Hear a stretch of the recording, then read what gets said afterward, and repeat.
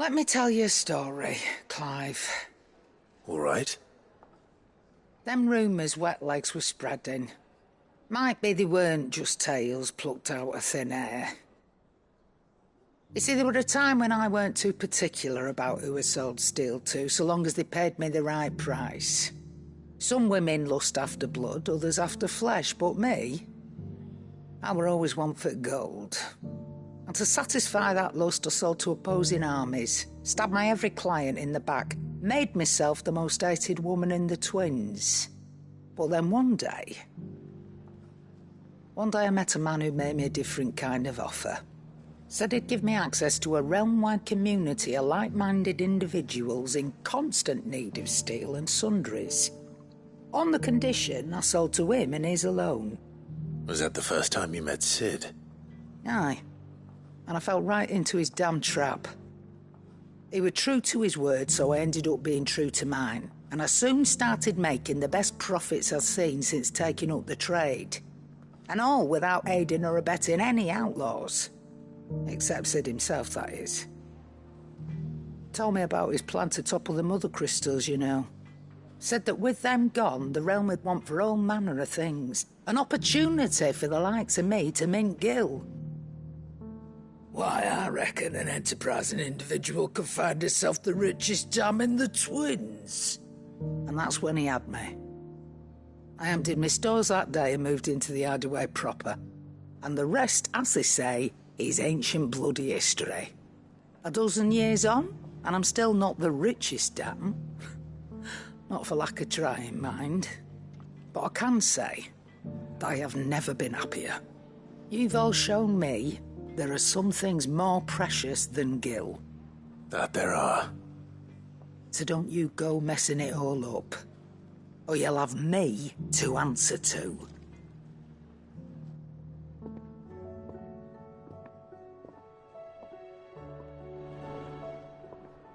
Clive. That great lump.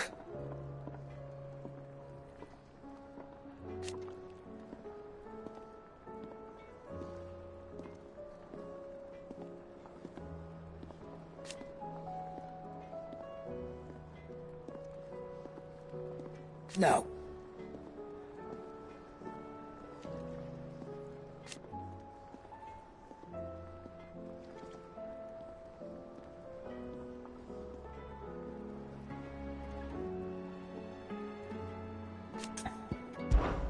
Coin purse weighing you down?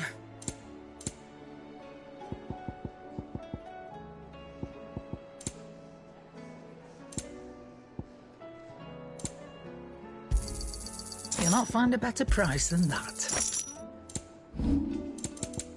Finished, are you? Trouble with your gear, or... What do you want?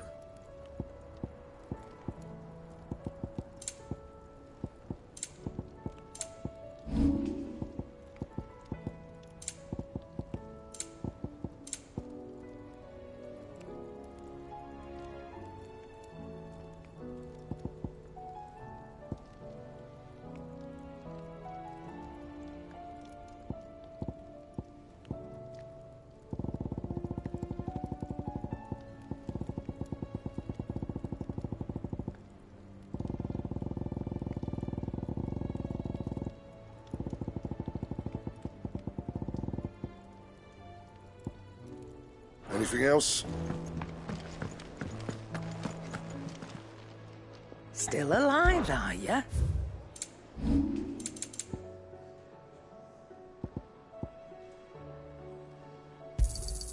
I'll be thankful you got that much.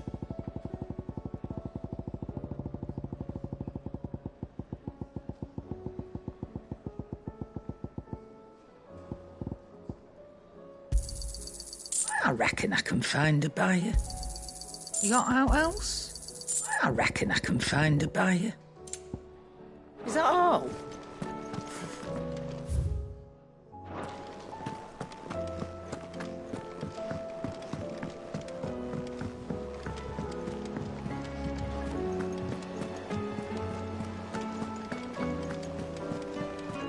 before said it was an army of Akashic. What will happen to How me? are we supposed to do our duty when the hills are crawling with a cat?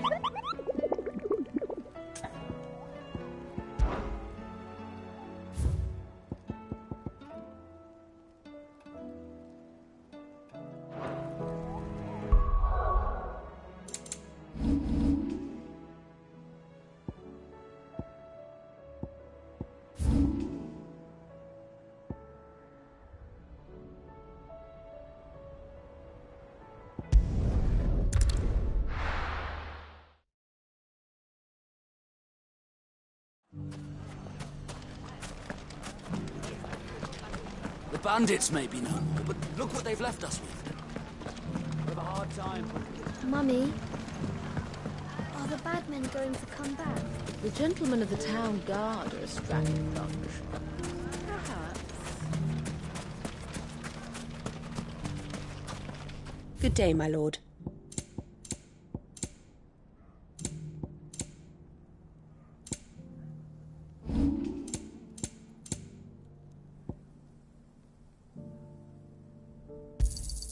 Anything else I can take off your hands?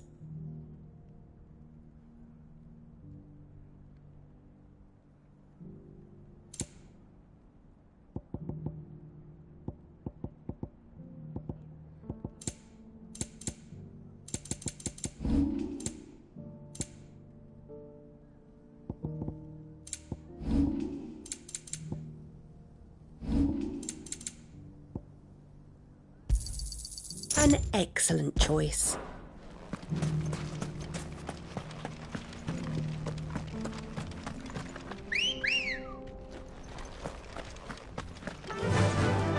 Faster!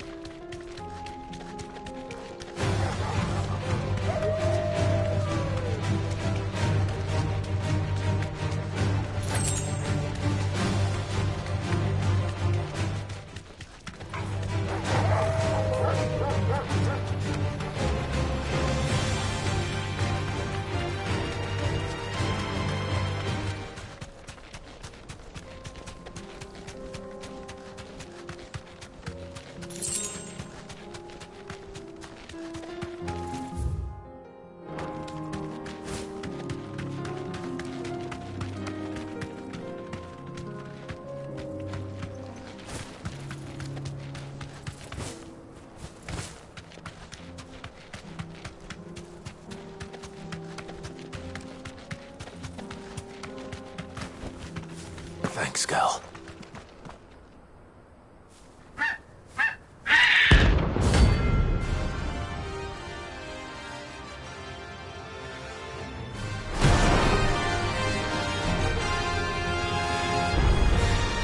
That's like no Chocobo I've ever seen. Something tells me it won't be easily broken.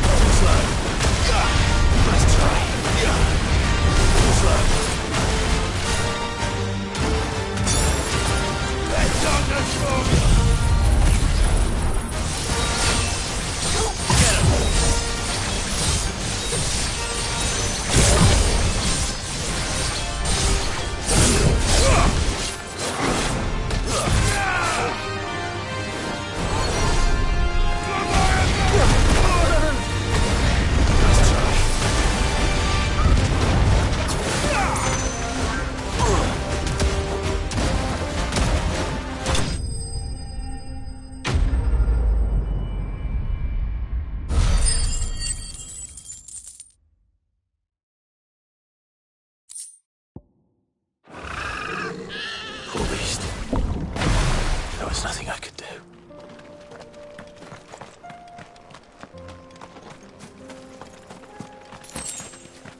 Guess we're all ready.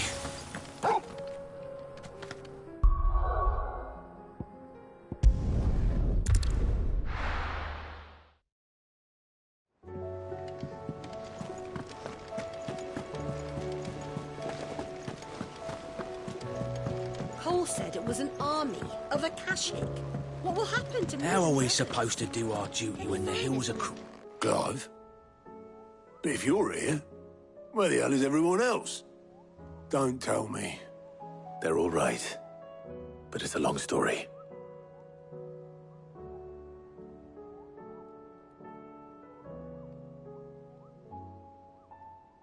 You lot don't do things by halves, do you? Well, at least everyone's still breathing. Now, as for these writings, I'm sorry to say, Clive, but if you had those, you'd be... Sitting under a pile of rubble, I know. But we were able to save a few bits and pieces from the ruins, most of which ended up being used to build this place. The more personal items we gave to the next of kin. In the case of Sid's things, that would have been mid. Then I'll check the workshop.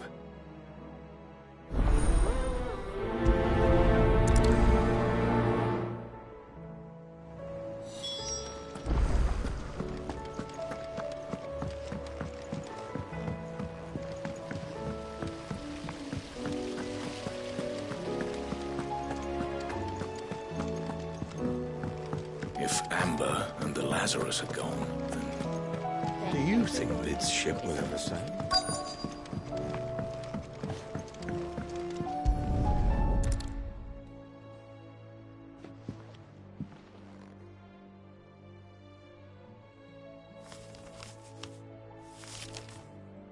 This looks like it's from Sid's old diary. But you'll already have read it. I'd better keep looking.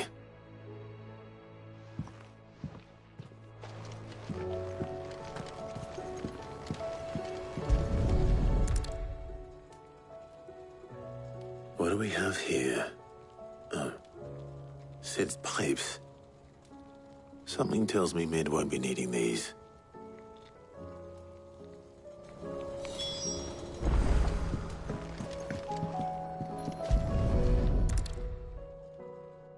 I remember seeing this doll in Sid's cellar. I wonder if it was Mid's.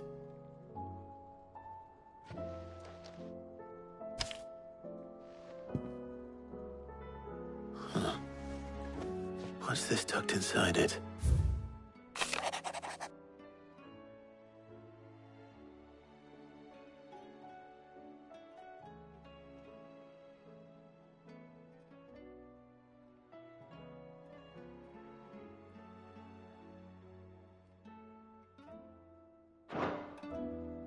Sid's best invention.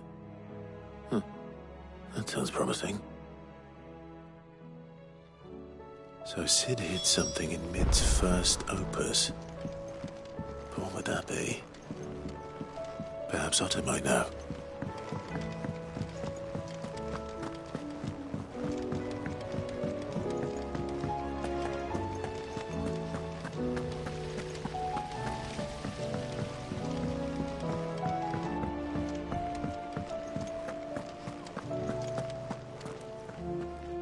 Well, did you find anything?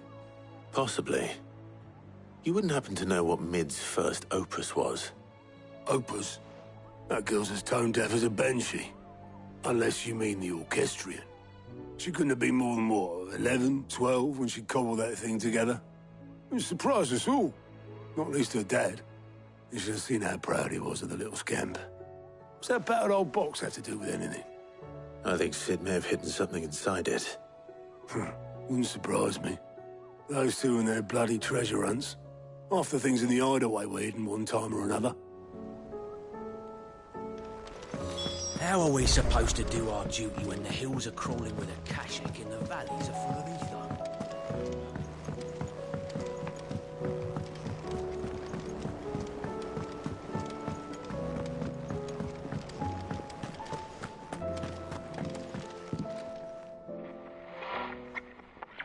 I didn't break it.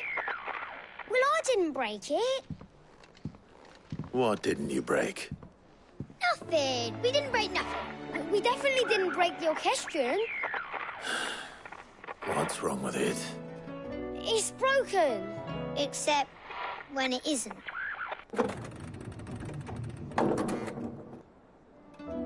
See? And you had nothing to do with this? Nope, nothing. We just wanted to listen to all the songs at once. So we pressed all the buttons. Like this.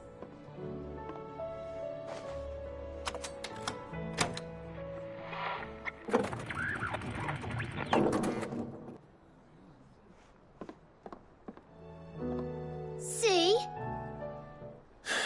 All too well. All right, out of the way.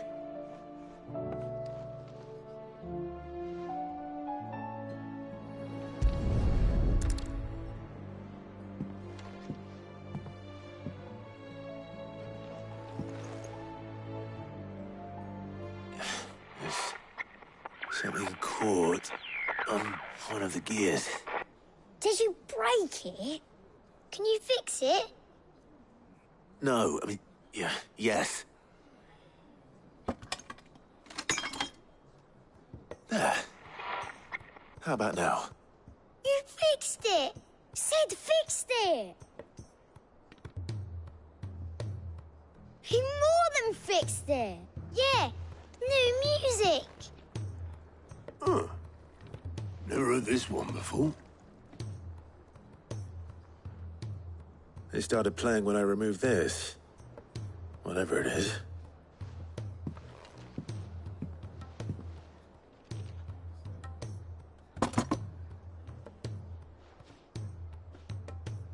Well, don't look at me. I can tell you it's important, though. Sid showed it to me once and said as much. Said it was the stuff dreams were made of. Let's just hope it's the stuff ships are made of as well. Indeed. Let's see if we can make some dreams come true.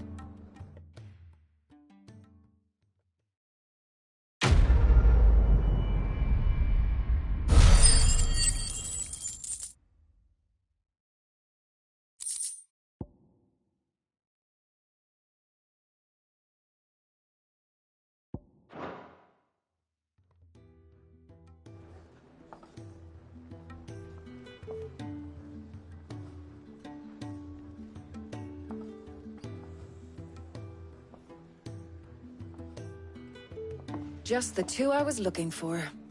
Aye, aye. Who's a patient? Actually, yes. The Crown Prince just left. Dion left. Unless you've another word for stood up and walked off. Yes, left. He did have the decency to leave a message with Obelisk before commandeering one of his dinghies. Should we go after him? No. We're not the Prince's keepers. He's free to do as he sees fit. I'd rather he did so in bed. His wounds are nowhere near healed. Much like yours, I suspect. Otto told me what happened in Canver. What is it with this realm's princes and their aversion to rest? Ask me when I get back. Though I may be sometime. Then at least try to stay safe. And if that fails, try to stay alive, eh?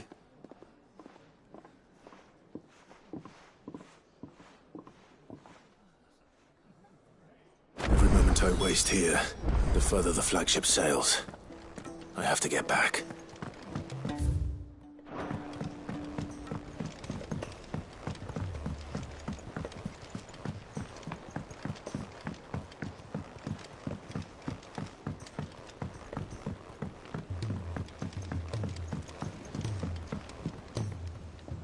All right, Clive. Blackthorn told me you helped him out again. Tough for that. Speaking of which, I'm actually a bit, Worried about him. And you want my advice? afraid so. It's a bit of a funny one, this, but I saved this posh knob while I was out on a mission, and he gave me this flashy ring to say thank you.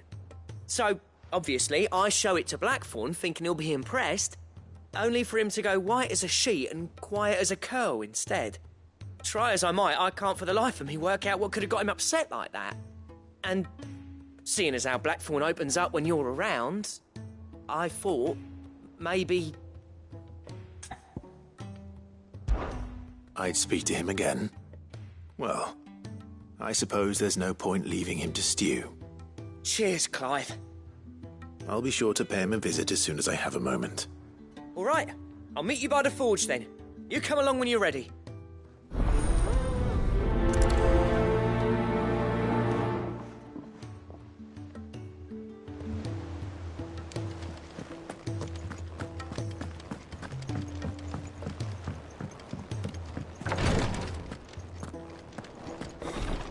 She can't get glory to Griga. There you are. And not a moment too soon. What's happened? Taya's busy working herself into an early grave. Since the arrival of her latest patient, she's refused to stop, even for a moment. I've tried offering to see to him in her stead, but she won't hear of it. Clive, she hasn't left the infirmary in days. She's pushing herself too hard. And if she doesn't rest soon, will you talk to her? Order her to her chambers if that's what it takes. Because if she keeps this up, I fear the hideaway will be without its best physica before too long. I know better than to order Taya to do anything. But I'll speak to her. Oh, thank you. I pray you have better luck than I did.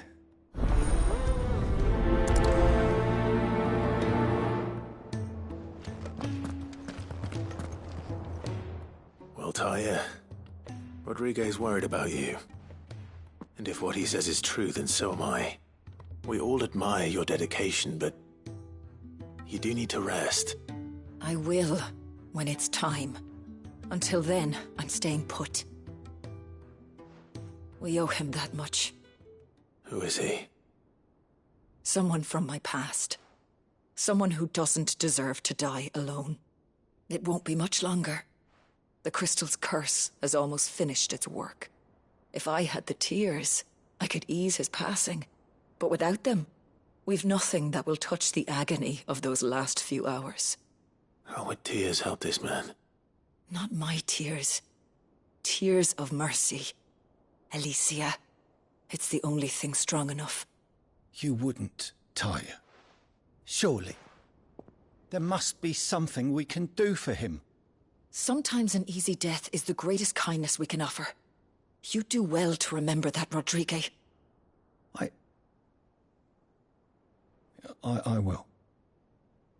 We have all the ingredients we need for Alicia Balwam. It needs to be fresh, though, so we rarely have much to hand. I can make the draft if you can bring me what we're missing. Just tell me what you need. There is a species of venom-weeping spider that lives in the forests of Norvent, near Lorbert's Pass. Bring me one of their eyes. Preserve it as best you can, but avoid contact with the tears. I'll make sure the other ingredients are ready before you return.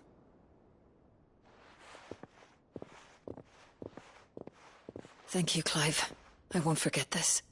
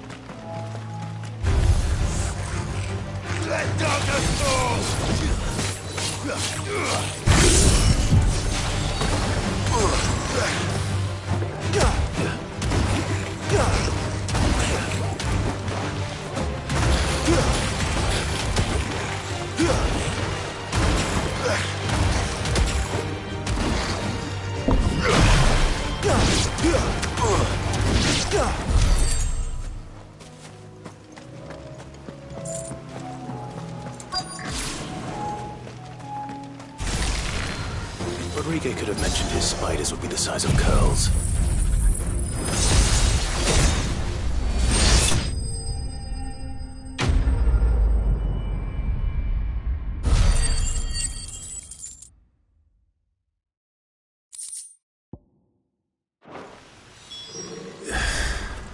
Hopefully one will be enough.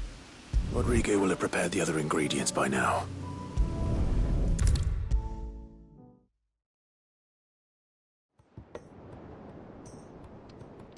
Thank goodness you're back. Taya looks like she's about to collapse. Is this what you needed?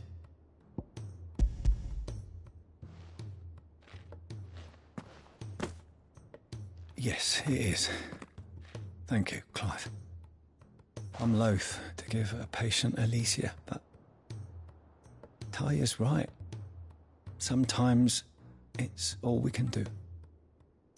A single dose dulls even the most agonizing pain, and all other sensation with it. It may be a gentle way to die, but it is death nonetheless. I wish there was another way.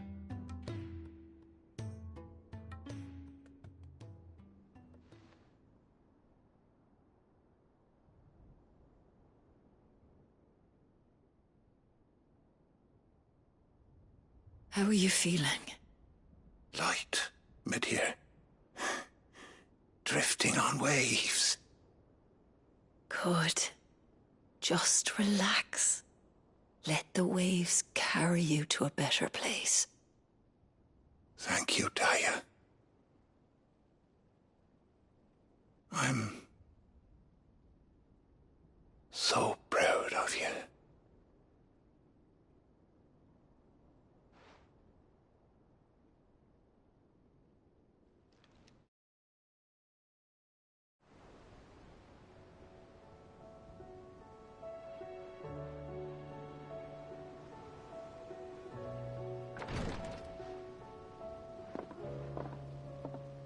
He's gone. Thank you, Rodrigo. And you, Clive? I'll see that he's properly laid to rest.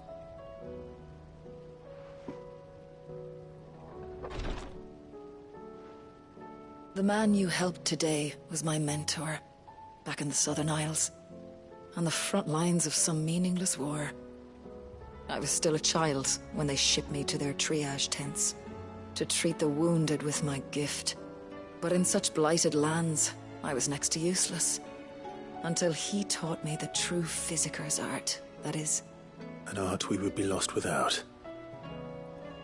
Tears of mercy were his gift to the bearers of the world. A respite from the agony of the curse's end. And a kindness Sid would have approved of. You know as well as I what life is like for a bearer soldier. Marched from one battle to the next, never knowing which might be your last. A commander may care nothing for the bearer spent in his service, but my mentor's gift gave the dying one fleeting moment of tranquility before the end.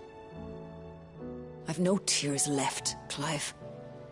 I've seen too many of my friends taken. Something needs to change. And we need to be the ones to change it. And we will. I promise. I hope so.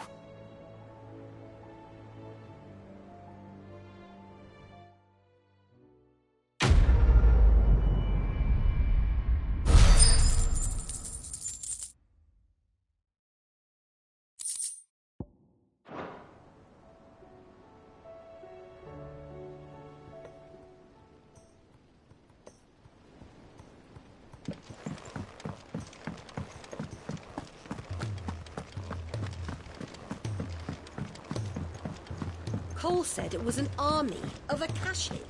What will happen to Mid and the others? They'll be fine as long as Sidney's.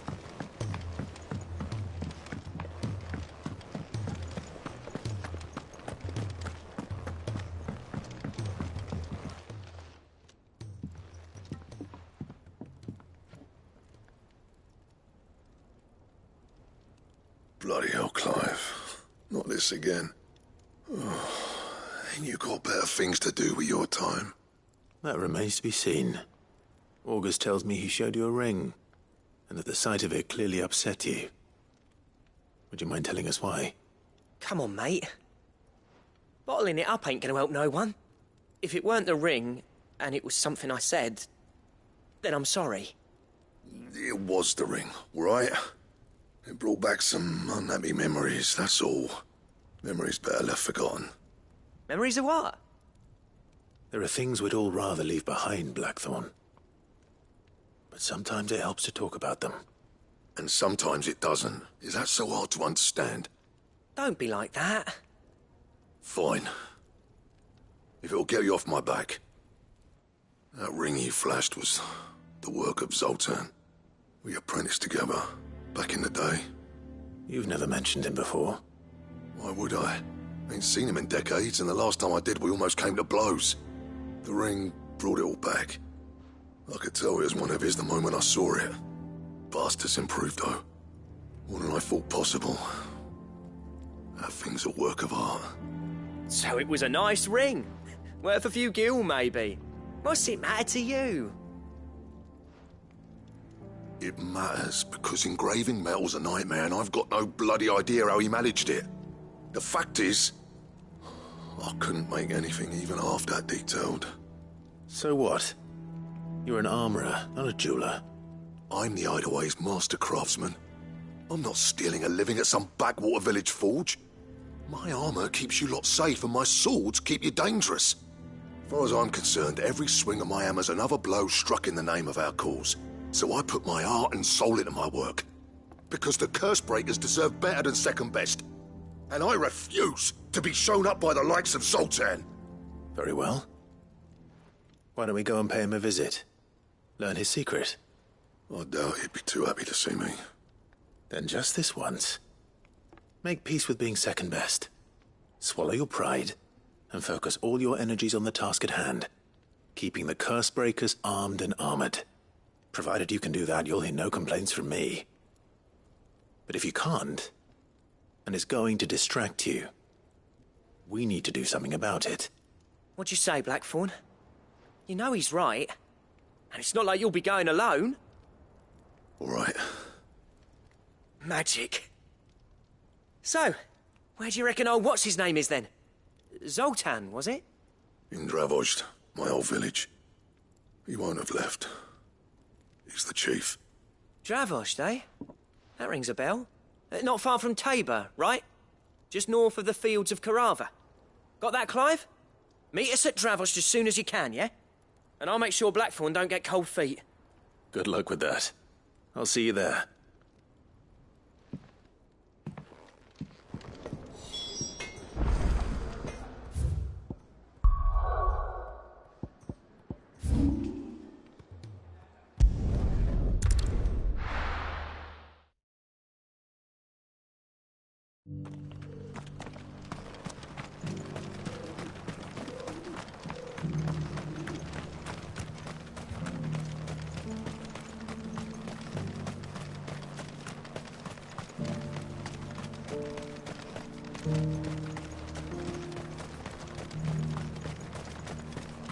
The free city's under siege.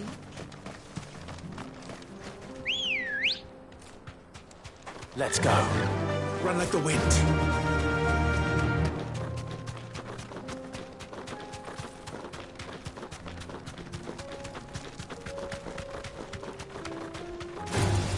Time to fight.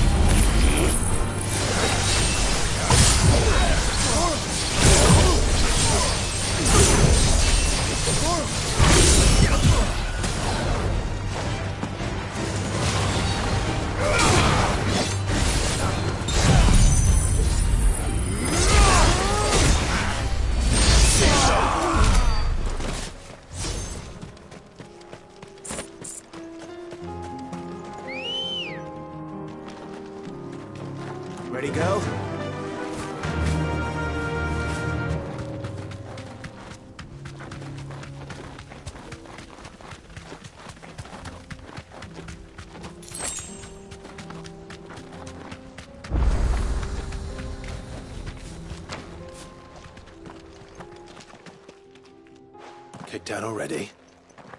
No. This charmer ain't letting anyone through. Why are the gates closed? Chief's orders. No one's allowed in without his say-so. Not that I'd have let you in anyway. You look like trouble.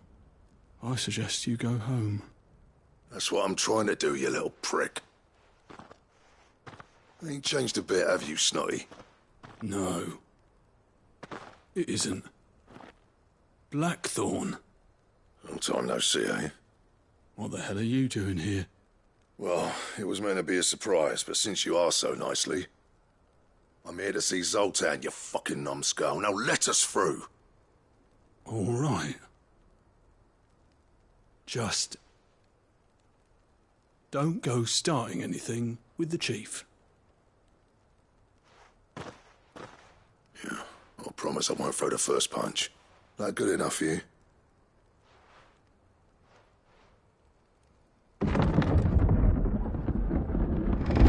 Go on then. Much obliged.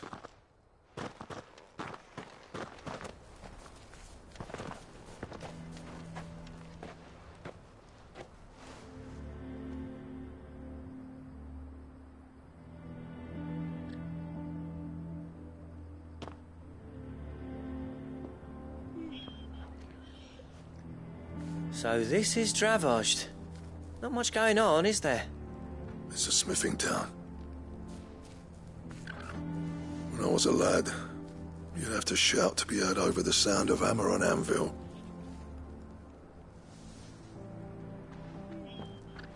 Clive, you're good with people. You speak to Zoltan. Hey, you ain't backing out now, are you? There's a river of bad blood between me and the chief. But if someone can build me a bridge, then I'll cross it. All right. I'll see what I can do. I appreciate it. It'll be near the forge on the hill. It was our master's. He'd have inherited it when I left. The forge on the hill? Good luck. You'll be needing it.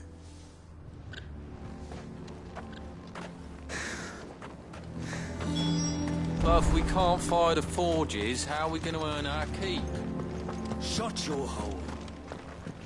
Mama, why hasn't Papa come back yet?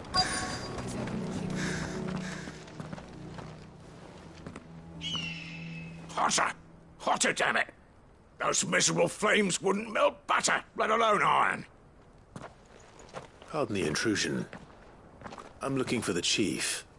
That'd be me. It's a pleasure to meet you. I'll bet it is. Keep the gates closed, I tell him. Well done, Snotty. You're not welcome here. Get out. Before things turn nasty. Blackthorn's here. What did you say? He's traveled a long way to see you. Yes, has he? He's waiting. Down by the gates. Then I suggest you take him with you when you leave. Didn't you apprentice together? So what if we did? Fuck! We're getting nowhere. These bearers' flames are next to bloody useless. We're never going to be able to fire up the forges unless we can find some new crystals. I'm a busy man, as you can see, so do me a favor and piss off. Oh, and if you're struggling to find your way out, ask Blackthorn. That prick knows exactly where the exit is.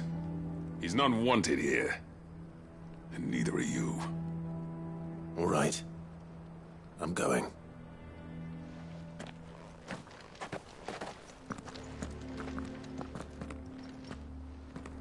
Please, Chief, you've got to do something.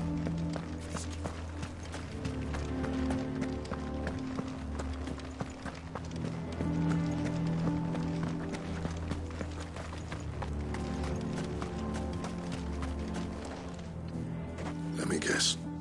Zoltan told you to piss off. As a personal favor to him, yes.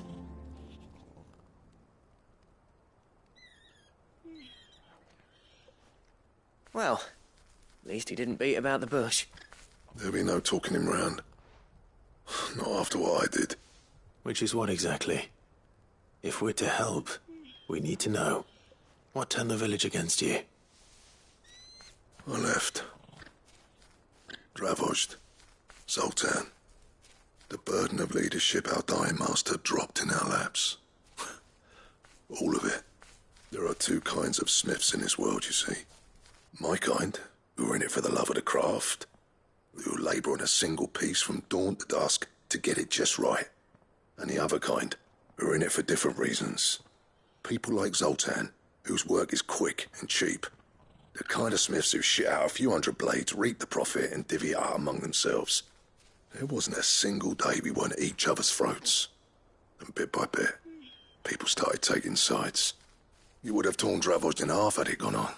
So, I left. You didn't have to do that. Zoltan's a better chief than I would have been. His way of doing things kept food on people's tables. Dravost prospered without me and my lofty ideals getting in the road. Until the crystals run out at any rate. Without magic to fire the furnaces, this place is as good as dead. It depends on how you look at it, though. There's got to be other ways of making fire. We manage it in the Deadlands. Thanks to Sid's ingenuity, yeah. He saw all of this coming. Knew crystals were the problem, not the solution. And spent years coming up with ways of doing without. You know what I mean, though, right? Where there's a will, there's a way. What I'm trying to say is that it's not your fault. You couldn't have predicted this. It doesn't matter whose fault it is. I don't want to be the greatest smith alive just because I happen to be the last. Clive. Dravost won't last long without its furnaces. So, do you think it's time we shared Sid's bellows with the world? The way I see it, it's your decision to make. Hold on, Blackthorn. Sid made those things for us. They give us an edge over the rest. And you'd be throwing it away.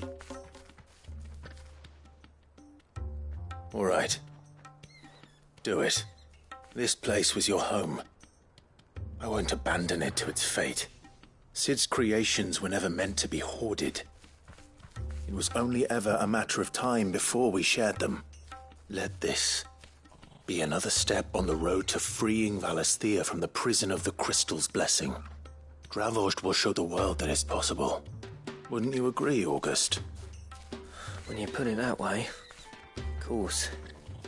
It's like hearing Sid speak from beyond the grave. Thank you, Clive. Shall I go and fetch the plans, then? I know I'm off by heart. I'll be needing some help, though. Building a furnace isn't exactly a one-man job. Do us a favour and round up anyone strong enough to lug a brick or two, would you, August? All right, then. And I've got a job for you too, Clive. Finding me some salamander skin. I need leather for the bellows and nothing else will withstand the heat. Luckily for us, salamanders feed out in the fields of Carava. Time for a spot of hunting, then.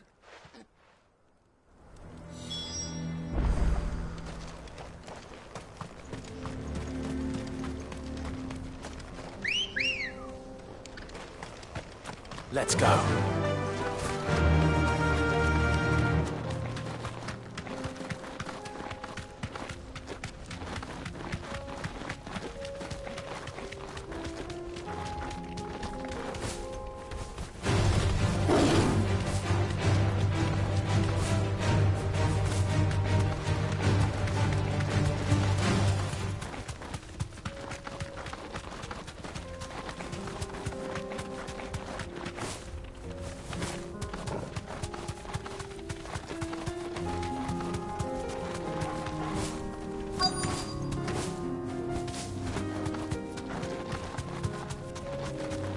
Let's make this quick, shall we? Thanks, Gal.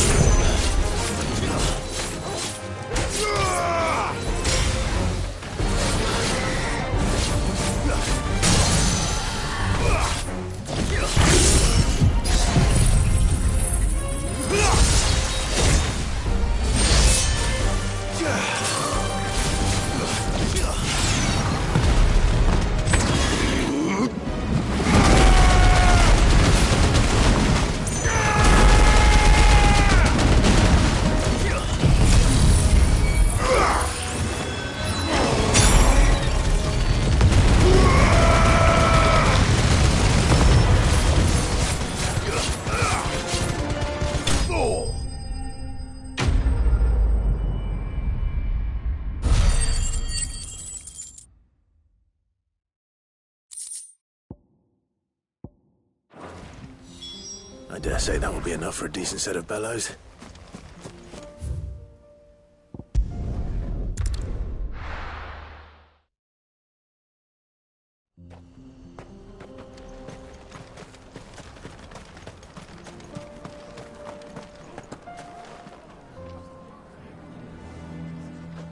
Any trouble finding the skin? Nothing I couldn't handle.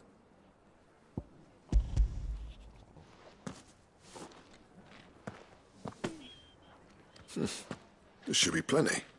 Right then, time to put these louds to work. If everyone pulls their weight, we'll be finished in no time.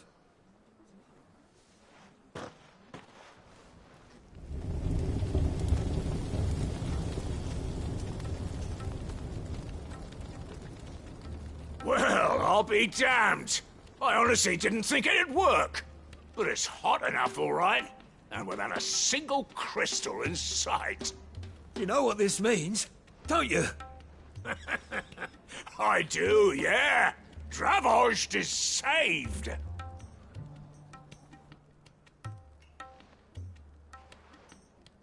Sorry about earlier.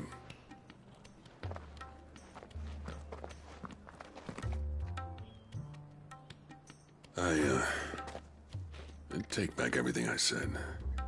That thing you built us is an honest-to-God's marvel. You saved our village. It's Blackthorn you should be thanking. He oversaw the construction. Give this to him, would you? What is it? Pit Cole's cinders. After he left, I spent years trying to eke the most out of our forges. That there was my answer. Chuck it in the fire, and your forge will burn hotter for longer, which will do wonders for your steel. Our secret for yours. Only fair. I've always envied Blackthorn. Since the day I became chief, I spent every spare moment trying to match up to the bastard. No amount of sleepless nights at the Anvil will ever bridge that gap, though. He's a genius. Plain and simple. The man Dravost needed. But he took all his talent and left. Gifted and free. Is it any wonder I hate his guts? The cinders would mean more coming from you. I need to forgive him first. And that's not gonna happen.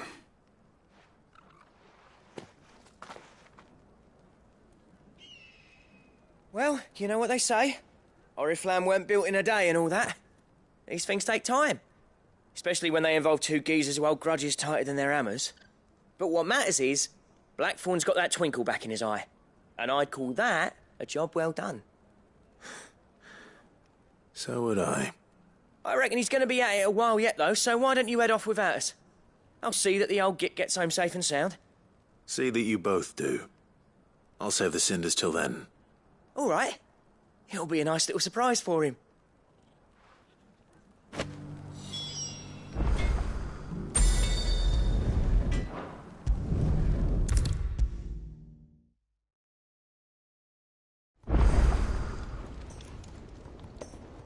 Gentlemen, I see you both made it home in one piece. Yeah, well, we didn't want to outstay our welcome. The whole village turned out for a go on the bellows after you left. Everyone except Zoltan, that is. Didn't see hide nor hair of him. Oh, but that reminds me. I have something for you.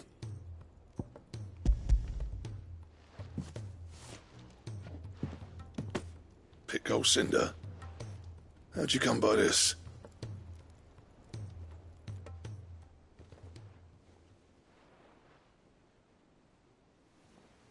And you're sure he wanted me to have it? I'm sure. He didn't say so, but I think he wants to forgive you. Huh. Imagine that. Yeah. You know I could never leave this place, don't you? Every time you put on mail, you and the curse breakers are trusting me with your lives. There's no greater honor for a smith than that. I'm not about to go crawling back to Zoltan for forgiveness, but I will make good use of his cinder. And if that helps save even a single life, then he'll have my gratitude. What was it you said he called me? Huh? A genius? And he spent sleepless night trying to copy me, did he? Sounds like I better get to work. I've got a reputation to uphold. It's good to see you back on form, Blackthorn.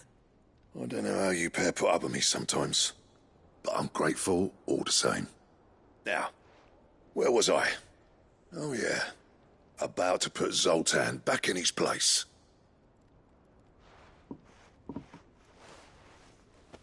Ain't got the art to tell him how similar they are. Stubborn bastards. A little healthy competition should be good for him. You're not wrong. Still, it's a shame him and Zoltan couldn't let bygones be bygones. No use grumbling about it now, though. Blackthorn's happy. Or as near to happy as he gets. And that's good enough for me.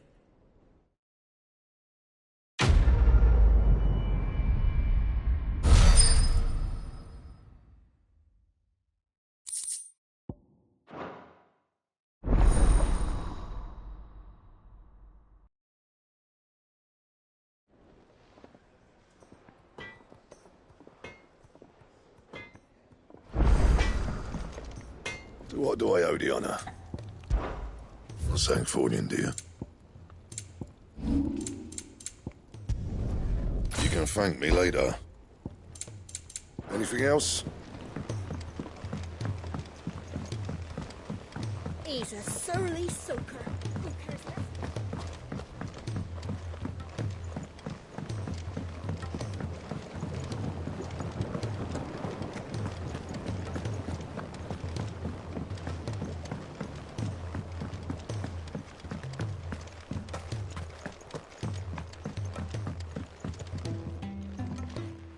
Sid, do you recall the flowers I had you bring back to the yard? Vaguely. Is something wrong? I'm afraid so. I was able to get most of the Morganbeards to take root, but they rarely flower. I fear the soil here does not agree with them. However, I believe I have a solution. I can't wait to hear it. I'm going to marry the Morganbeards with Morbles. I know. But hear me out. Morbles are possessed of a highly choleric temperament. The fire which drives them appears to be maintained by an abundance of nutrient-rich ether drawn from their environs. I believe that by grafting a Morble vine to a Morganbeard, the appendage's wealth of vigor-inducing nutrients might well stimulate the flower to bloom. The endeavor, I assure you, is scientifically sound. I simply need a vine to prove the theory. And all you need is a single vine from an ordinary Morble. That is correct. A single vine. As for the Morble, I fear ordinary may not suffice. But, as luck would have it, a most extraordinary specimen is rumored to haunt the swamps of Rosaria. Why, a notice concerning this very creature was only recently posted on the hunt board. How timely. Well, I shan't keep you any longer. I know you have much to do, as do I. Now, where did I put my watering can?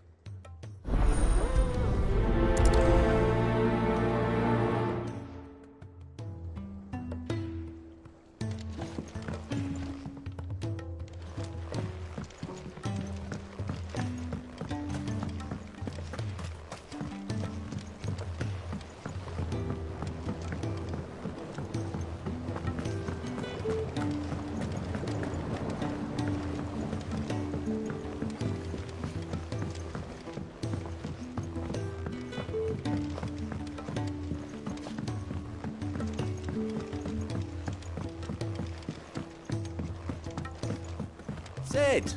Heard you were in Canva fetching young Ned.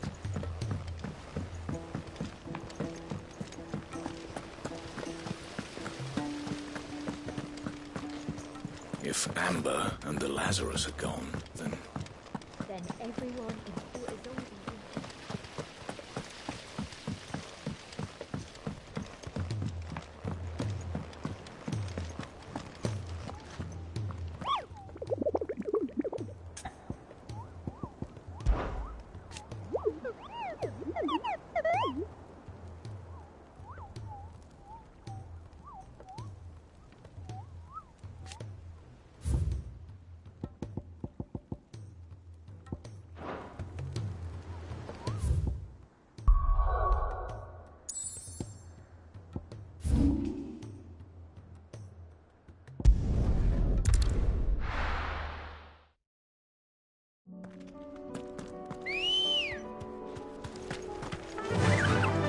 faster!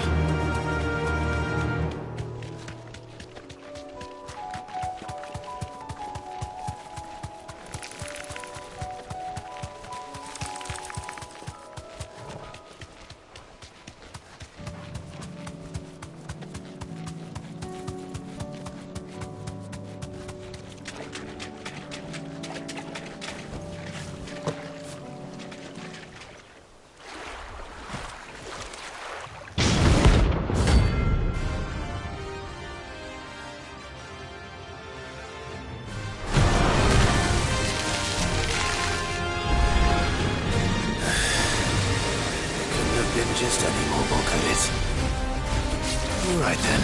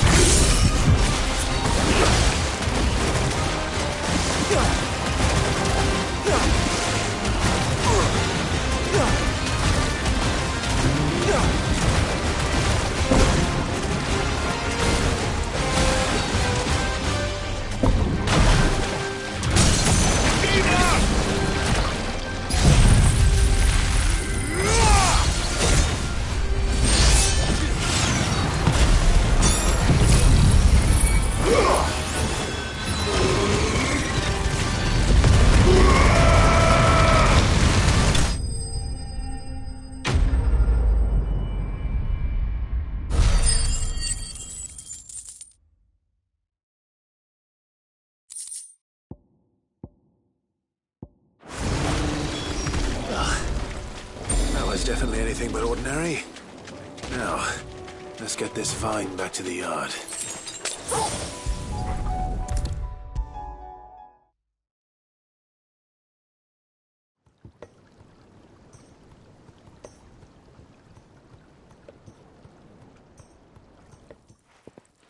Sid, I can't help but notice that your satchel is twitching in a most violent manner.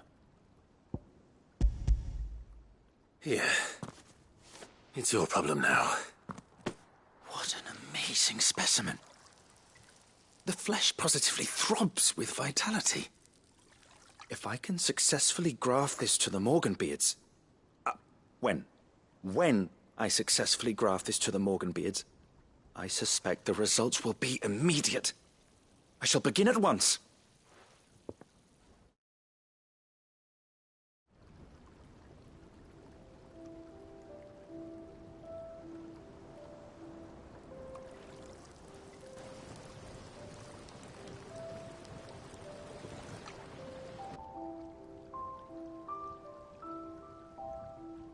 It is just as I hoped.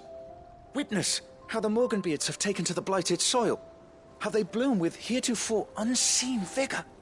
Why, I dare say such a vine graft would yield similar results when applied to other specimens as well. I'm glad I could be of assistance.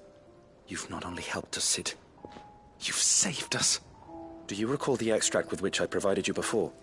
I took a moment to distill some more, but this time with the petals from the invigorated Morganbeards. And would you believe? Its potency has nearly doubled. You must accept this vial as thanks for your assistance. The rest, I shall give to Taya.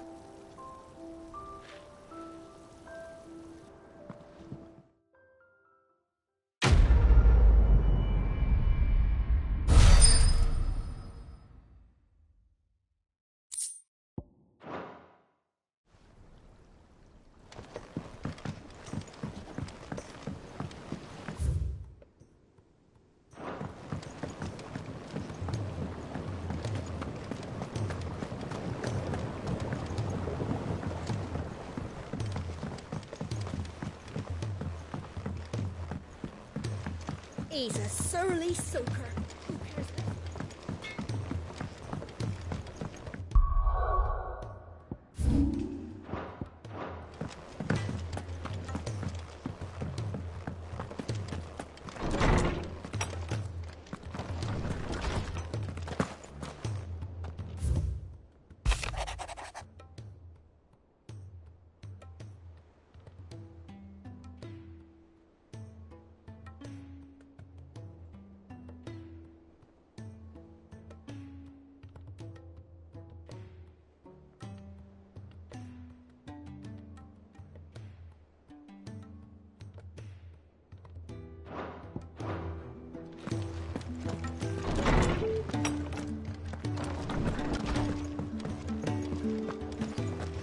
If it's knowledge you seek, we've tomes of plenty to guide you in your search.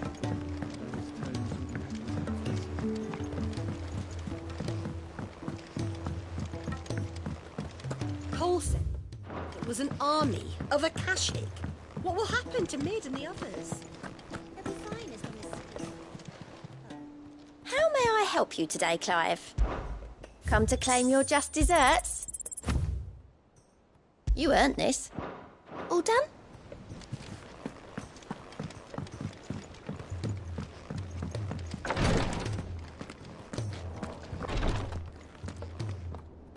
Clive, I wanted to give you something for the kindness you showed my mentor. What's this? A chest of all the medicines you're ever likely to need. Seeing as you're so reluctant to come to the infirmary, I thought you might as well take a part of the infirmary with you. I'm sure it will be very helpful indeed. And Taya, try not to work too hard. And work Rodrigue all the harder, you mean? He's a quick study, but he's got a long way to go yet. I'll take that particular piece of advice when you heed it yourself, thank you very much. Besides, who else is going to see that your brother takes his medicine? Who indeed?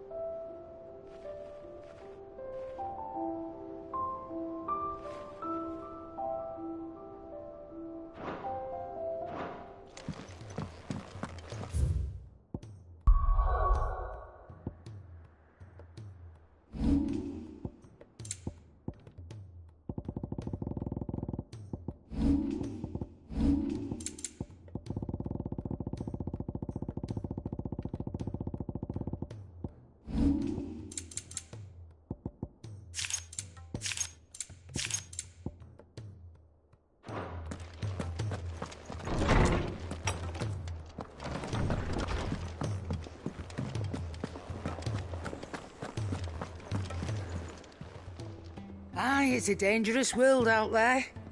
Let's stock up.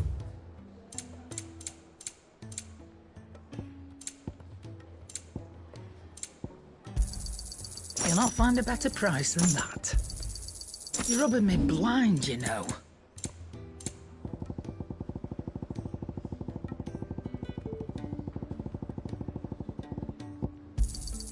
I'll be thankful you got that much. Finished, are you?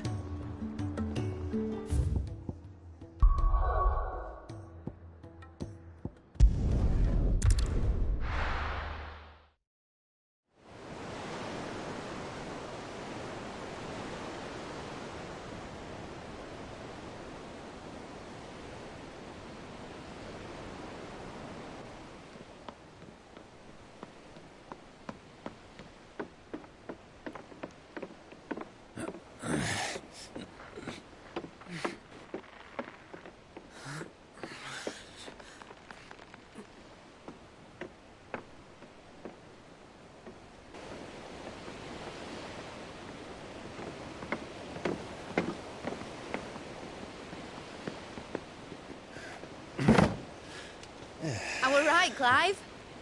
My dad had it all worked out. He'd be proud of you, Mid. His writings may have helped, but this achievement is all yours. Can we catch them? The Ainayar's one of the largest, fastest vessels ever built. And it won't help she has the wind at her back. Any other ship would be hard-pressed to keep pace with her, let alone reel her in. But this isn't any other ship. This is the Enterprise!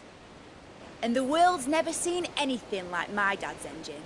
It certainly hasn't.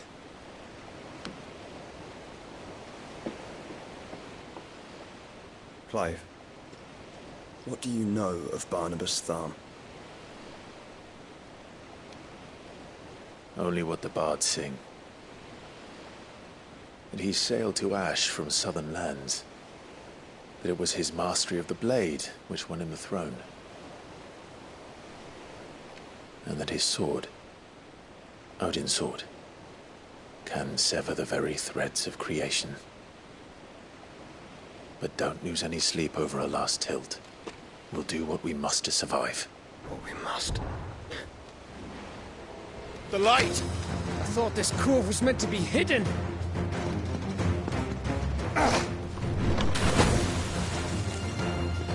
Mid! Company! Eh? We'll hold them off until the ship is ready. But hurry! Bollocks! All hands! Man your stations!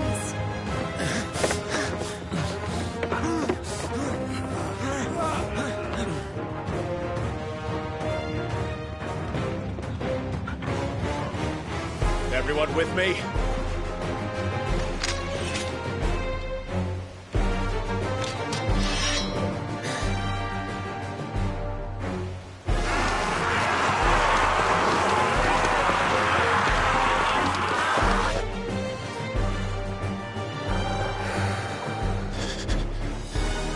Here they come!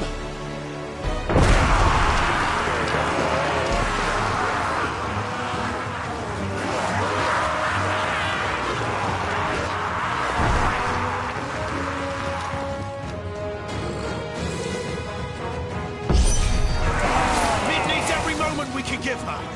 Behind me, Lord Rosfield. I'll take care of these fuckers.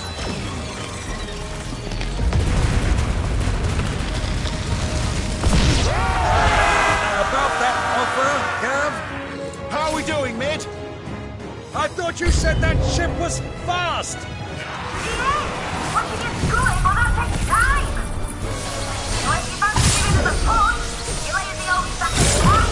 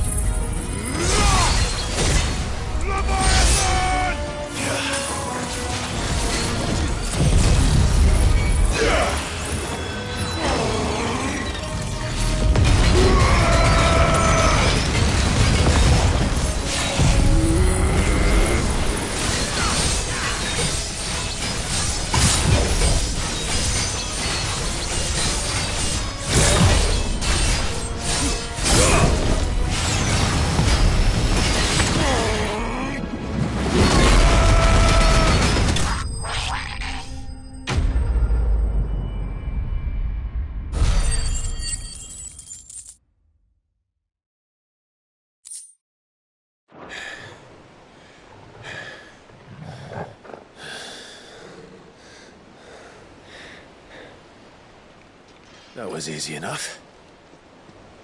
All right, you lousy lot. Get your asses on board. She's ready to sail. You heard the captain.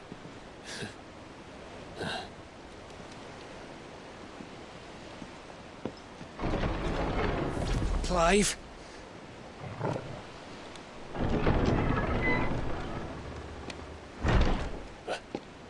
But I thought he was... Confounded. Then it is as I feared. Sleipnir is no man, but a creation of Odin.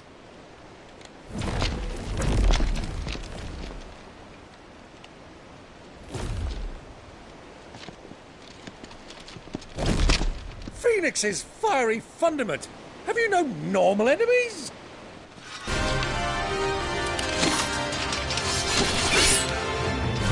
Up for another round? Of course we are. Right, Lord Rossfield? My boy, there was a time people called me the Executioner. Or was it my hands?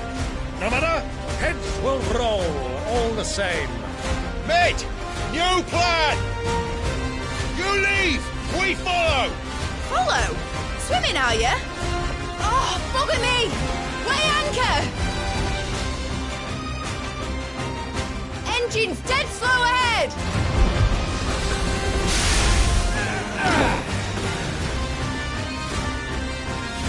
Have care, my friends. 'Tis not blood that runs through Aeneas' veins. These foes will not fall easily. But they will fall. Like oaks before a woodman's axe. Good thing I brought one!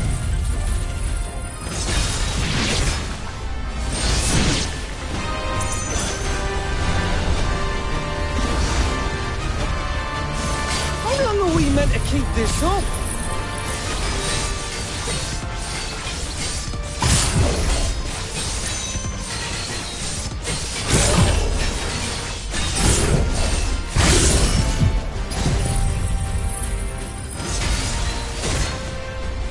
As long as it takes. Unless you have a better idea. Well, I've already killed at least 5 of the bastards. Fuck it! Let's do the lot!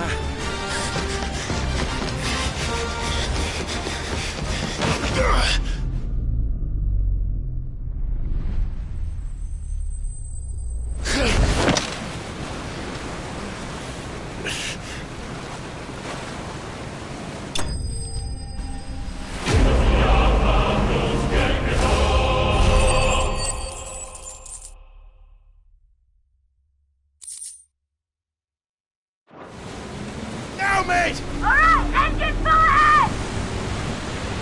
And hold on tight!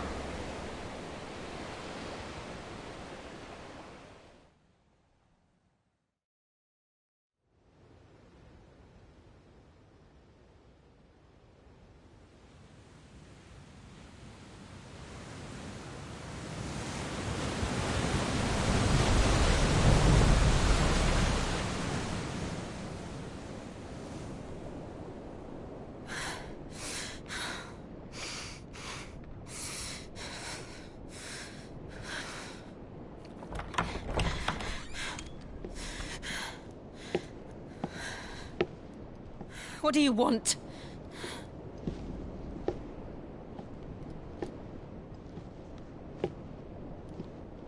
That's quite a mess you've made. And wholly unnecessary. You are my offering to Mythos. I would not see you damaged.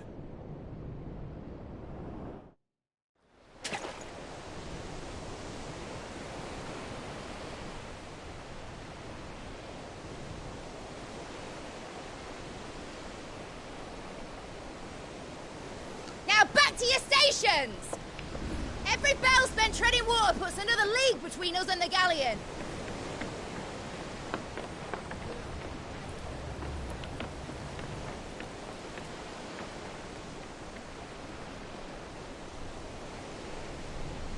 I don't suppose Mid has a spare engine?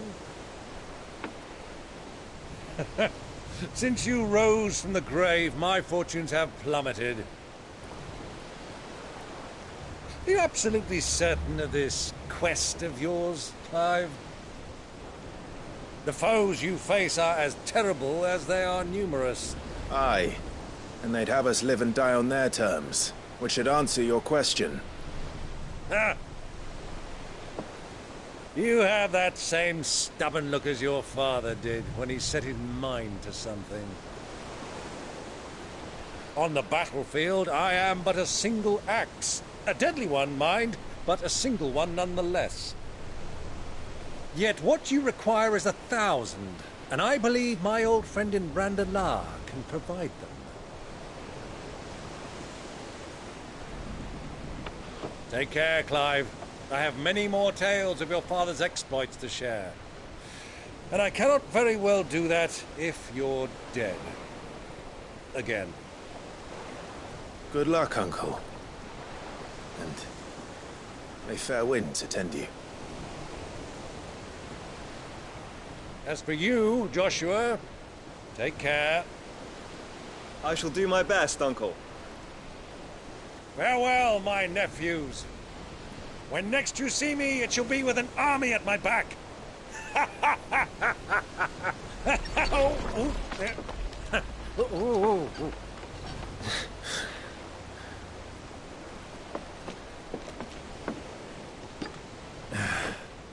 Cheerio!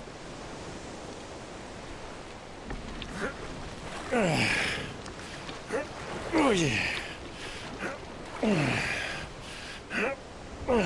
Do keep up, my boy.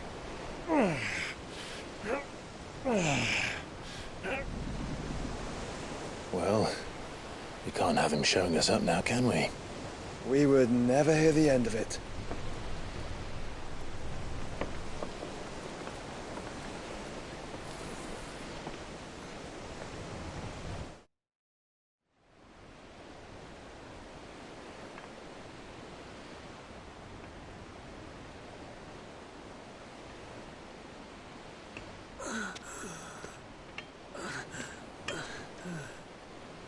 Greek, have mercy.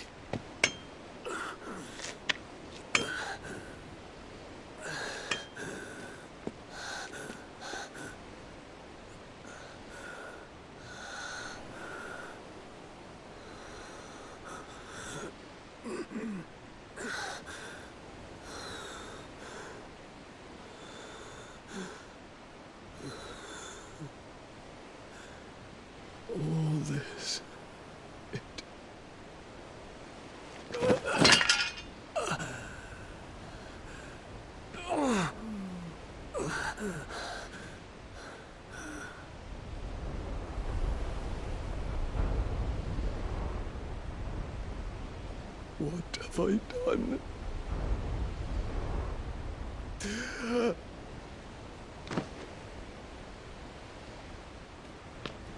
My lord.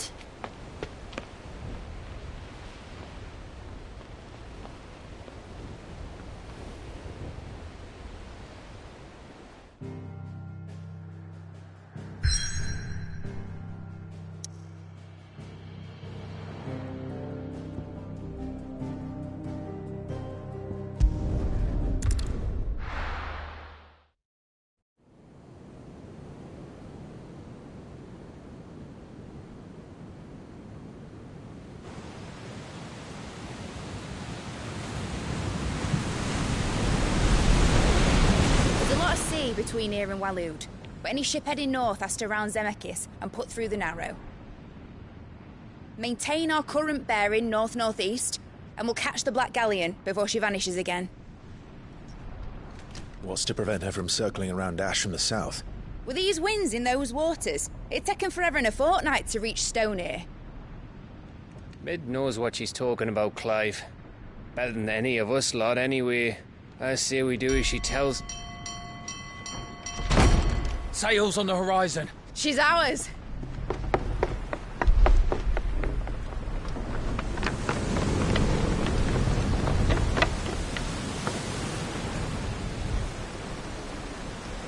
Look alive, boys! Pull ahead!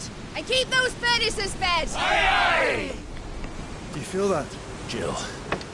All hands! Battle stations!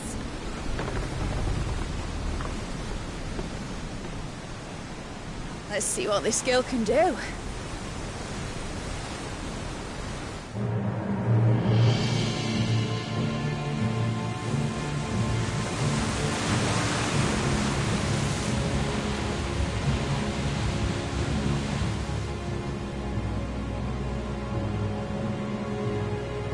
Where one leads, so does the other follow. The bond of consciousness which joins them condemning both to the same fate. Yet my every attempt to strike it from their hearts serves only to tighten its hold.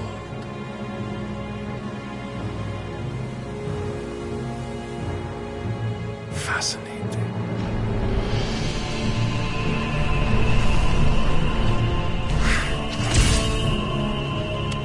But then, there is naught my blade cannot sever.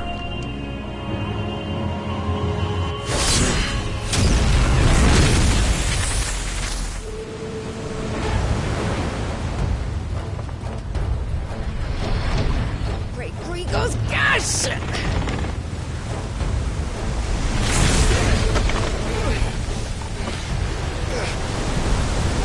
One of us. You brutes! And brace for impact!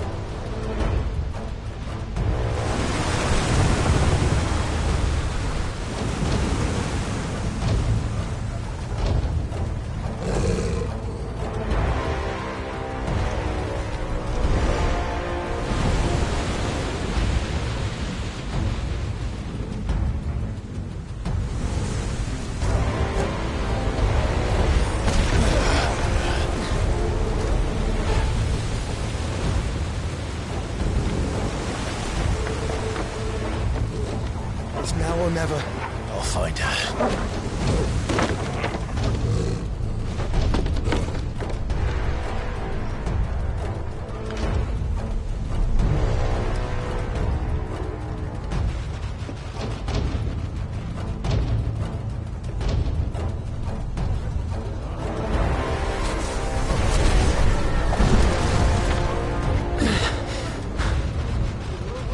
Bloody hell! How to stop it!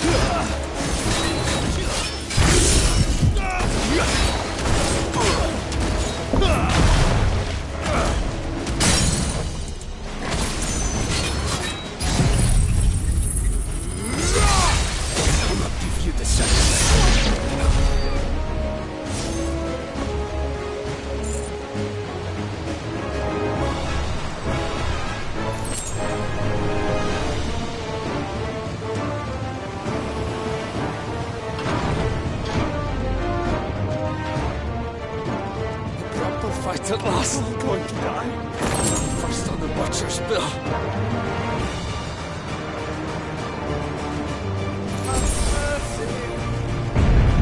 I need to hurry.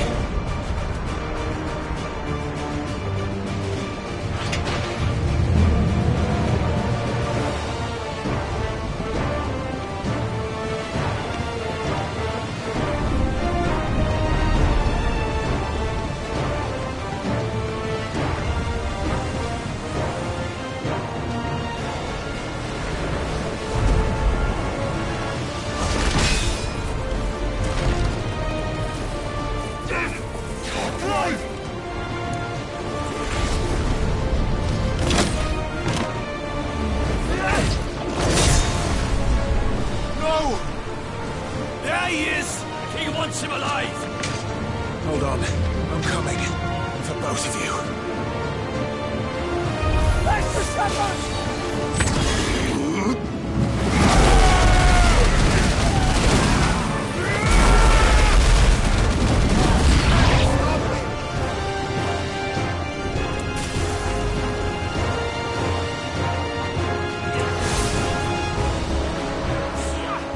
Too slow.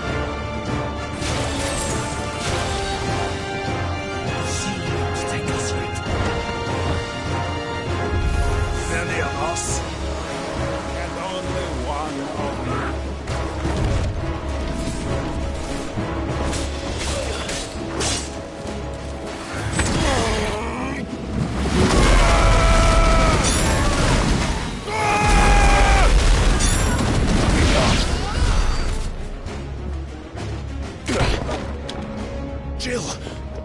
You came. Get back!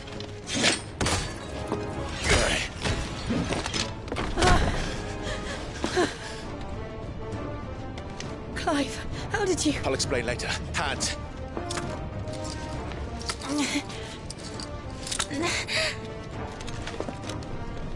Can you walk? Out of here I can.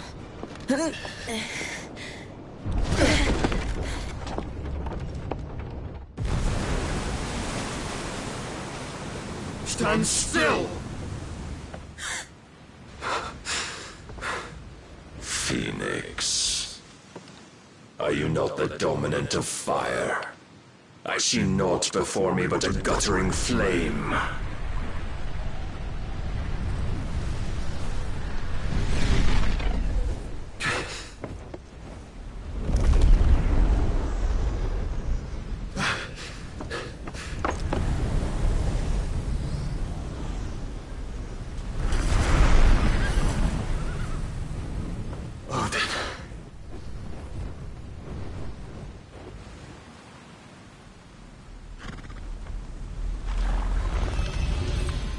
in earnest then.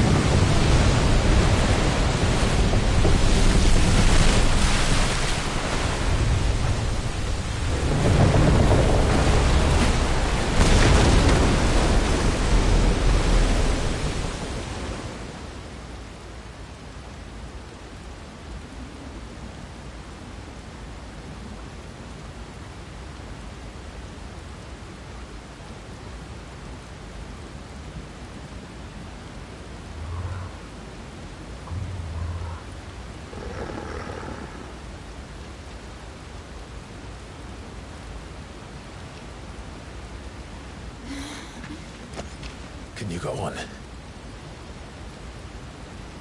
I think so.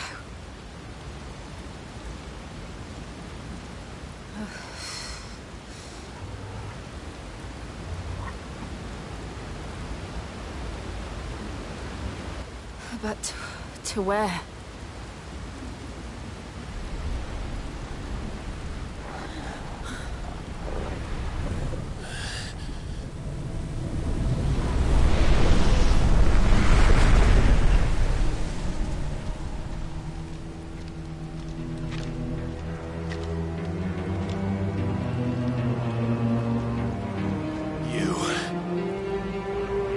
What did you do to Joshua?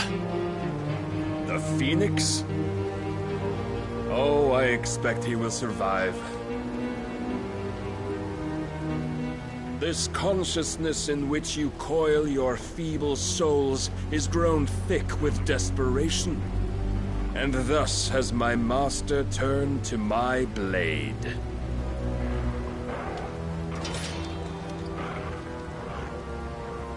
The world will soon be painted in black. And all that live shall gather in death's autumn wake. Not if we remove the cause of this misery. Not if we destroy the last of the Mother Crystals and restore balance to the world. Come. Do you truly think it's so simple?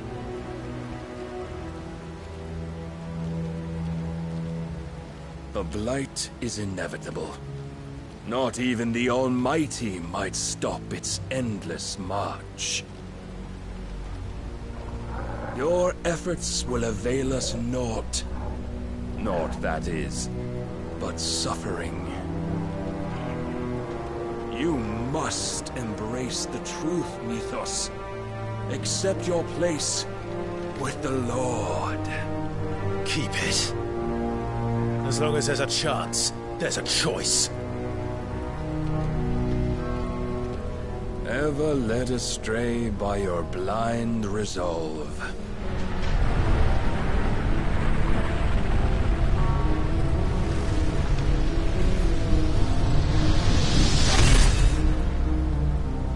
Now, it is time you learn the inevitability of your divine fate. However much it may hurt.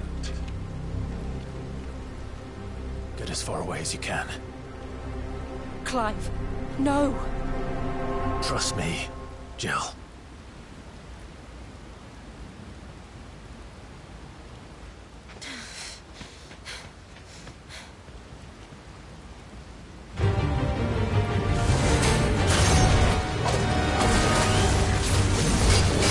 We don't have to do this. Oh, but we do. If only to remind you of your duty.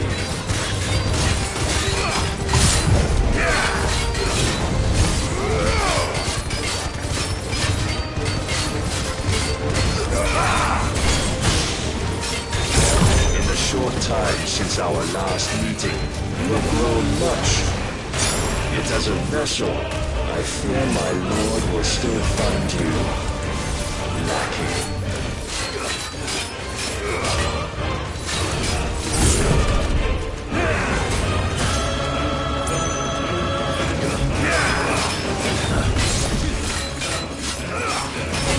All this fire and fury, and for what? Stopping the blight. A foolish notion fed to you by a foolish man. How dare you? You know naught of this world or of our place in it. If our fates were so easily rewritten, we would all be gods.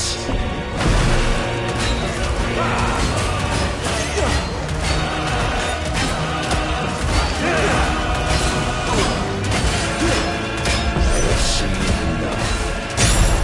If reason cannot sway you, there are other means of persuasion that might.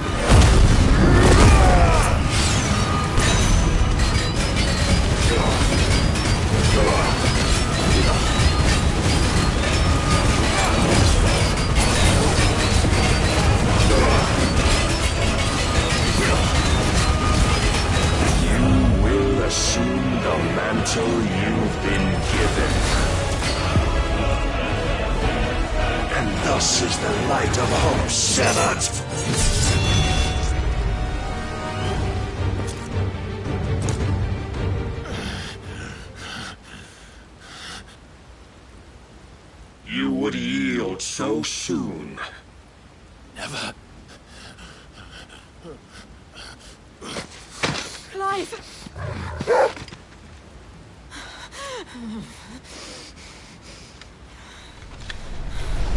Do you not see? Your iron will weighs you down, dragging you ever further from your purpose. And what is my purpose? Mythos. Who are we? What are the dominants? The breath of the Creator still warm on our lips. We carry his light that we might guide the masses in his name. We are but mighty acts of God. We are more than that. You would be nothing without what he has granted you. The power we wield is his, and yet every time we draw upon it, it wears away at our very being. It breaks us, it unmakes us, that its immaculate aspect might reveal itself. The icon. It is too much for even his chosen few. Apart from you, Mythos, you wield the might of many, yet your body does not answer for its avarice. What are you saying? What I am saying is that we dominants are a means to an end. We were created for you, that you might drink deep of our strength and thereby fulfill your divine purpose. Which is? To feed. As you would know, could you only look beyond the walls of your prison of self-regard. As long as you choose to ignore this, you shall never penetrate my defenses. Still, you may take solace in the fact that you are not alone in your plight. The chains of volition shackle all of mankind, but there is yet cause to rejoice. For the Lord, in his mercy, has taken pity on his flawed creations, and shall see them restored to their proper forms. And what exactly would that be? Why, loyal servants to God. No.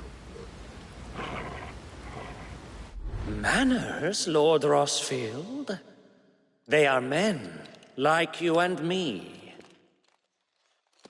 Albeit one's unburdened by the wills that drive our kind to madness. They are pure. They are divine. You mean to turn everyone Akashic? Not turn, Mythos.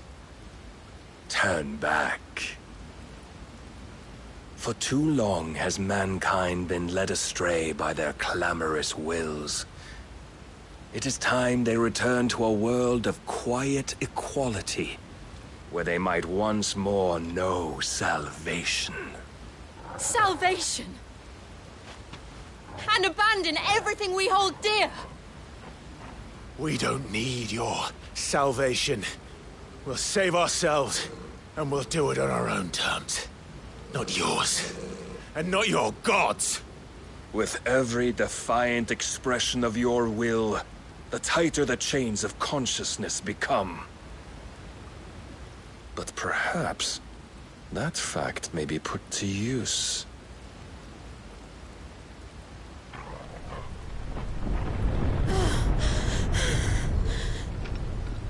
Clive!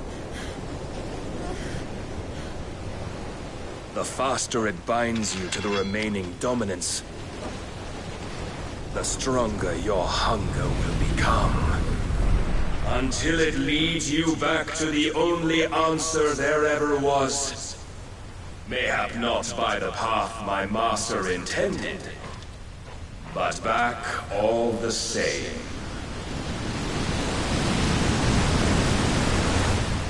Ash is not far. I could freeze a path. You're in no fit state.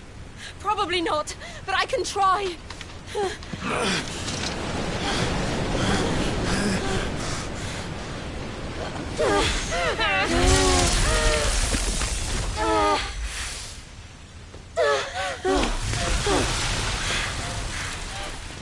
Don't look back!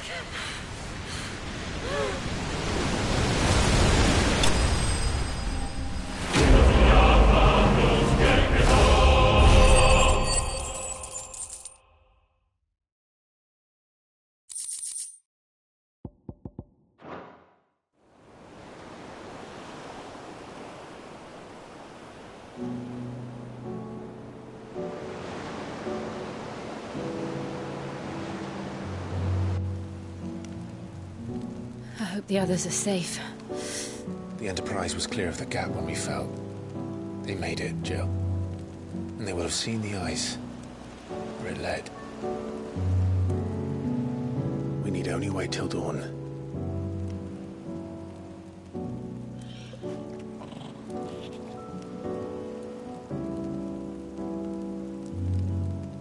This is the second time Barnabas has bested me. I'm powerless against him. And maybe there really is nothing else for it but to give yourself to his master.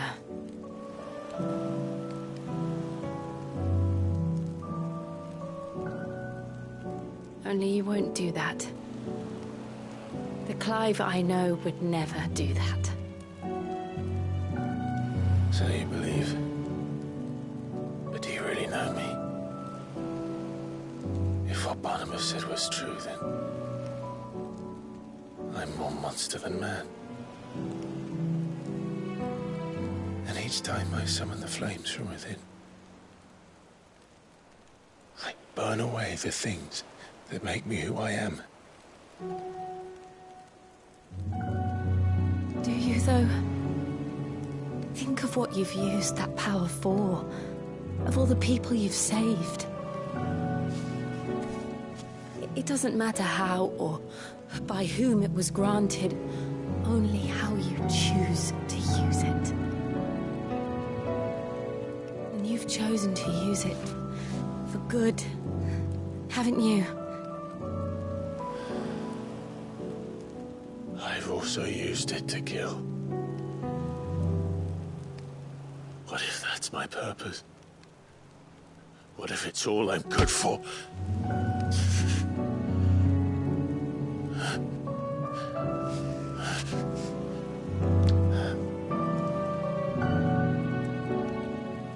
You're still that same boy I grew up with. Always so eager to save everyone around you, and yet always so lone. Because you failed to realize the one thing that needed saving most of all. You, Clive. You. You never once took the time to save yourself.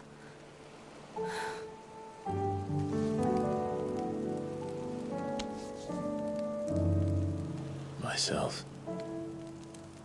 I think I might be beyond saving. No one is beyond saving, provided they want to be saved. You fight to survive. And you survive so that you may protect those you love. It's what you do. What you've always done.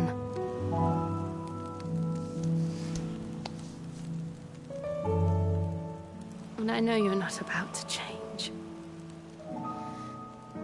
So I'm going to help you. To give you what you need to protect us all.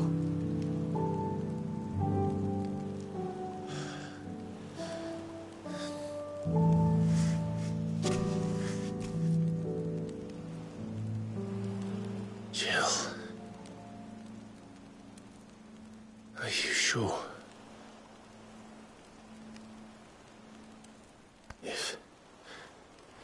If this is what you want, then...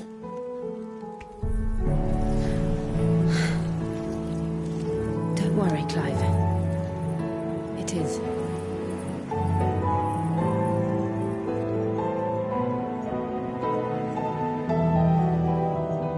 This burden, I'll give you the strength to bear it alone. But I'm not alone. These burdens I carry, my sins, my pain, my sorrow, I see now that they are all a part of me.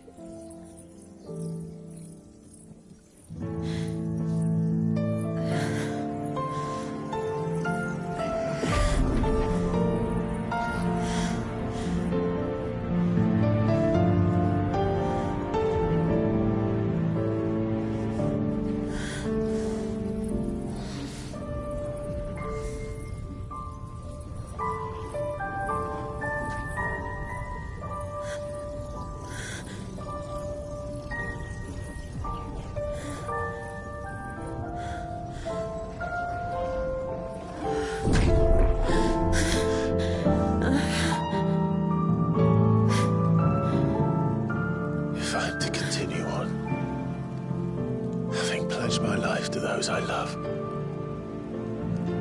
then I will gladly bear your burdens too, until my last breath. Clive.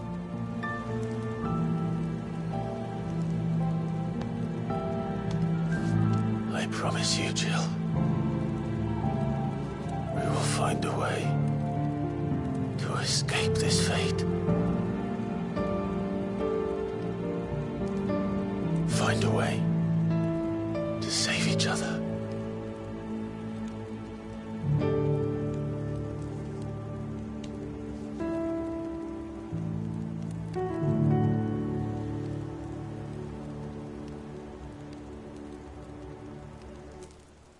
That we might one day look upon the moon again, together.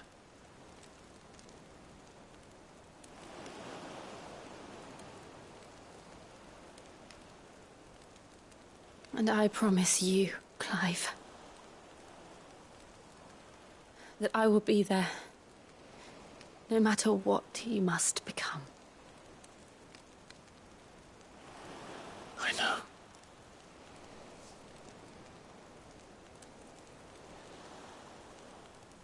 I never thought a smile could bring me so much joy.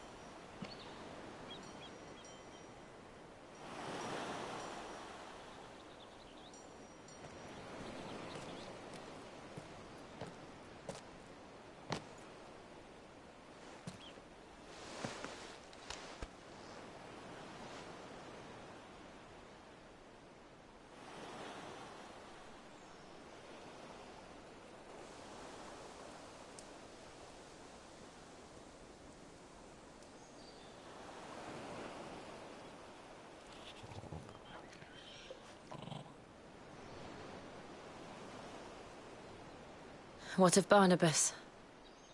Do we pursue him? No. Our paths will cross again soon enough. Whether we like it or not. Besides, there is something we must do first.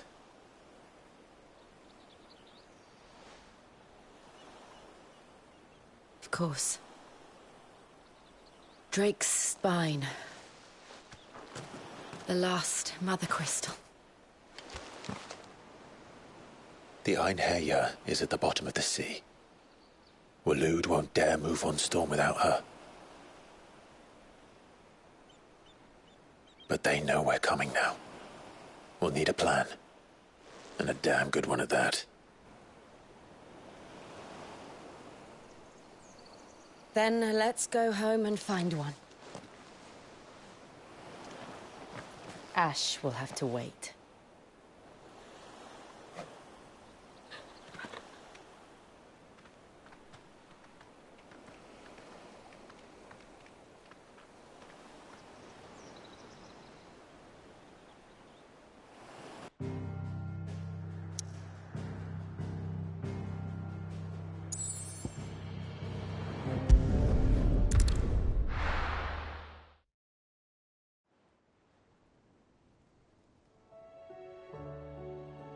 Mid says Odin split the sea in two. She's always been partial to a tall tale. But there's tall, and then there's tall. I struggle to believe it myself. I see your uncle isn't with you. He stayed with the Enterprise. After our brush with the Einherjar, she was in urgent need of repair. And my uncle knows a shipwright in Randalar. We're to join him there when we're ready to sail for Ash. You sure that's wise? Last I heard, the place was still overrun with Akashic. Show me a city where that isn't true. Ultima's plague is spreading. We're running out of time, aren't we? We've done our best to shore up that hideaway. But I doubt a few planks will stop what's coming. Still, we'll keep at it. Every little helps, I suppose. Let's hope so.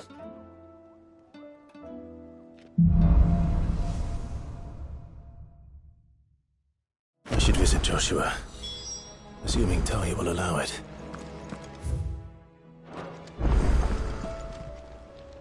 Clive! Anything catch your eye? Seen enough? Heard the bad news then, did you? What bad news? About Dravost. Blackthorn's old haunt. With the forge and all that. Well, anyway, The mines just down the road from there are spewing out ether like no one's business. And the village? Safe from the flood for now, but they've got other problems. A Kashik. Every creature in the area's either turned or on the way to turning, apparently. Zoltan and the others are living on borrowed time. They need help, and quick. Doris sent a few curse breakers to keep an eye on things, but there's only so much a couple of scouts can do. Except get eaten. If something ain't done soon, the whole place will be overrun. I won't let that happen. Didn't think you would. Does Blackthorn know? I thought it might be better if he didn't. He'd only do something stupid. You reckon we should tell him? No. It's better this way. Yeah, well, I can't stand about knowing what's happening out there, so I'm off. I'll see you in Dravost.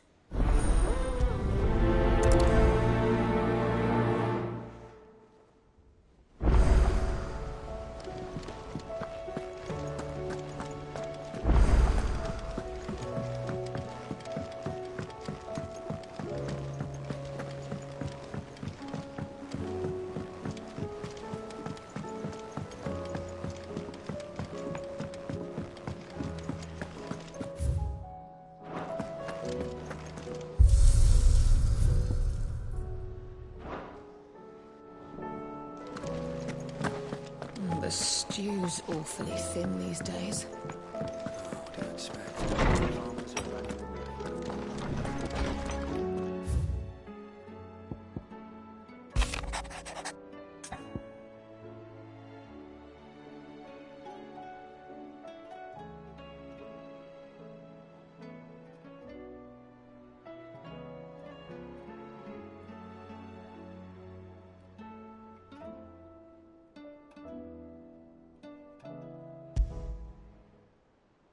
There's no way of knowing if Doris will confide in me. But I can speak to her at least.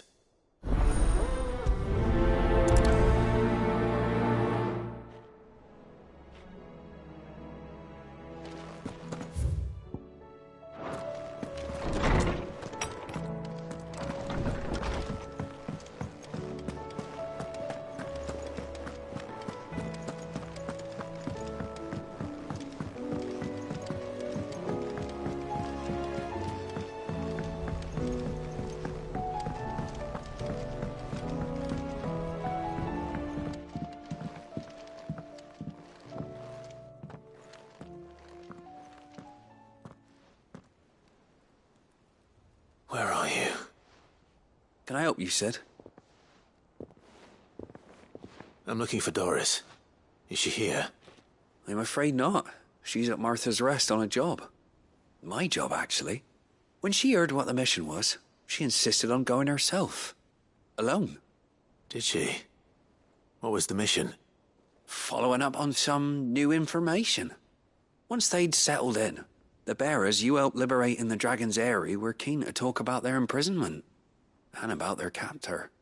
The slaver Cole's team were tracking when they were attacked by the Beastmen. I'll go and find her. She's at Martha's Rest, you say? If she's not moved on already, yes. I hope everything's all right. Why would Doris insist on going alone? Maybe Cole was right to be worried.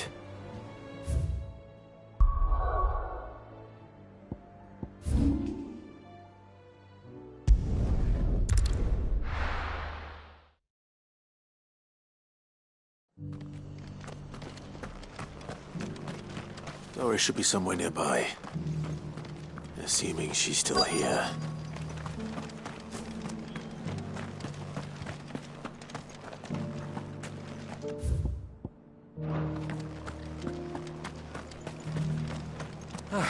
Just because the heavens have gone to Rackaroon, it don't mean we have to. What are you after?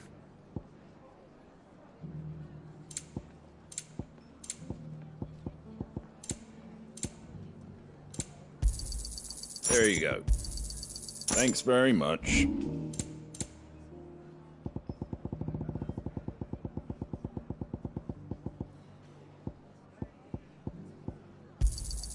I wanted one of those. A fair trade. Is that everything?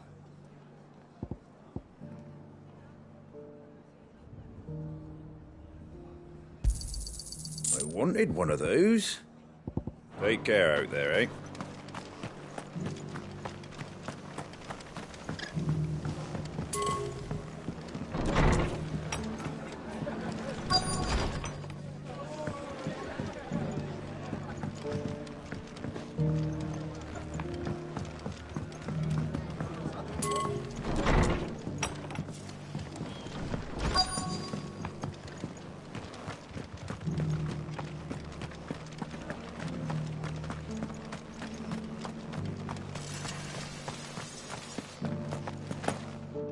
It doesn't still hurt, does it? It's been a pleasure, Doris. Just like old times. I'll give your offer some thought, my lady. How goes the investigation? Sid, what brings you to Martha's Rest? You. I heard you were out here on your own, tracking our slaver. I trust you're being careful. Of course. And it had to be me. The bearers from the Dragon's Eyrie confirmed a long-held suspicion of mine that the slaver we've been tracking is an old acquaintance. She's no fool. If we'd come in force, she would have spotted us straight away, and then vanished without a trace. That was her just now, wasn't it? So, was it a fruitful reunion? I'd say so. She tried to recruit me. Seems her time in Rosaria is coming to an end. She's abducted bearers from across the region and is looking to smuggle them back into Sambrec. After her brush with those beastmen on the road to Northreach, she hired herself an Imperial escort, which she wants me to join. She's dangerous, Sid, but I think I can stop her. Then I'm going with you. I'll take care of the escort. You can see the bearers to safety. Where are they? The Baum Archers, soon to break camp. You go on ahead. I'll follow once I've sent word back to the hideaway.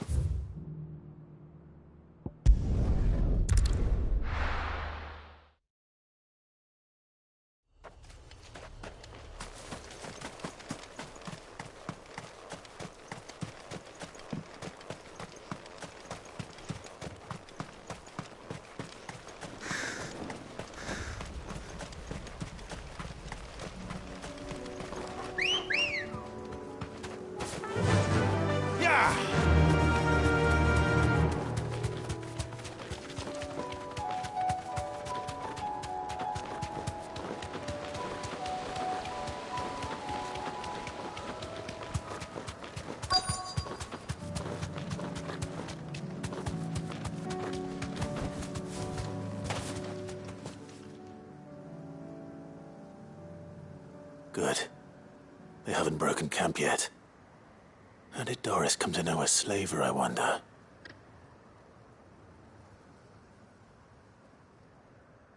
We've waited long enough. She's not coming. Ready the bearers. We're leaving. Back to civilization, is it, Mom? With all haste. Lest any of you lackwits start talking like these feckless bumpkins. I presume your men are ready. We've suffered too many delays as it is. Any more and I'll be docking your pay. Yes, Mom. Oh, but before you go, it appears we have company. Kill him. You're welcome to try. Stop, Blizzard!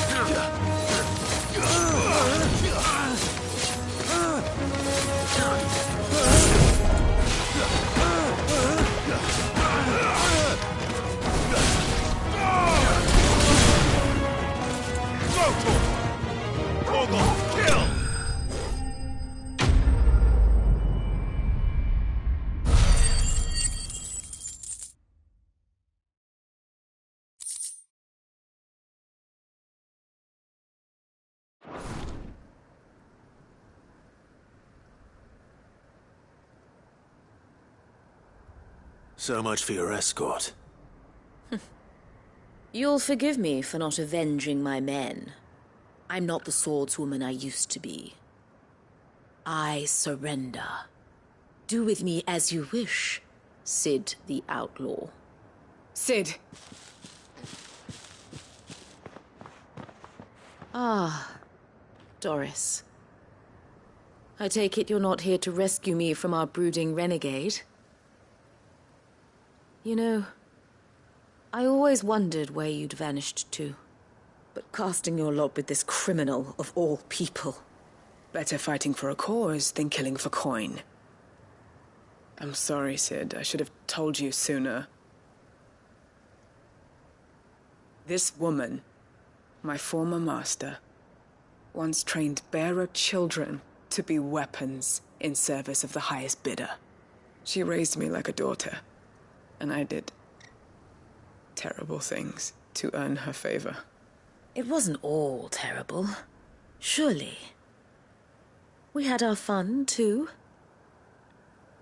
You were always so eager to learn, and had such clever hands. All my other children took either to the blade or to the books. Always either or. But you proved yourself a master of both. That's why I kept you for my own. How about it, my little dagger? Care to swear that blade to me again? I never swore my blade to you, nor will I ever. I fight for a higher cause, to liberate the bearers of this world. Farewell, Master. Thank you for making me the weapon I am. You always were a righteous child. Perhaps that's the reason I loved you so.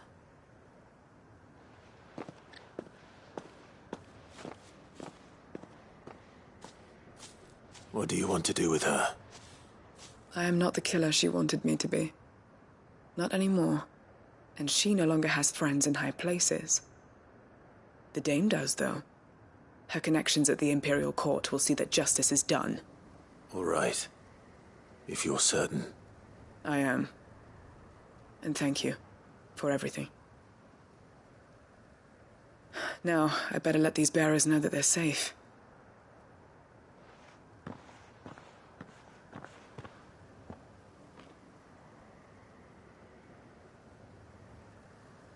And I should head back to the hideaway and put Cole's mind at ease.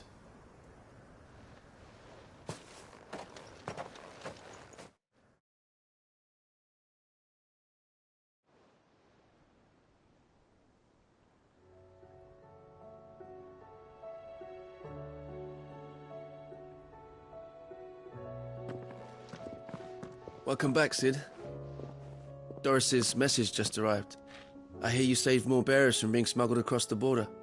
With any luck, they'll be joining us in the hideaway shortly. Oh, and your letter. You don't need to worry about Doris anymore. I'd been hoping as much. She mentioned one or two things in her report. So the slaver we'd been chasing all these months was her former master. Wish I'd known. She's been arrested, by the way, over in Sambrek. Went quietly, or so we're told. And she won't be getting off lightly. The Empire may have no love for bearers, but it's none too fond of black market traders either. Can't have been easy for Doris. I'm sure it wasn't. But don't worry. She'll be all right. I hope so. Suppose you should know, eh? You had quite the past yourself before you came here, or so I understand. Anyway, thanks again, Sid. The Cursebreakers would be lost without Doris. And you, of course. Keep up the good work, Cole.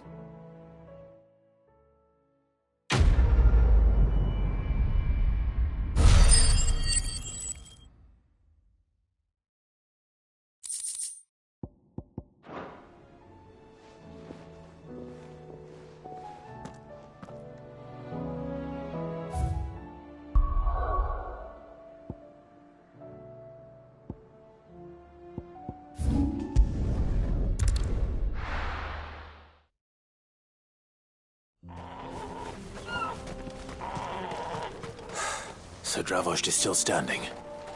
For now, at least.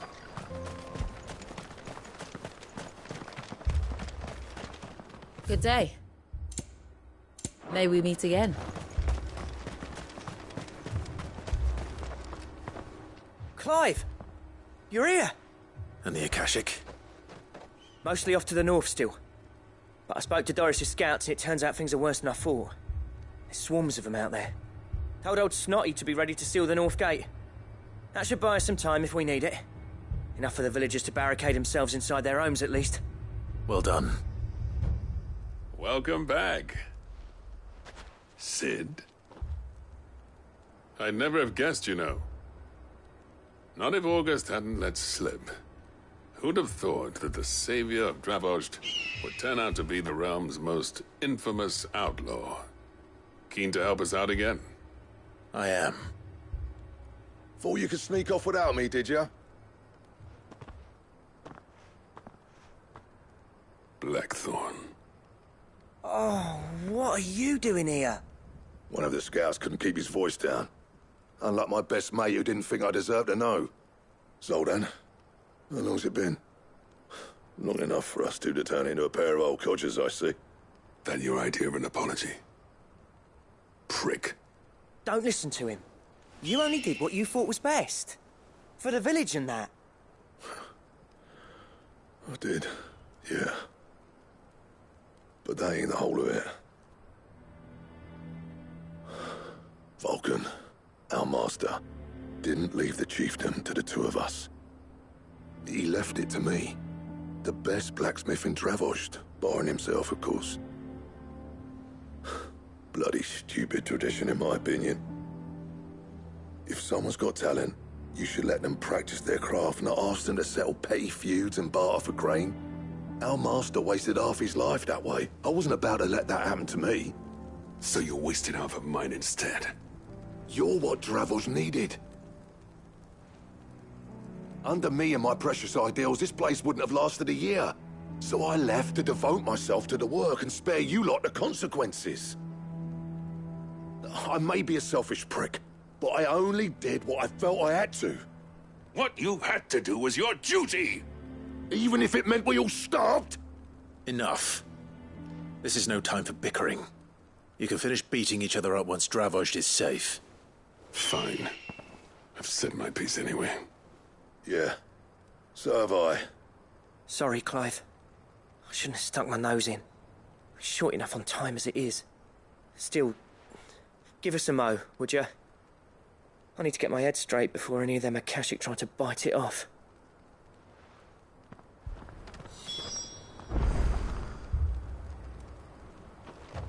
You, ready for the off, then?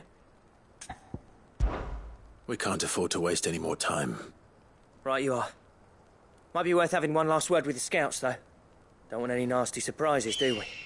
Oh, and Blackthorn, you and Zoltan might be better off staying inside the... Akashic on the move. How close are they? Within sight of the walls, and there are more coming up from the mines. What was I saying about nasty surprises? They'll wash right over us if we stay out in the open. We're pulling back behind the gates. Good idea. Get yourselves inside, but keep your weapons handy. Understood.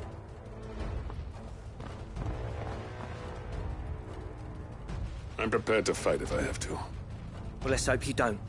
That's our job. Once the scouts are inside, order your men to barricade the gates. No heroic last stands, you hear me?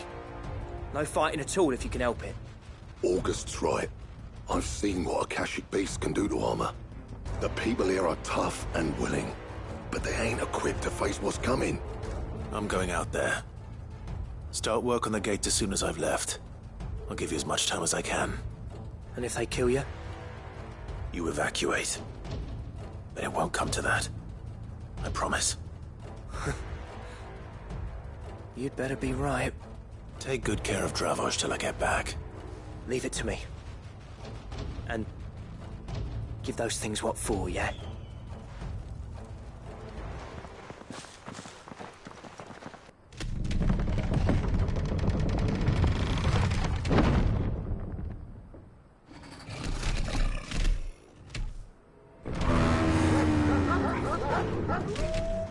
All right. Which one of you's first?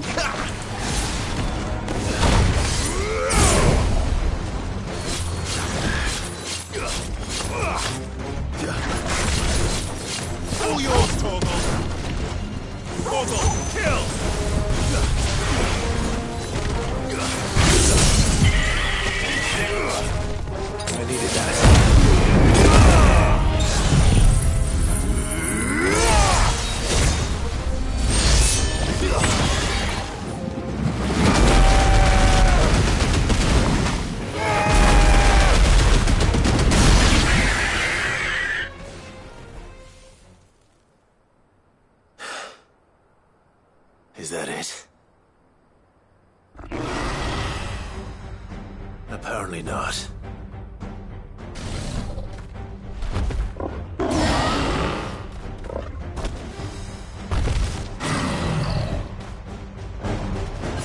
They're not getting past me.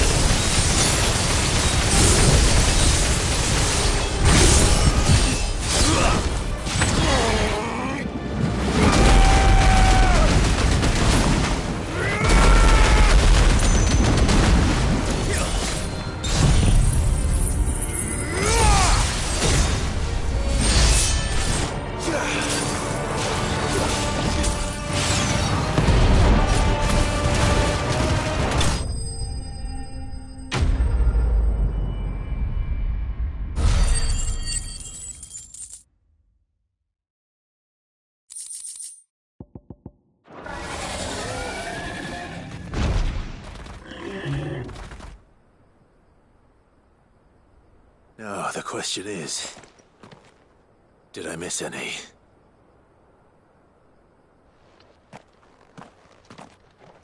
Man alive! You're still in one piece! I slew as many as I could. As many as I could, he says. The old bleeding lot, more like it. Well, almost. Only almost. Yeah, one or two did try to sneak over the wall. But we got the bastards, don't you worry. Good. Though you do know, more will come in time. In time, yeah. But we can think about them later. Let's get you back inside.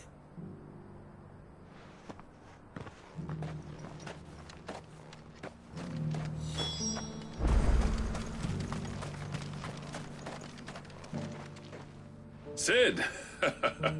You're even more fearsome than your reputation. Enough to give those Akashic monsters nightmares.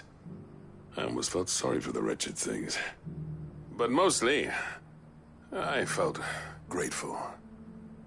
Dravojst won't forget what you did today. I'm afraid I've only delayed the inevitable. There's no getting rid of that ether flood. Meaning that any living thing which stumbles into those mines will end up clawing at your walls again. And that's if the flood don't spread. If it does, well, I hate to say it, but the village's days are numbered. That may be, but we're staying just the same. With ether floods springing up all over, it's no less safe than anywhere, and more importantly, it's our home. We'll fortify the gates to the north, and I'll see that they're guarded day and night. All right. Then we'll give you a hand shoring up those defenses. As for you, Blackthorn, that's twice you've turned up when Dravoj needed you. So, thanks. I shouldn't have stayed away so long. And I shouldn't have left without talking it over with you first. Too bloody right you shouldn't. Though I doubt I'd have listened. I always envied you. How you made everything look so easy when, for me, it was anything but. You leaving gave me the perfect excuse to hate you. And from that day on, I never once stopped to wonder what it would have been like if you'd stayed. But what you said earlier, it was true. You'd have been the death of this place. Finally, something we can agree on. I hope you see the sense of it eventually. You kept this place alive. Alive, perhaps. Wealthy even, but Dravoj isn't what it once was. Our work used to be the pride of Dalmekia. Now, we churn out the same rubbish day after day because it's easy and turns a profit. It's not about the craft anymore. I wouldn't send my sons to war wearing the shit most of our smiths are making. I've kept working, honing my skills, trying to lead by example, but no one sees the point. The average castle apprentice has as much passion for the craft as our current lot. Come back to us, Blackthorn. Remind Dravoj what a true master blacksmith looks like. I'll even man those bellows of yours if it means we can work at the same forge again. That's a kind offer. Kinder than I deserve. And I wish I could accept, but I'm needed elsewhere. There's people who trust their lives to my steel, and I daren't let them down. Fair enough. But that doesn't mean I couldn't visit from time to time. Let's see if we can't rekindle this town's passion for the craft, shall we? I'd like that. Just be sure to tell Snotty to let me in the next time I come calling, yeah? Knowing him, he'd let you in anyway. Blackthorn. The Master Smith turned outlaw, back in my good graces. I never thought I'd see the day.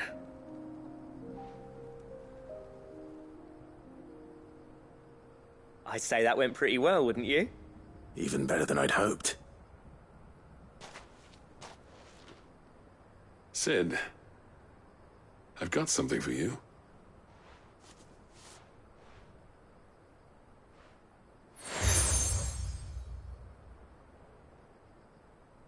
And this is? A token of our lasting gratitude. But I'm of a mind to make you a far grander gift. Designs for a certain sword have been passed down from chief to chief for generations. Now hold on, Zoltan. There's a reason no one's made that blade in centuries. There's not been a craftsman equal to the task. I'll admit your cinders make impressive steel, and I've learned to hone an edge Odin will be proud of. But the engravings on that thing are enough to make a jeweler cry. And they're not just for show, either. Have you forgotten what brought you back to Dravoj in the first place? A certain ring? I knew I'd never surpass you with the hammer and tongs. So I turned my hand to a different kind of metalwork. Between the two of us, I'd say we're the equal of any master craftsman ever to have graced a forge.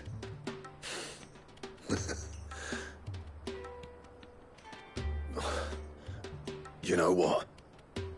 I think you might be right. Clive, you wouldn't mind if Zoltan came back to the hideaway, would you? He's more than welcome. As long as he can keep our secret. Right. Zoltan, get your tools. We've got a legend to forge.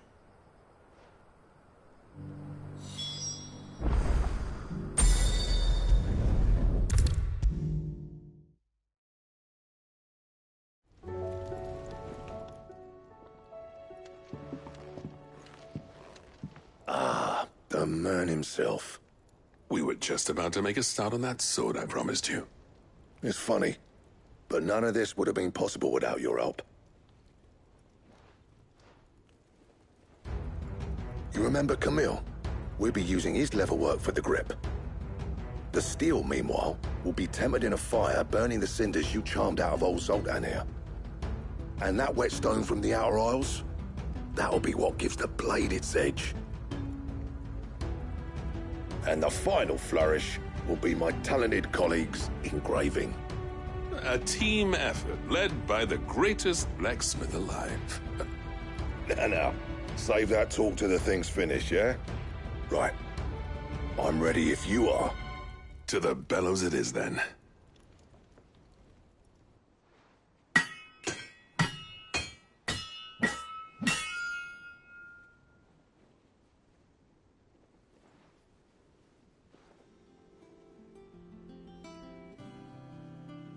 Well, bugger me. We actually did it.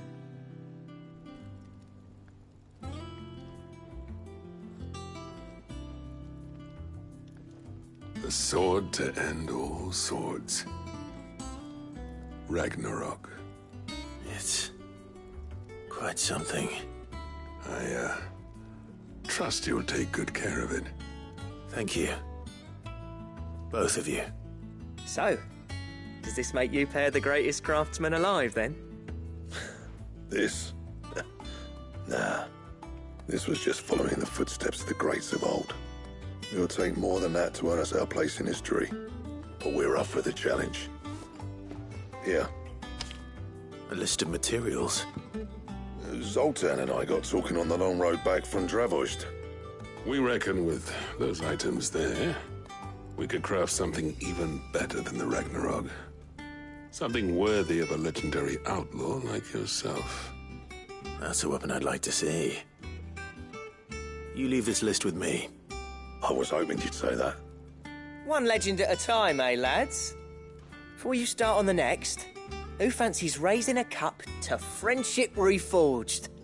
Good idea. No more drinking to forget my past. It's about time I had something to celebrate. Then tap the kegs! Vulcan's boys are on their way!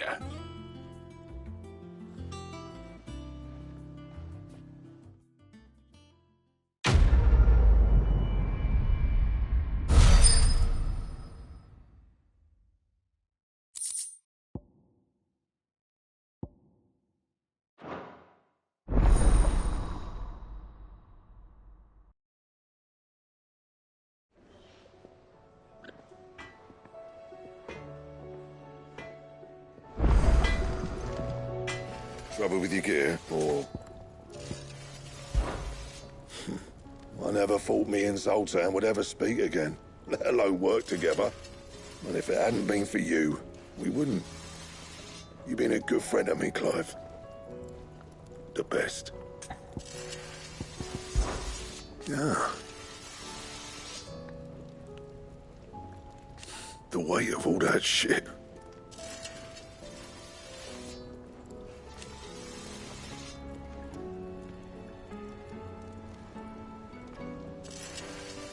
Clever girl, that one.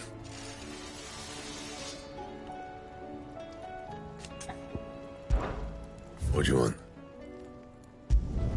Not bad, if I do say so myself. Anything else? Oh, don't tell. We've run out of papio nuts and all. Have you tried Molly's lemon tarts? I've never had anything so delicious.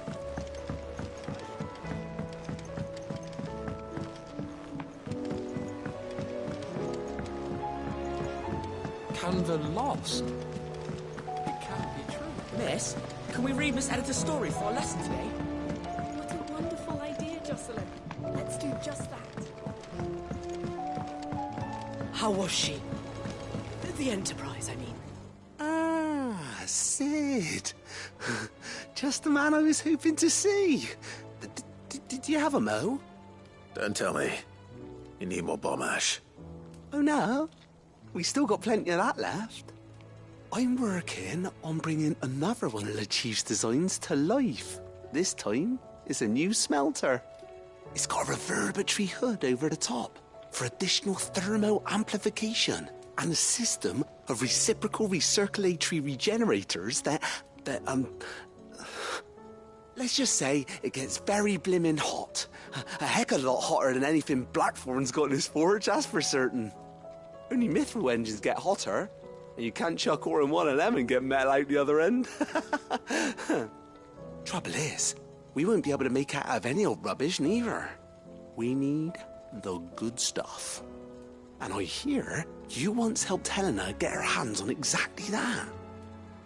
Any chance you could help me too? If it's for the good of the hideaway, I'd be happy to. Oh, it is. I promise you. So, what exactly is this good stuff you need me to find? We've got a couple of examples here. Spherical echoes, we call them. More fallen materials. So this smelter is similar to the mithril engine in more ways than one. That's right. They're a bit like the thermal helms. Fallen ceramics deal with heat like nothing else, see? And what's more, they're directional, transferring heat from the inside to the outside. But these things, they're all outside. If we line the hood with them, they'll reflect the heat right back into the furnace. We've collected as many as we can, and I know where we can get the rest. Trouble is, they're all watched over by their bigger, uglier cousins. So you want me to visit some ruins, destroy some echoes, and bring back the spheres they're guarding? That's it in a nutshell, yeah. We're only 3 short, mind, and we know exactly where they are. There's one up Amber Way, in that ruin that they call Lost Plume, and another in the Silent South over in Dalmekia. Last one is in the ruins of Advent, which is in the Empire. All right then. Wish me luck. Will do. I'll be keeping all my fingers and toes crossed.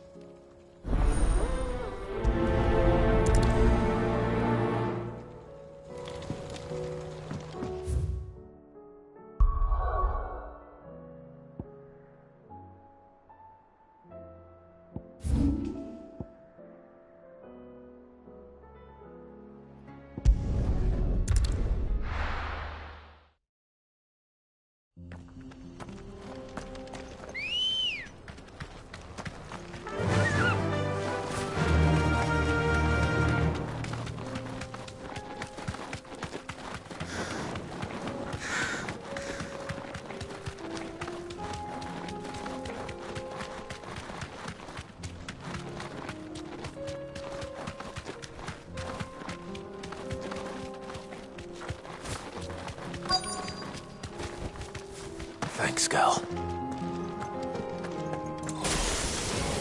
I'll need to deal with these ones first.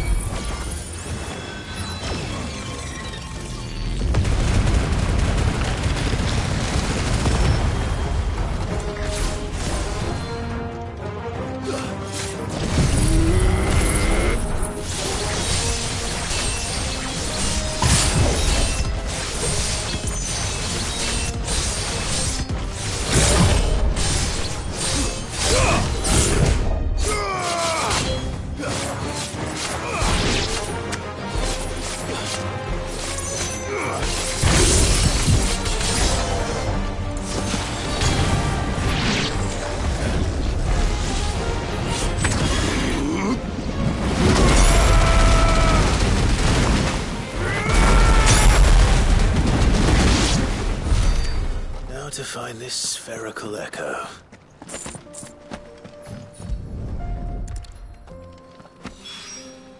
This is it. Right then. Just two more to find.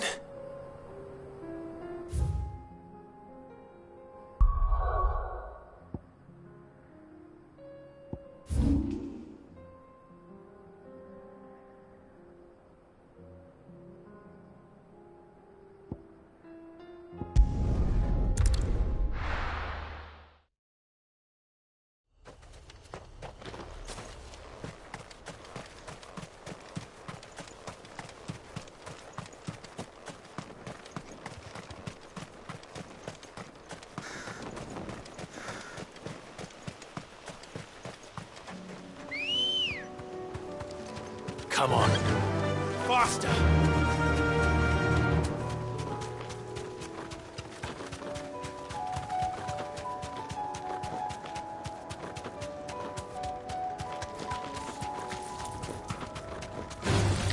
All right.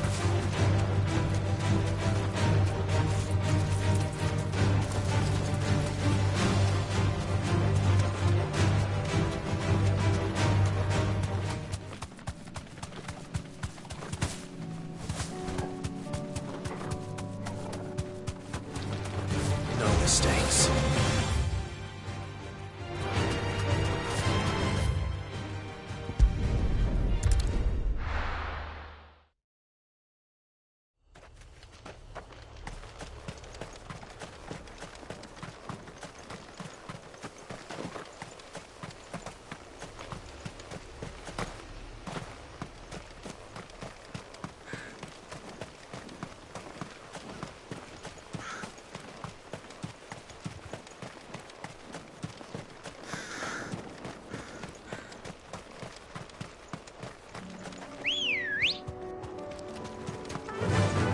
Run like the wind.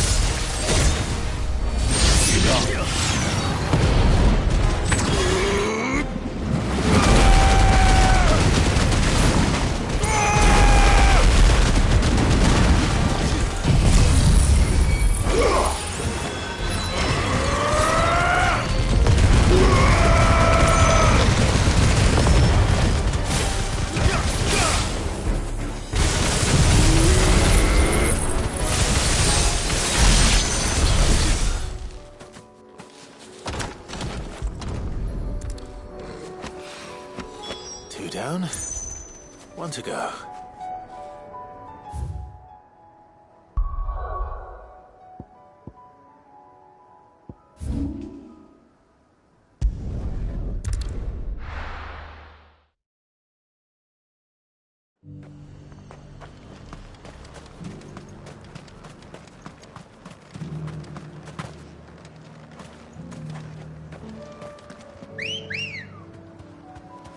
Good girl. Run like the wind.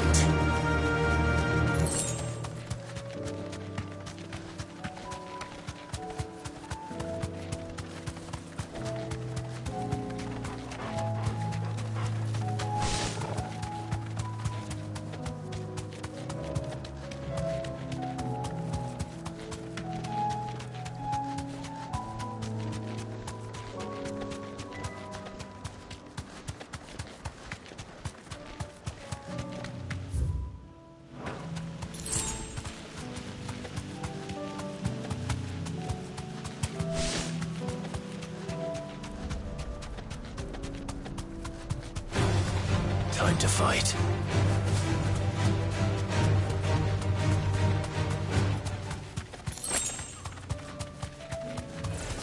This might take a while. Safe.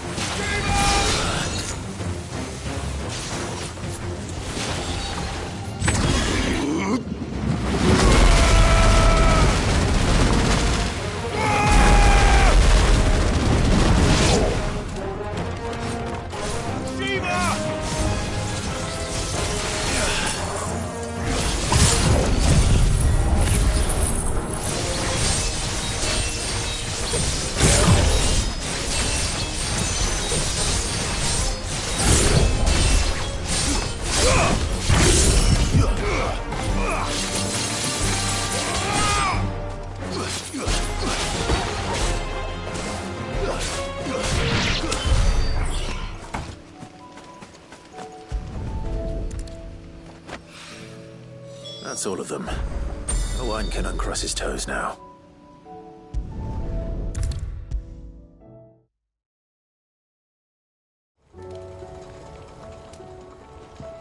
Ah, Sid! Wasn't expecting you back so soon. So, is it good news or bad? Good, thankfully. Here. Ah, that's brilliant! Thanks a blimmin' million! I'll fit 'em to the smelter right away!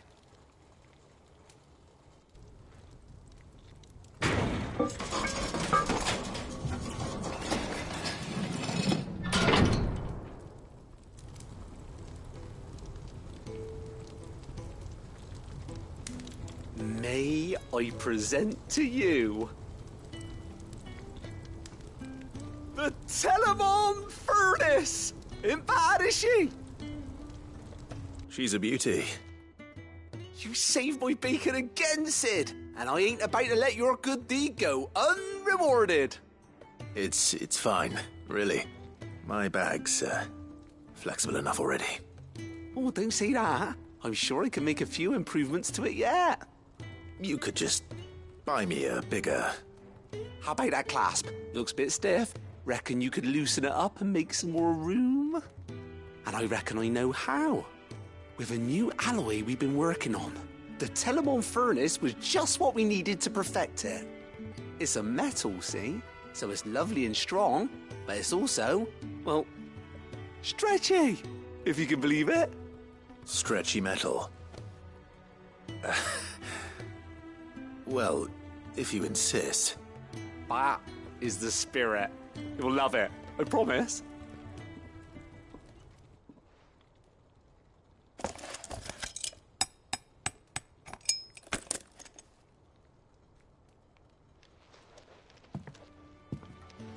So, what do you reckon? It's actually quite ingenious. Thank you, Owain. Shh, don't mention it. You earned it. And I wanted to get some practice in using that metal anyway. Reckon we'll have all kinds of uses for it around the hideaway. Can't think of any right now, but that's our job, innit? Dreaming up new ways to make life easier around here. Maybe even out there, too. One day, the whole world's gonna know about the inventions you've helped us put together. That bag of yours will be the first of many. You mark my words. They'll hardly believe their eyes, I'm sure.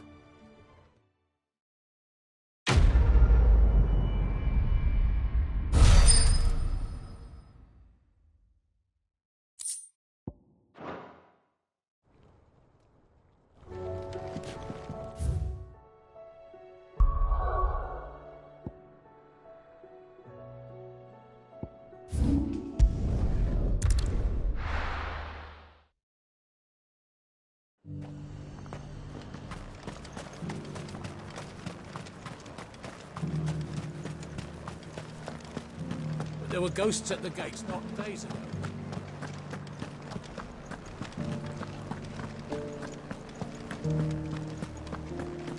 Those things I said before about not being able to fight. Oh, Clive. What am I to do. My wards and I may soon be without a home. What's happened? The High Cardinal has descended from his lofty throne and taken up residence here in Northreach. The High Cardinal? Leader of the Council of Elders, second only to his Radiance at the head of the Imperial government. Not that any of those things still exist.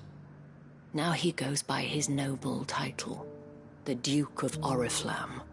And what does he want with Northreach? He wants to transform it into a military stronghold, a foundation upon which to build a new Sambrec. He's already secured the support of the various army remnants, with promises that they shall be afforded the respect they deserve in his empire. One built on the confiscated property of the people. He would rob the populace to pay for it. Believe me, I have used every means of persuasion to discourage him from this folly. But for whatever reason, he will not listen to me. What does Captain Philippe make of this? When the town was under attack, it was him the soldiers rallied around. Couldn't he use that influence again? How?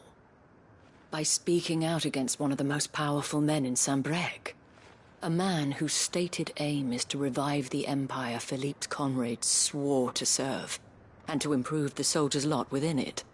The captain can offer them a regular supply of gruel, and an occasional trip to the Vale to help them forget the terrors they face each day. The Duke offers them a vision of strength and safety. No. Any attempt to incite mutiny would cost Philippe the support of his men. If it did not cost him his life. But given the mood around town, mutiny may yet be unavoidable. The people have little appetite for further deprivation. Least of all when it serves only to elevate others. And who could blame them? Clive, would you appeal to the Duke on my behalf? For your services to Northreach, you have the respect of the soldiers, and they will take you to His Eminence if you ask them. And unlike Philippe, no bonds of loyalty prevent you from speaking your mind to the man. Well, will you try? You could hardly fare any worse than I did. I'll see what I can do. Thank you, Clive. Tell me then, where will I find this Duke of Oriflamme? In the garrison? Overseeing the troops, yes. All right. Wish me luck.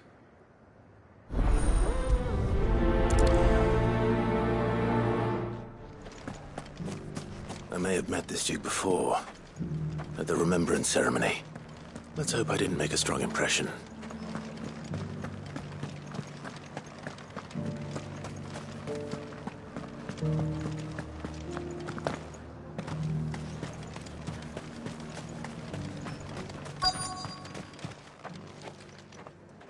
Halt! Oh, sorry about that. You're the dame's man, aren't you? You got some business with the captain? No, actually. With the Duke. I was hoping I might be able to speak with him. We're under orders not to let any civilians pass. But you should be all right. His Eminence has heard all about you and your heroics. Wait here. I'll go and ask.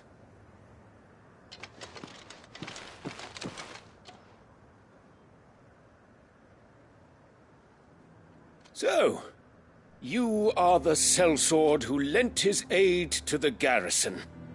The Empire owes you a debt, and I shall see it repaid. But tell me, is it wealth that you seek, or favor? Neither, Your Eminence. I thought only to inquire about your plan to turn Northreach into a stronghold. Ah, I see. You are worried the expanded garrison will render your services redundant. Yet you needn't be. A proud fighting man like yourself shall always have a place here.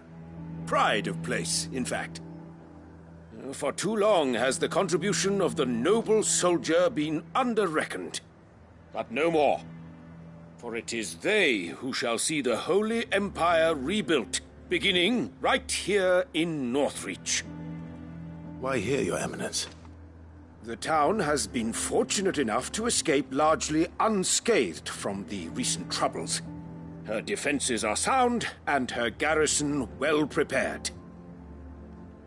Which is more than can be said for Oriflamme or Twinside. The Empire wants for a capital, and I believe Northreach to be the perfect place.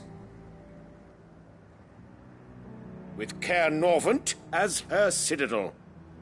Once we have seen to the refortification of both the town and the castle, we need only build a wall around both to create a city that would be the envy of the twins. Plans are already underway for the construction. Soon enough, these thralls shall learn that they are no match for the might of Sanbreque. I fear you underestimate how dangerous these creatures are, Your Eminence. Should they return in force, you will need all the people of Northreach to come together in defense of the town. Something they may be loath to do if they've been deprived of their worldly goods. The people will do as their leaders command. If Sanbreque is to be rebuilt, she will require a functioning government. One whose authority is beyond question. That is why this levy is necessary. So that any man who wishes to join the army might do so and be fed, outfitted, and paid as befits a defender of the Empire. And yet there are those who persist in peddling the treasonous lie that I seek to steal from the people and drive them from their homes. I suspect they're afraid of losing what little they have left. Precisely. The common folk have little and less, and you mean to deprive them of even that. You would sow the seeds of your new empire in your own salted earth. Sabine, we have discussed this. Yes, and I told you then how putting the empire before her citizens would lead only to revolt. Without an empire, there are no citizens. And in yours, there will be only beggars. Is that what Griga wills for her people? Do not take her name in vain, Sabine. I'll come back later. A citizens' revolt. I wonder what the people really think of the Duke's plan. It wouldn't hurt to ask them, I suppose. Let's begin with those on the other side of the wall.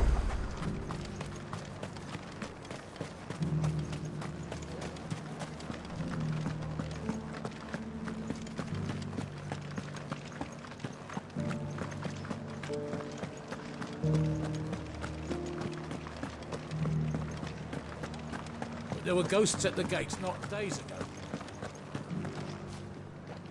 All right there. What is it you're after, sir? Just your opinion, actually. I wondered what you thought of the Duke of Oriflamme. Oh, him. Not much. None of us traders do. It's thanks to nobles like him that we had to set up shop this side of the wall in the first place. Couldn't have the rabble getting any closer to the holy capital, could they? And now he's trying to drive us out completely, threatening to take everything we got from us if we don't clear off. If the dame said she wanted him run out of town, I'd be straight through that checkpoint, tar bucket in hand.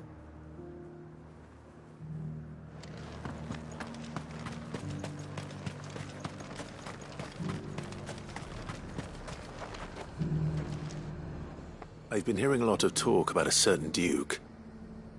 Nothing good, I'll wager. Going around acting like he owns the place. And with hardly a word to the dame. This is her town, not his.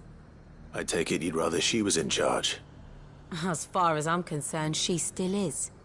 Just need his eminence to sod off back to Oriflamme.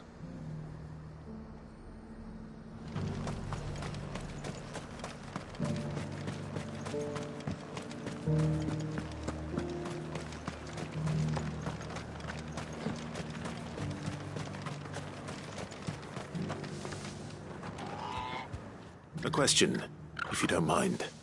What do you think of the Duke of Oriflamme?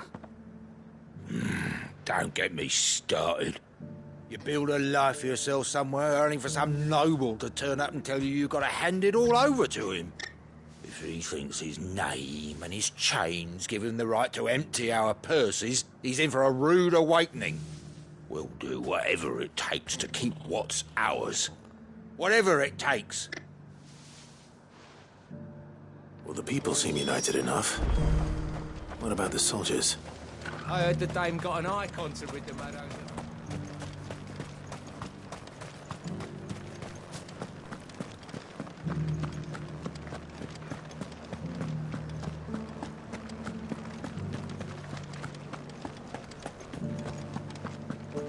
Those things I said before about not being able to fight.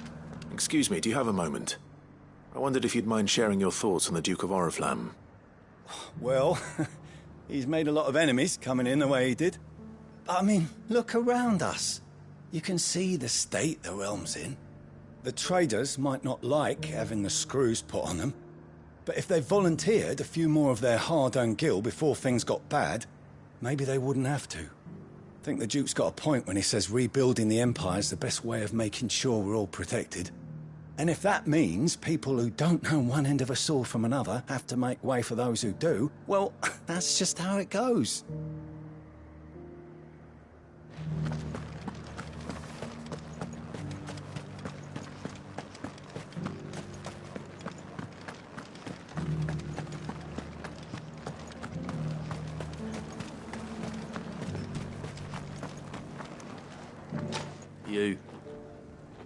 You're the one who was talking to His Eminence. On the Dame's behalf, yes. I was trying to persuade him not to take the people's goodwill for granted, but it seems my words fell on deaf ears. What do you think of his plans? I'm a soldier, mate. He tells me what to do, not the other way round. Listen, I've got nothing but respect for the Dame, but I've got a family to look after. That's where my loyalties lie, not with the town or the Empire, but with my wife and children. If the Duke can get us the men and the equipment we need to fight off those blue-skinned bastards, I don't care how he does it.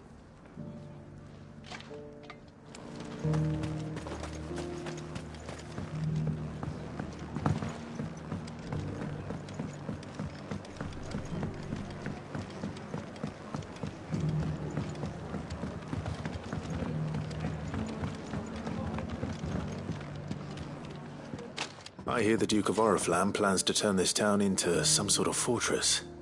Do you think that's a good idea? It's not for me to say. All I know is that unless the Emperor orders me otherwise, His Eminence's word is law.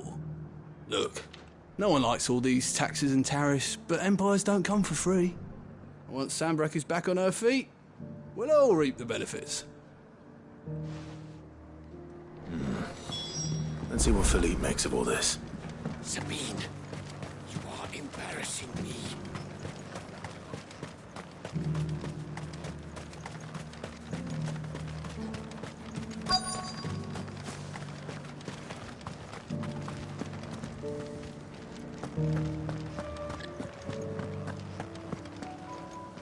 Captain, do you have a moment? For you? Certainly. Clive, wasn't it? Thank you for last time. How can I help you? I wanted to ask you about the Duke of Oriflamme. Do you intend to go along with his plan? But to tell you the truth, I'm in two minds. It's my sworn duty as a captain of the Imperial Army to obey his orders. But I can't say I agree with him. Philippe, I remember you saying that you became a soldier to protect the people you loved. The Dame included. That's right. I did. Well, she doesn't agree with the Duke's orders either. She thinks they could tear Northreach apart.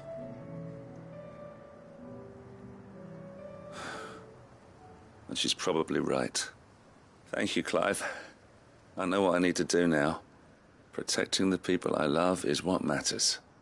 Doesn't matter how. Well, duty calls, so I better go. Thanks again.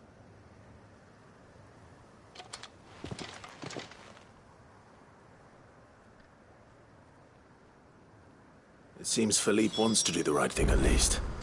I expect Isabel will be pleased to hear that, if nothing else.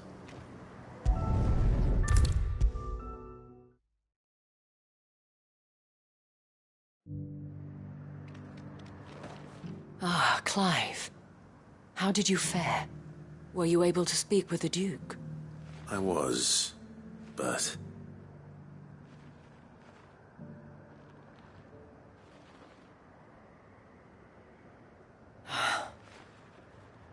So Northreach is to be a fortress after all. Well, it will certainly help to hold back the thralls. There's no denying that. Though I doubt it will come as much consolation to the townspeople whose worldly goods are confiscated to pay for it. They deserve to be heard, Clive. To have a say in this new empire the Duke means to build. Sadly, His Eminence values their obedience more than their opinions, and hopes to reassert the authority of the state. I fear he sees the people as mere pawns on his chessboard to be sacrificed for the greater good. Needless to say, they themselves are of a different opinion, and would rather their destinies were in your hands. The soldiers, meanwhile, are content to follow their orders. And not just because of the Duke's rank, but because of his vision. I thought as much. Had I sworn to protect Sanbreque, I dare say I too would want nothing more than to see it rise from the ashes. Thank you for trying. But the battle is lost. I don't know about that. What happened to your uniform? I handed it in, along with my resignation. Told the lads I wished them well, but that I owe it to those I love to call it a day. But why? Because I realize what really matters to me. Not following some nobleman's orders for the sake of it, but protecting what I care about. Protecting Northreach. I honestly don't know when those monsters will return, but I'm certain they're not finished with us yet. And when they do come back, we need to be ready for them. We need to stand together, all of us. And with you to lead us, milady, I reckon we can do it. It was you who finally convinced me, Clive. There's no point following orders if they go against everything you believe. Indeed. All of us, standing together. That has always been Northreach's best hope, and one which still lies within our grasp. We have only to turn our attentions to the true enemy. Thank you, Philippe, for showing me what I must do. Anything for you, milady. Speaking of standing together, would you mind if I borrowed a few of the lads from the Vale to help keep watch around the town? I fear His Eminence has loftier tasks in mind for the guard. Not at all. Be my guest. Wouldn't be the first time.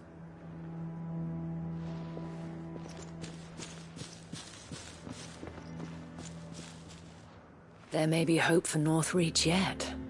Especially with men like you and Philippe to champion our cause.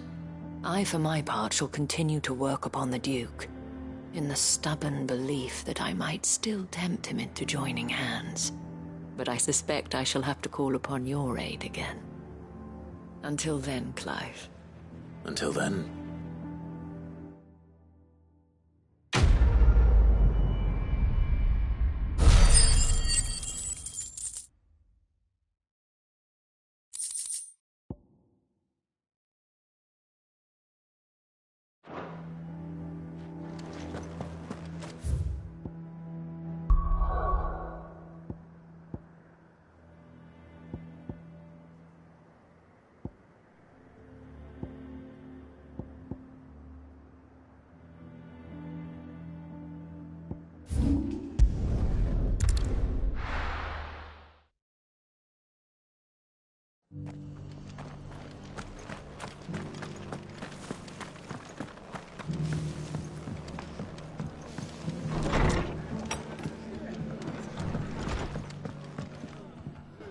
Ah, Clive, I was just about to send for you.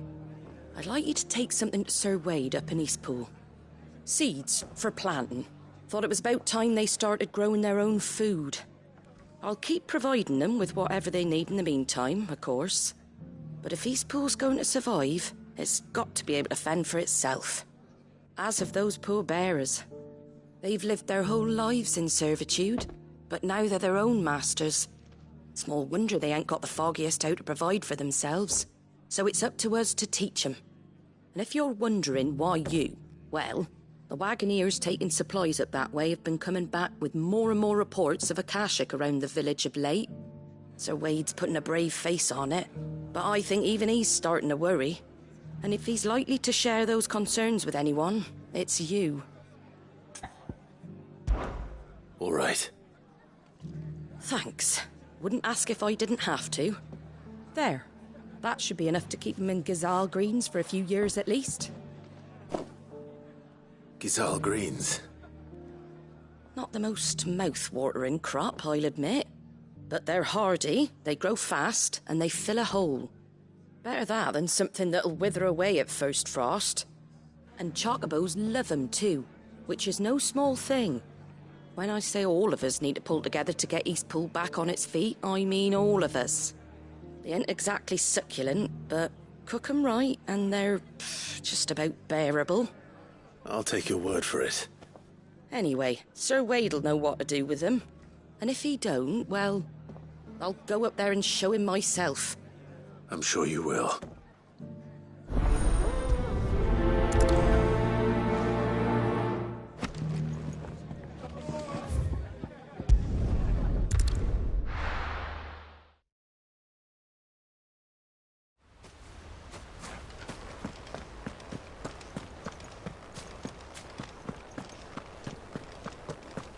The Guardian saying we're supposed to...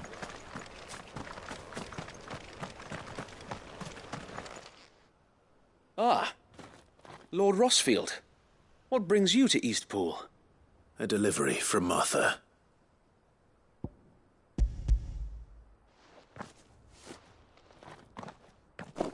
These are Gazal green seeds. Martha's keen to cut the apron strings then, is she? I jest, of course.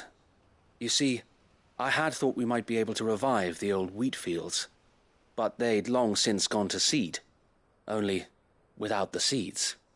Martha was hoping you might be able to show the bearers how to plant and tend these, so that they'll be able to fend for themselves. That's not a bad idea. These bearers had only recently escaped their bonds before we brought them here. They know little of freedom, of providing for themselves and their loved ones. Unless we teach them how to live like free men, I fear that all we have achieved in bringing them here is to exchange one master for another. Not that myself and the Guardians have been the best example to them so far, subsisting almost entirely on Martha's charity as we do. It's about time we all started to provide for ourselves, bearers and Guardians alike. Unfortunately, we've been a little too busy of late to focus on much besides bolstering our defenses. There have been alarming reports of... The Horde is closing in. They're coming, Sir Wade, all of them. Damn it all, I thought we'd have more time. Gather the men in the square. Send to the rest for reinforcements. Yes, Sir Wade. The Horde? Akashic, a veritable legion of them. They've been seen prowling around the northern reaches for a while now. We don't have the numbers to hold back a swarm that size.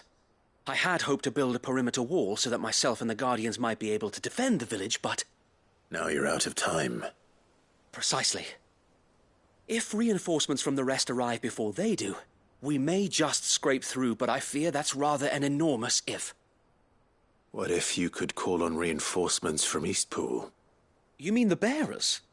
We brought them here so they might live, not die, fighting for their lives. So wait.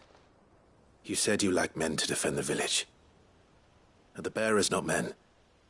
Do they not wish to see Eastpool saved? Though they may not be trained soldiers like your Guardians. What help they are able to offer could still prove the difference between victory and defeat. You're right, my lord. I will appeal to them.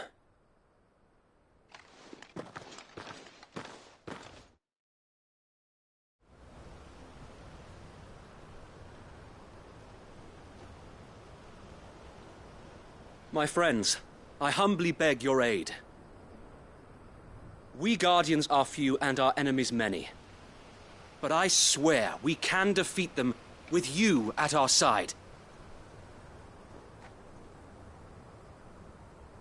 You would send us to the slaughter?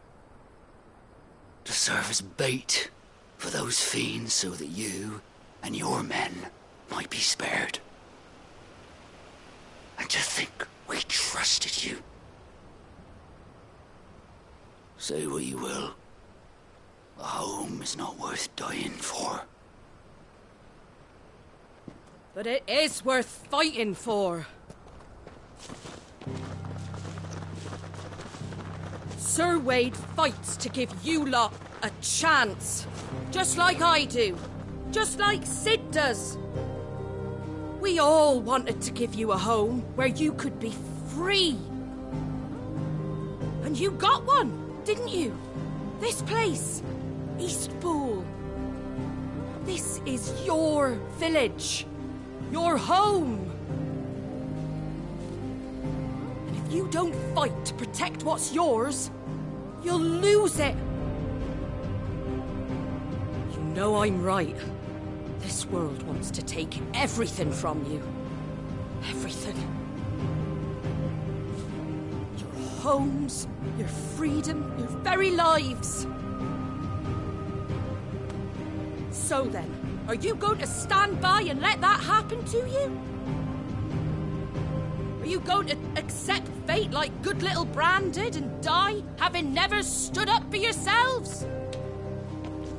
Or will you fight like free men and women?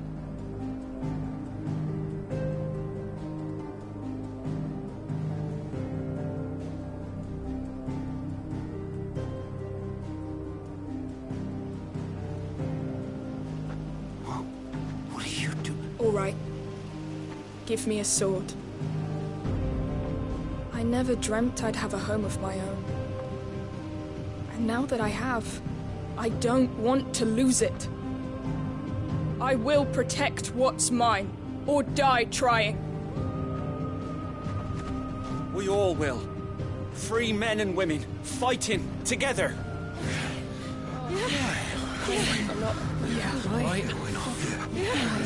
For Eastpool! For Eastpool!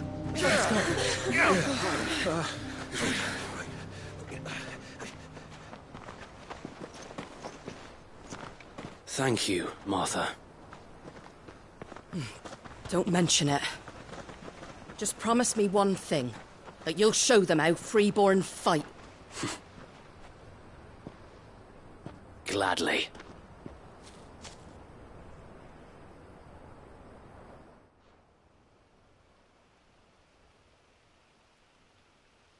Well, if it was numbers you were lacking, you certainly won't be now. Thanks to you. Me? Oh, I just love the sound of my own voice. Lord Rossfield, my lady, we're ready. So what's the plan of action? We'll divide our forces into several small detachments, each made up of guardians, bearers, and guards from the rest. These will position themselves at strategic points around the village. Upon engaging with the Akashek, each detachment will keep the creatures occupied as best they can, steadily retreating all the while. You're going to lure them into the village? I am. We will have neither the time nor the resources to treat the wounded, so injuries must be avoided at all costs. Instead, we will focus purely on defense at first. By coordinating our withdrawal through the use of messengers drawn from among the bearers, we will aim to have the swarm converge at a point of our choosing. With luck, that point will be the village square, the perfect place for our most able warriors to surround them and fall upon them, and for you and I to finish them off. A sound plan, but one that'll require a leader with a cool head and strong nerves to coordinate the retreat. I'd say you have both in abundance, Sir Wade, but you'll be needed. Please, leave the last of the fighting to me. Ha! And let you have all the glory. Sir Wade! They're here! Then you know what you must do. We work together, everyone playing their part, each shielding the other that no man might fall, that Eastpool might live on. For Rosaria! For Rosaria! We've no time to argue, my lord. I'll do as you ask. And I will do as you ask. It's Suppose we'd better do our bit too then, eh? Right you are, Martha.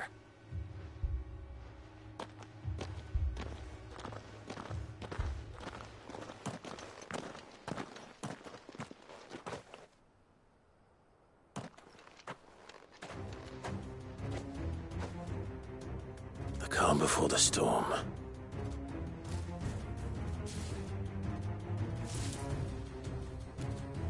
And here it comes. I will not let this village fall.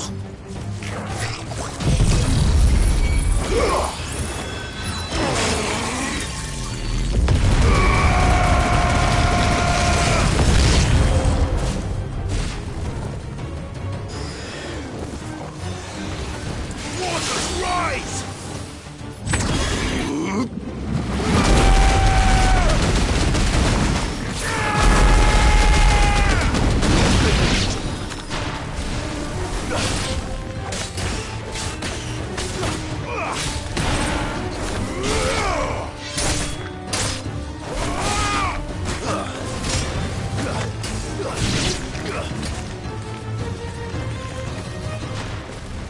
Now, Torgal!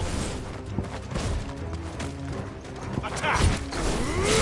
Stay down!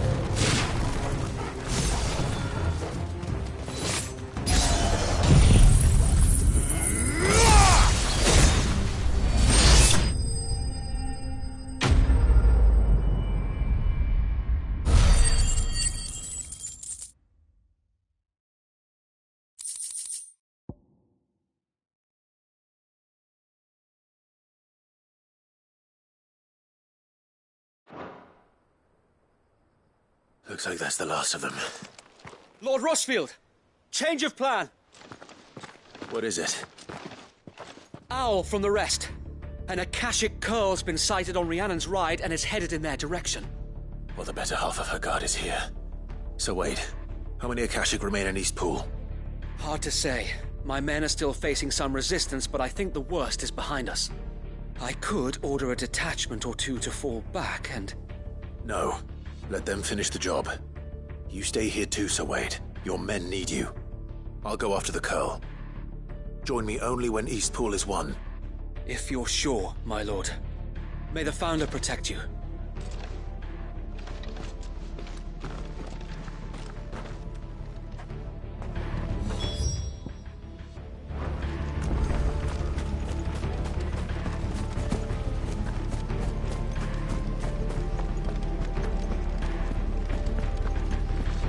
Next one's mine.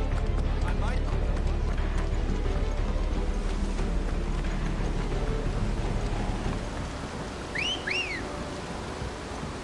Let's go. Run like the wind.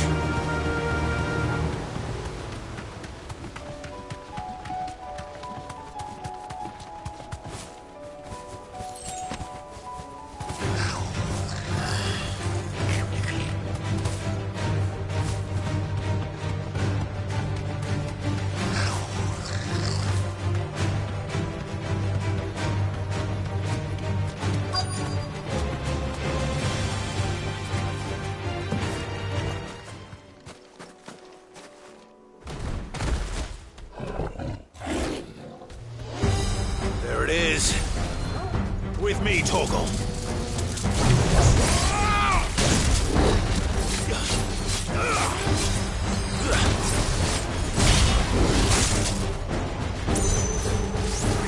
Too slow.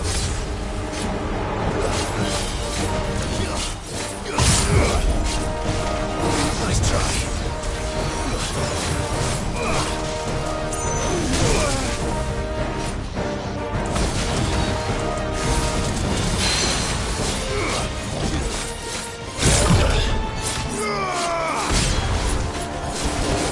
Too slow.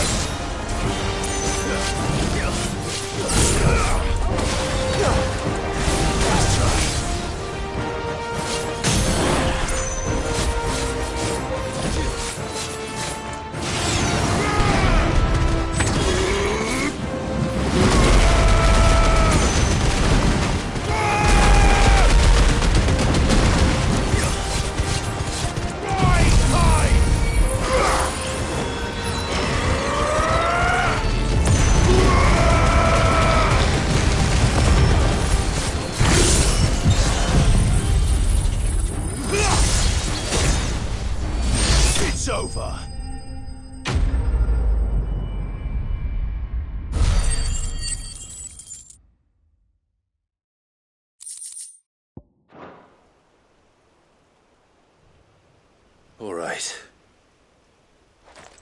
Back to Eastpool.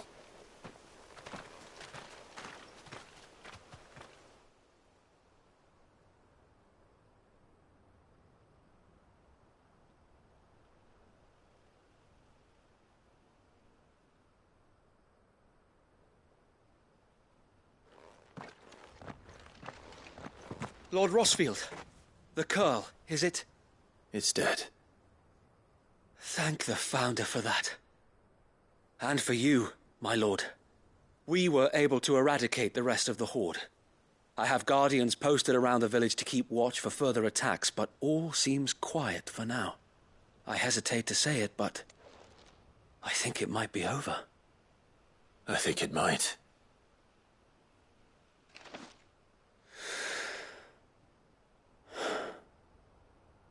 We did it. We saved Eastpool. Thank you, my friends. Thank you.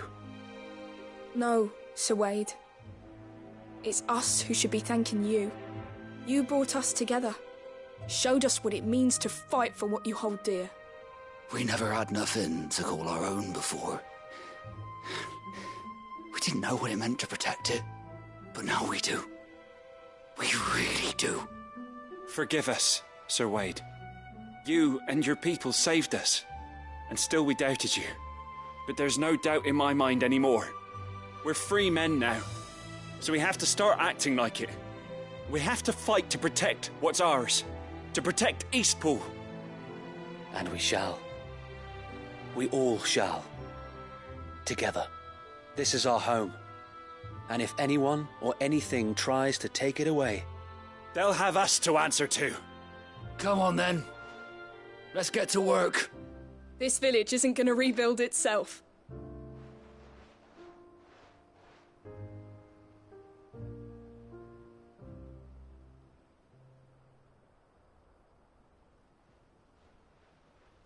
They're not slaves anymore. No. They're Rosarians. Your father took pity on the bearer's plight, and I believe if he was still with us today, this is what he would have wanted. I believe you might be right. I shall remain here, my lord, and do what I can to help rebuild the village. After all, this is my home now too, and I could hardly call myself an Eastpoolian if I didn't pull my weight. I think you'll find it's Eastpudlian, Sir Wade. But you should be proud all the same. I'll have to pull my weight too. Can't have the rest getting outclassed. Speaking of which, I ought to be getting back. Can we continue to count on your support, Martha? Of course, and I'll be counting on yours too. Us Rosarians have got to stick together, haven't we? Indeed we have. And Clive, come by the Golden Stables when you get the chance. I ain't paid you for delivering them seeds yet. All right. I will.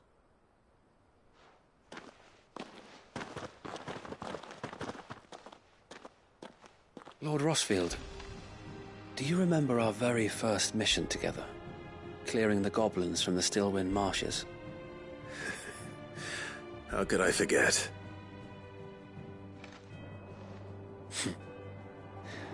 There's one sight that I shall never forget. You, facing off against that giant Morble. Not a trace of fear on your face. Since that day, there have been more than a few times when I felt like giving up.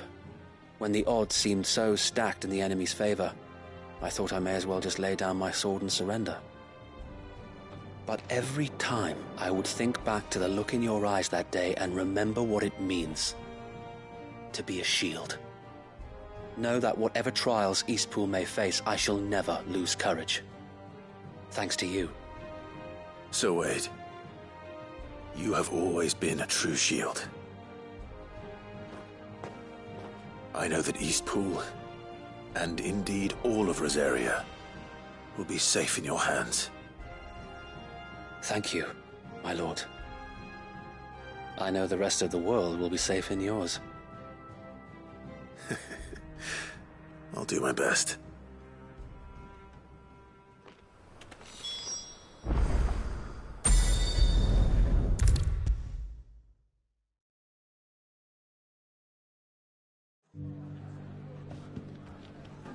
The hero returns.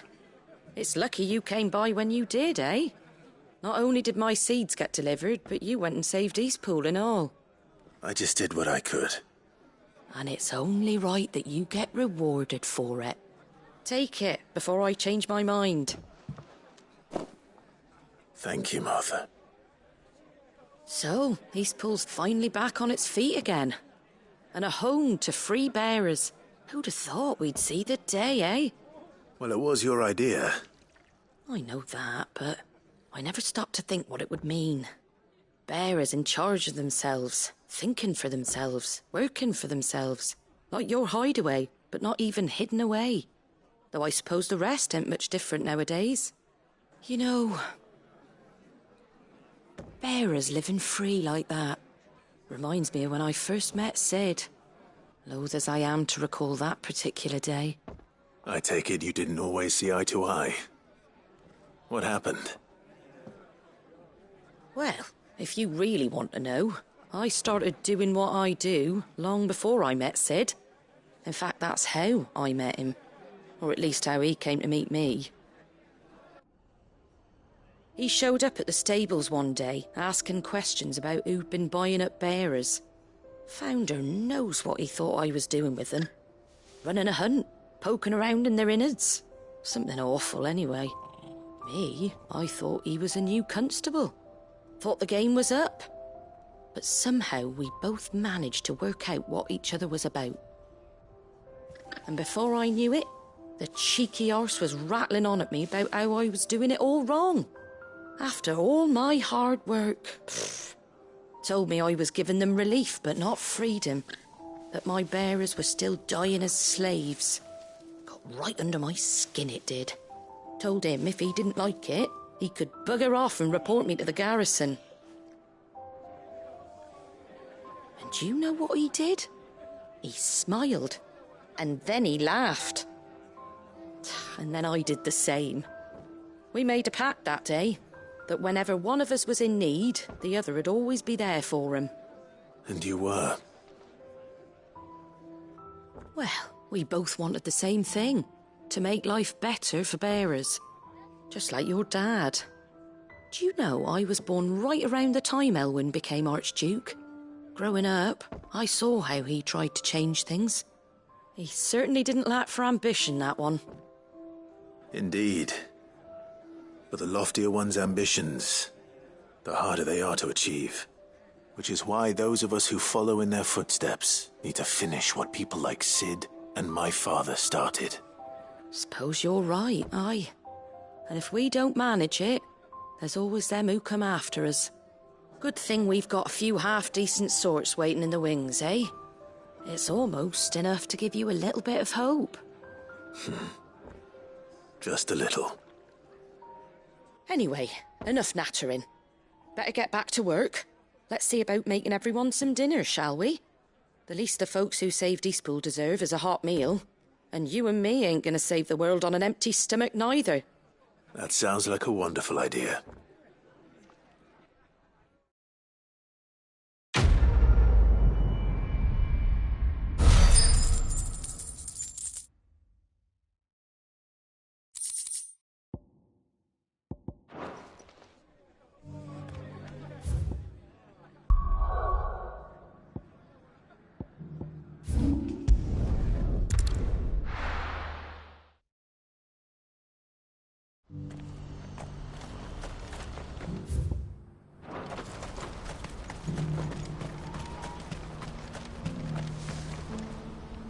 Ah, Clive. You'll be pleased to know that the negotiations are progressing well. That is good news. Yes. Our comrade in Randala has just sent word that the contract should be signed very soon. But I still have much and more to prepare. It's a huge undertaking moving this many bearers at once. You couldn't do me a quick favor, could you? What is it this time? More wild beasts? Nothing like that. I just need you to go over to the caravans and ask El how long we have until the bearers arrive. Find out exactly how much faster I need to get all these supplies moved. All right. I'll go and ask. Thanks, Clive. I owe you one.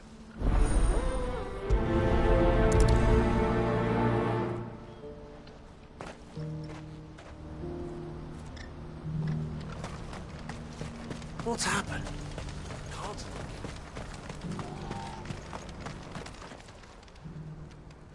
Don't blame yourself, El.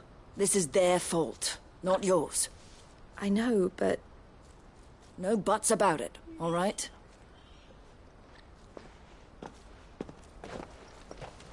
Is something wrong?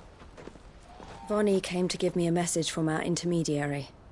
The talks with the Republican Army have fallen through. They've reached an agreement with the Silver Peak Consortium instead. Though prices have fallen of late, we deliberately offered above the going rate to try and deter other bidders. But the Consortium offered double what we did, and the Army jumped at the chance. And you had no opportunity to make a counteroffer? None at all. And we were so close. El? What's happened? I saw Vonnie leaving. She didn't look happy. And with good reason.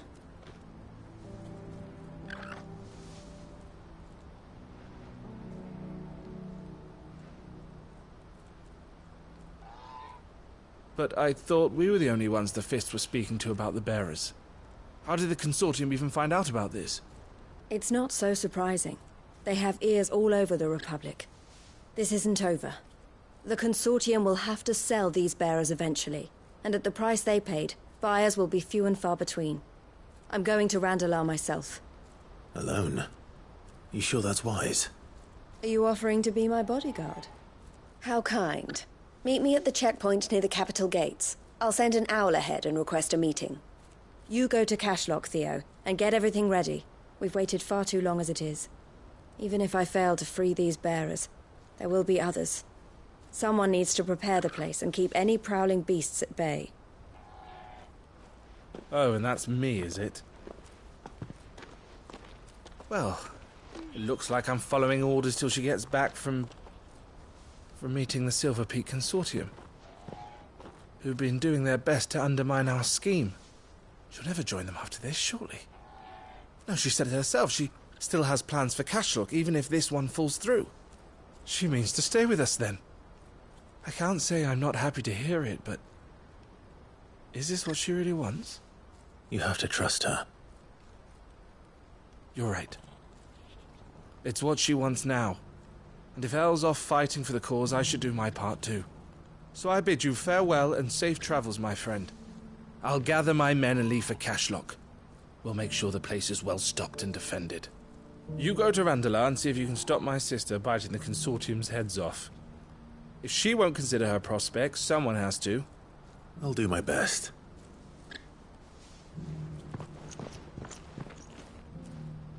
All right.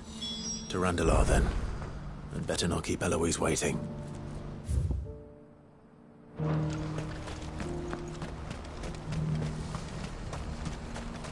What's happened?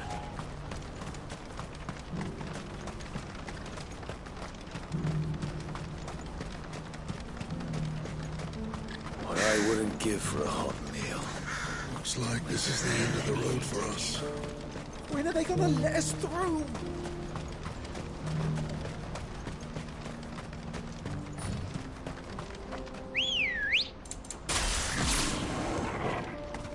Good girl. Faster!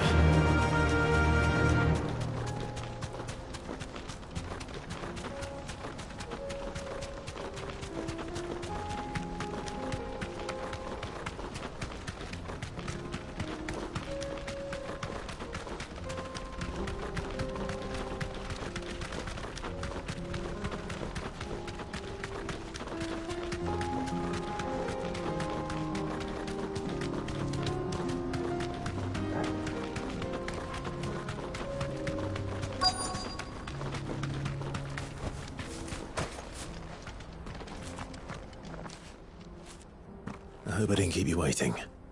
Did you arrange to speak with the Consortium? Here they are now. You wish to consult with me? I did. It's about the bearers you recently purchased from the Fist.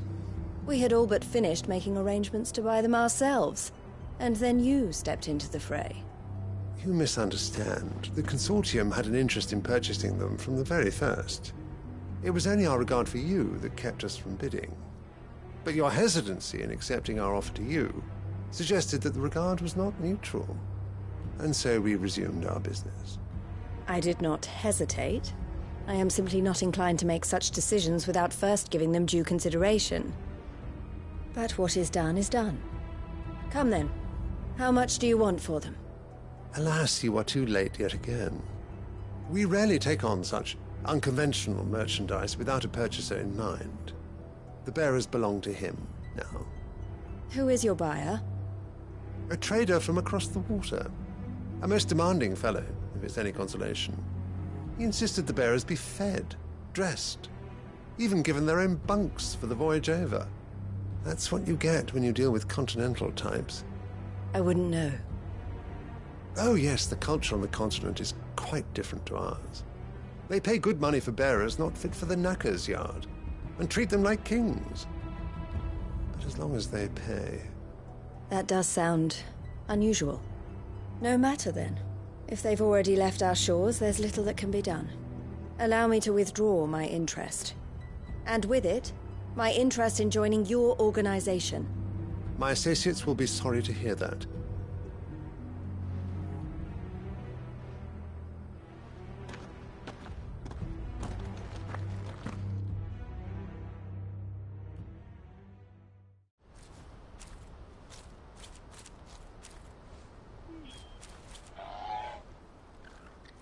I'm sorry you weren't able to save them. As am I. But I only have myself to blame. He was right, you see. The Silver Peak Consortium did intend to buy those bearers before I did. Their representative hinted at a possible purchase when he came to recruit me. I feigned interest in joining them in the hope he might be encouraged to tell me more. And he did just that. As soon as he left, I sent my own offer to Randalar. So you never... No. I entertained the Consortium's proposal solely so I could learn more about those bearers.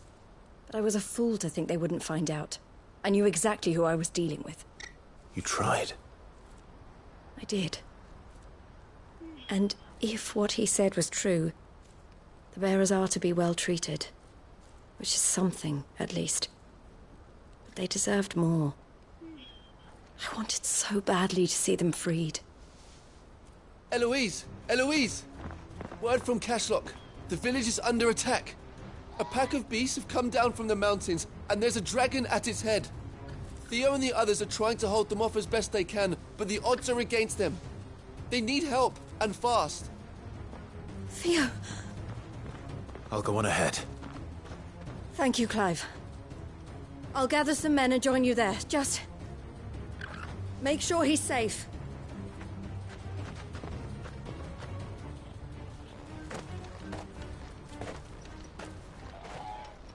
Hold on, Theo.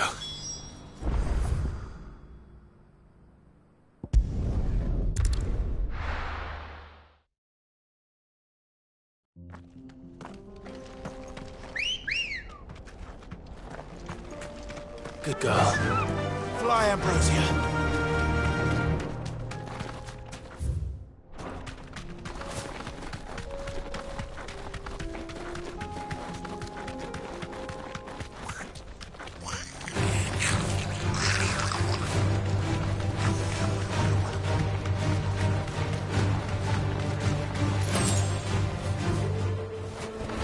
That'll do, girl.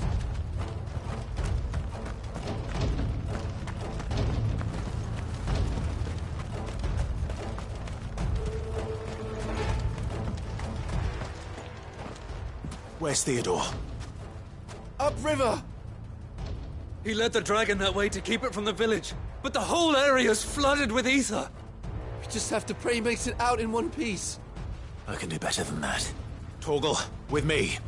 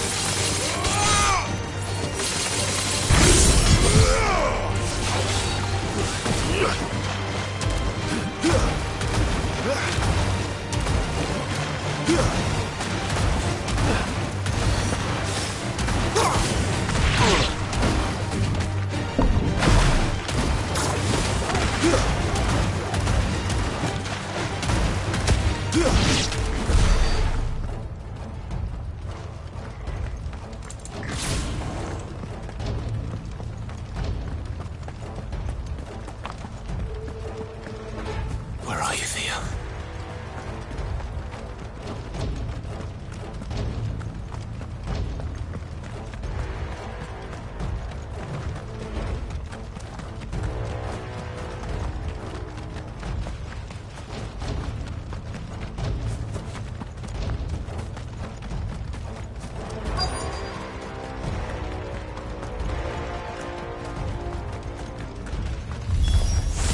Damn it. The ether's too thick. These creatures have already turned.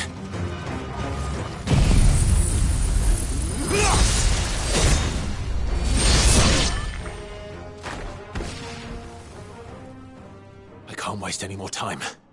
I need to find Theodore before that dragon does.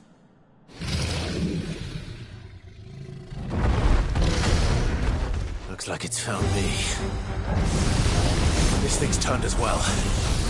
This isn't going to be easy.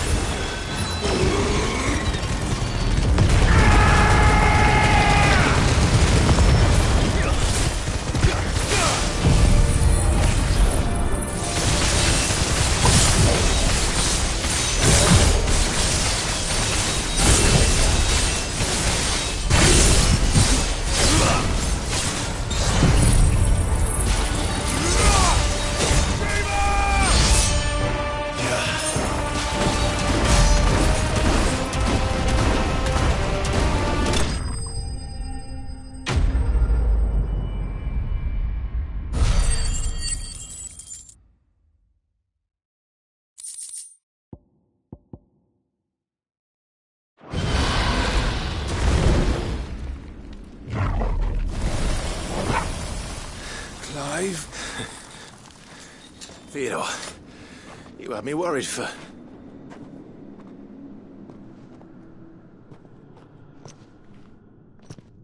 We have to get you out of here.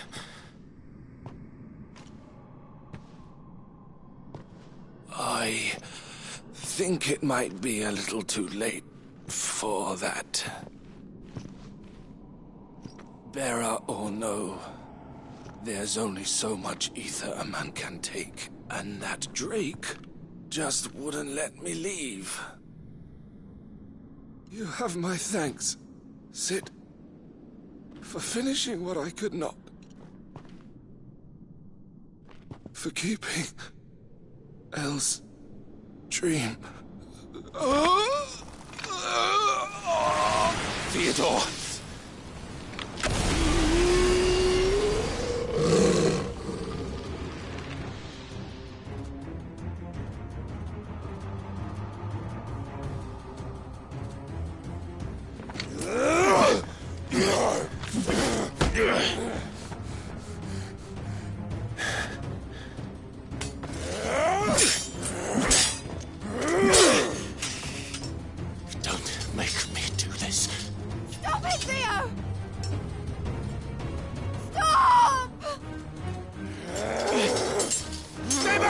tables.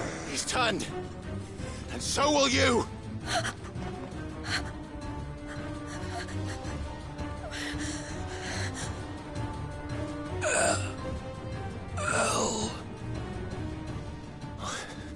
Theodore.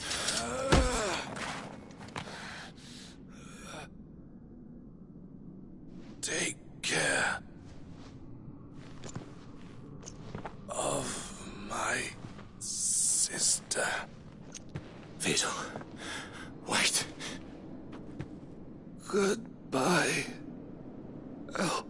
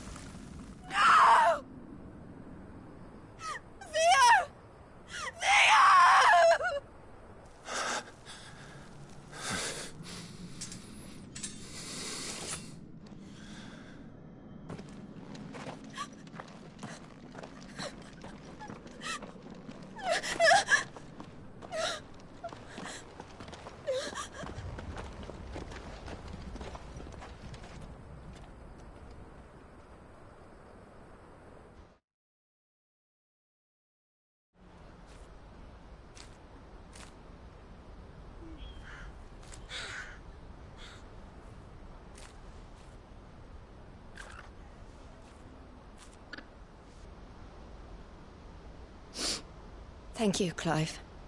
I think I'll be all right now. That was true bravery he showed.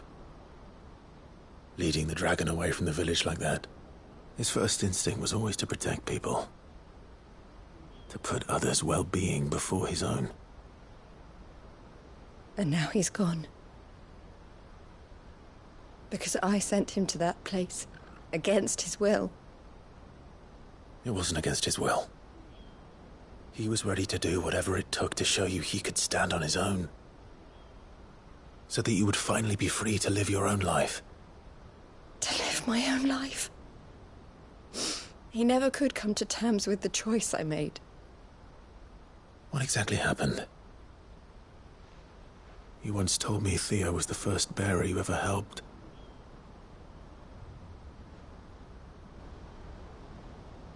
We grew up in Canva. We were born to one of the great trading houses. And I was chosen to inherit the family business. I had my father's head for figures, you see. Theo did not. While I studied the art of commerce, he played at soldiers instead. A late bloomer. In more ways than one. For unlike most bearers, it wasn't until his 15th summer that his powers awakened. My parents tried to drive him out of the house and into the care of the constables. But before they could, I took him into mine. Theo told me something else. He clearly admired your devotion to the cause of freeing others like him from slavery. But he said you deserved a better life than this. He wanted to free you from what he called your bonds, just as you freed him from his. I would be lying if I said I had not wondered from time to time how much easier my life might have been if I had allowed Theo to be taken and devoted myself to the family business instead.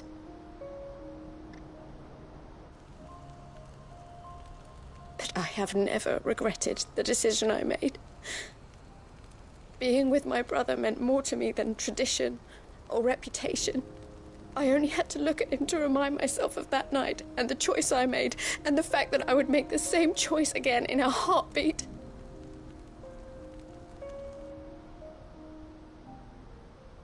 He was never a burden. How could he even think that? If anything, I was the one who weighed him down. You weren't, Eloise. He said it himself, that he had always been grateful to you for saving him, and that he wanted to repay you by letting you live the life you were denied. Neither you nor Theo weighed each other down. You loved one another. You did whatever was necessary to continue living your lives together, and you always would have. You're right. All I ever wanted, all I ever did, it was so we could be together. Oh, Theo, why did you have to...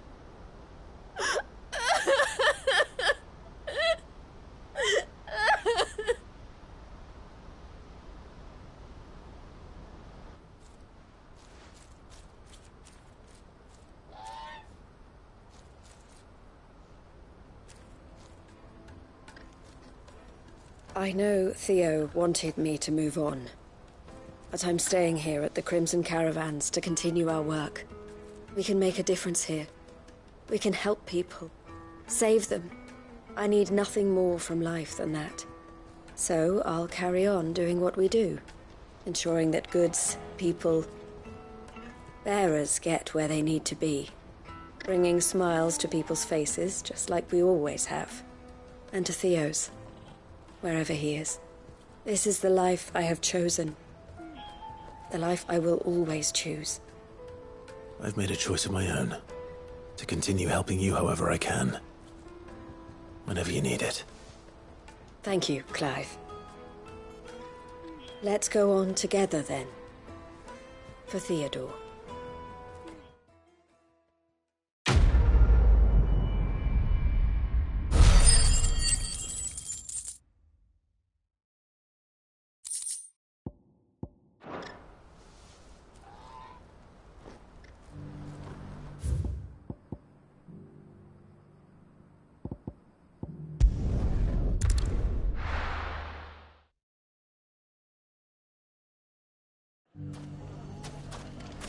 Everything's back the way it was. Take that, you noddle!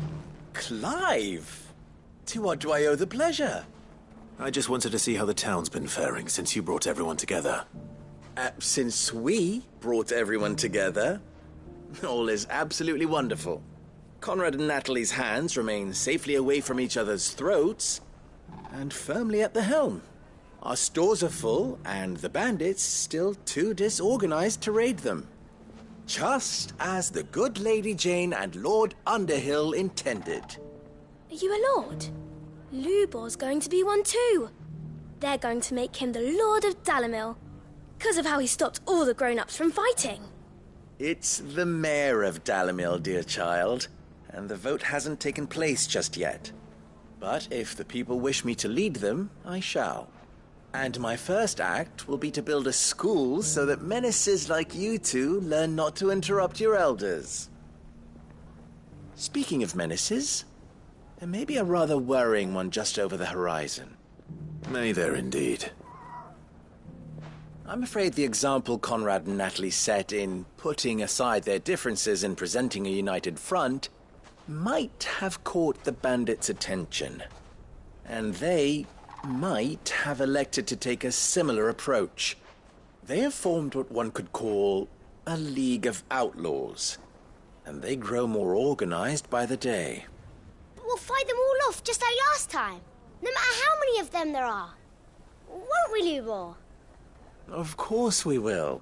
If we continue to work together, we can overcome any challenge we choose to face. The longer we avoid facing this one, the more difficult it will be, until the only way to overcome it might be to run for the hills. Our best hope is to nip these efforts at organization in the bud, by finding those ne'er-do-wells who have yet to join the cause, and ensuring that they never do. Perhaps a certain Lord Underhill might be willing to lend us his aid once more? How could I refuse? Thank you, my lord.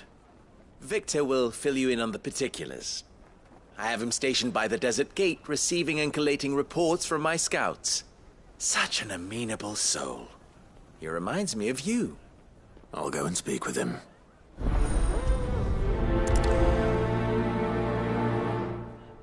What's the difference between a lord and a mayor?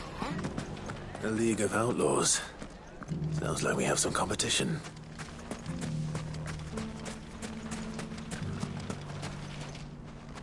Still in Dalimil, Victor?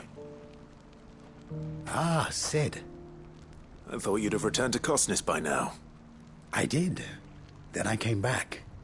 I've developed something of a fondness for the place. And having worked so hard to see it saved from one fate, it would seem remiss to abandon it to another. A sentiment Master Lubor certainly isn't shy about exploiting. Hence my doing his bidding yet again. You're not the only one. What does he want you to do? He asked for my aid in putting down the bandits. And he said that you might be able to help me find them. Then you've come at just the right time. I was on my way to speak with Conrad about how to organize our forces. There are more camps in the vicinity than we can safely strike at once. But we must strike together, and we must strike soon at as many camps as we can. We can't give this league of theirs time to rally its forces. All right. Which camp shall I take? There's one upriver. Just out there, across the dunes. Leave it with me.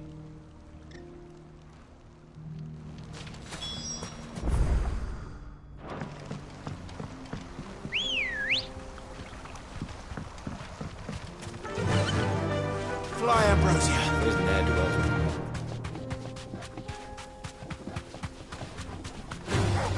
Time to fight.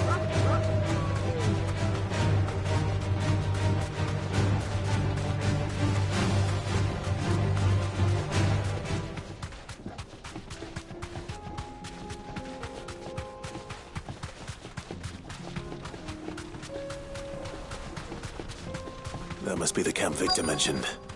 Come on then, Toggle. That's him! The one who killed Locke and Fingers!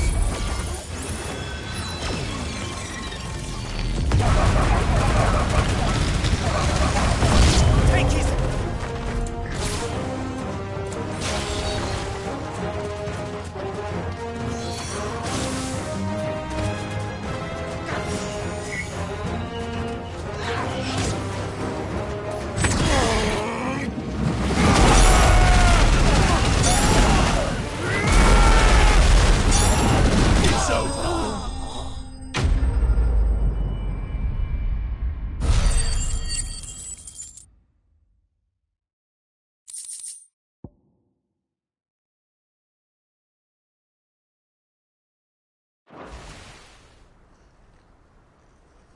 I'd better let Victor know.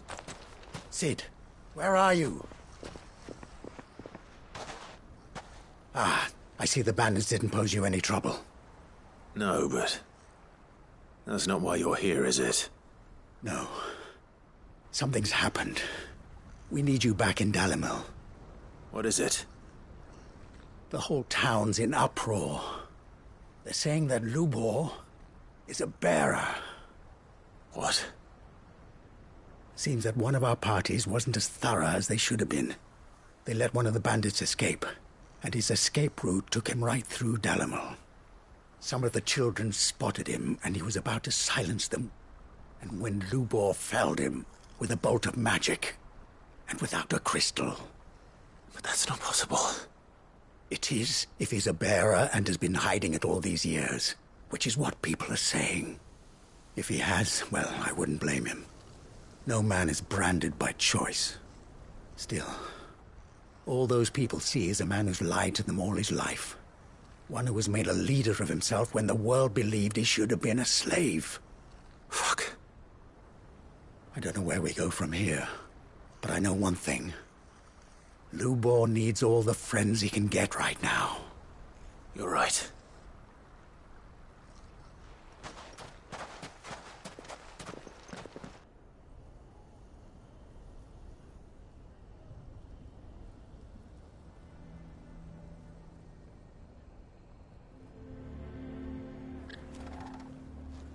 And now everyone knows. I made it a habit to keep a crystal close at hand for just such an occasion. And when that occasion arose, I forgot to reach for it. Well, it was bound to come out sooner or later. We're sorry, Lubor. We tried to keep running, but we just couldn't anymore. There's nothing to be sorry for. I rather enjoyed playing the hero for once. All that matters to me is that you two are safe. Look at him talking to his betters like it's nothing. All lies, I'll wager. Just like the ones he fed us all these years. Once people make up their minds, it's hard to change them. We need to do something, and quickly. Convince the people not to let their prejudices blind them. Convince them that nothing has changed. That their enemy lies outside these walls, not within them. You're right. We should speak to everyone. I'm glad you agree. I'll handle the townsfolk. I'm a Dalmec born and bred. They listen to me. You head to the tavern. Make Conrad and Natalie remember who Lubor really is. They know that Lubor and I are friends. I might not make for the most impartial of interlocutors. Lord Underhill of Randalar's League of Merchants, however, is a trusted and impartial mediator of note. I'll do what I can.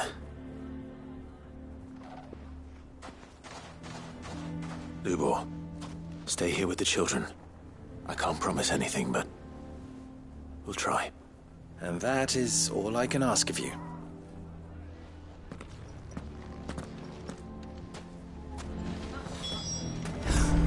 Why are you taking the bearer's side? Why do they always have to make such a fuss? You all along that he... Forgive me for disturbing you, but could I have a moment of your time?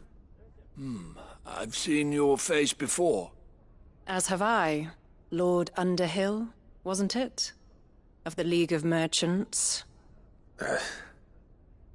That's right. I wanted to speak to you about Lubor. The rumors that he's a bearer. All true, I'm afraid. He'll never be mayor now. Not if I have anything to do with it. But what of his wares? Bearer or no, his steel is highly valued throughout the Republic. In this at least he's done the town a service. Might that not earn him a little leniency? Leniency? He pretended to be one of us when he was laughing behind our backs all the while. I'm sorry, my lord, but he lied to us. He lied to you. He cannot be trusted. So what do you propose? Will you drive him from his home? Close his forge? Perhaps. That is a question for the people of Dalimil, and they will thank you not to get involved.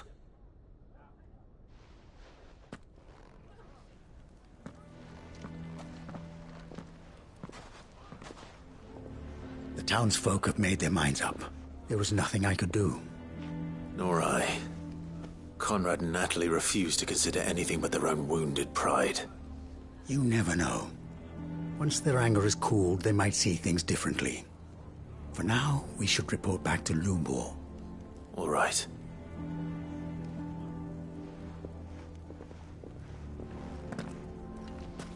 Why do they always have to make such a fuss? Why the hell did Victor take the bearers? For sharing you. I assume the situation is hopeless? There's still hope. But...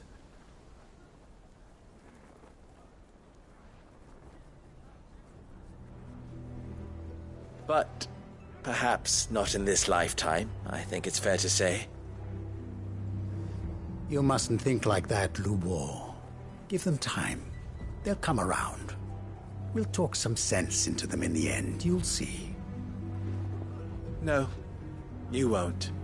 And your efforts would be better spent elsewhere. But Lubor... Rosina would often tell me that steel does not lie, that a blade is a reflection of the smith who forged it. To yourself be true, that was her point.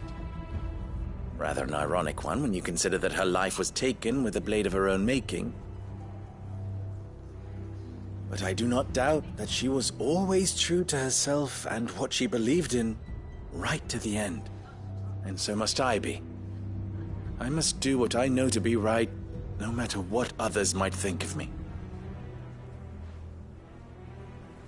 And now, I know what that is. I must embrace my new role of villain so that the people of Dalimil have something to unite against. For only united can they hope to stand against the threat that awaits them. I'll need to make a suitably dramatic exit, of course. Don't go, Lubor. You're the only one who was ever kind to us. We'll be all alone. Again. Trust me, little ones. It is for the best that I go. Not only for the town, but for you, too.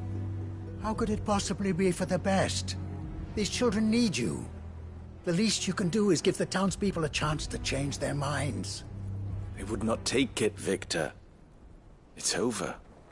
Over, you say? And so just like that, you're going to throw this town and these children to the wolves? I thought you were better than this. But it seems you had me fooled as well. Victor. Forget it. Do what you will. You sure you're making the right choice, Lubor? Of those available to me, I believe it's the best one. Yes. Ah, but where are my manners? Here. A reward for clearing out that bandit camp. Right then. I have packing to do. If there's anything I can do. Anything. I'll bear it in mind. Thank you.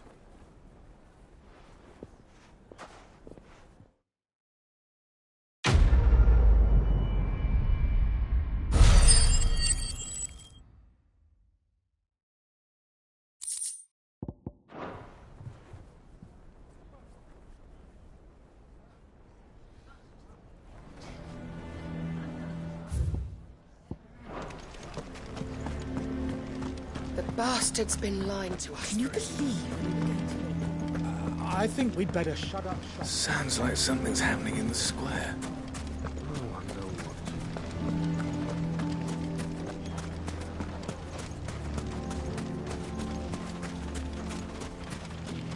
Are you looking for something in particular?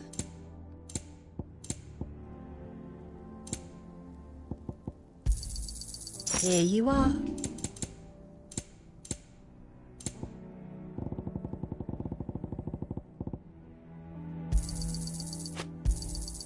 Anything else I can take off your hands?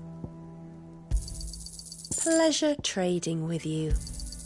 Anything else I can take off your hands?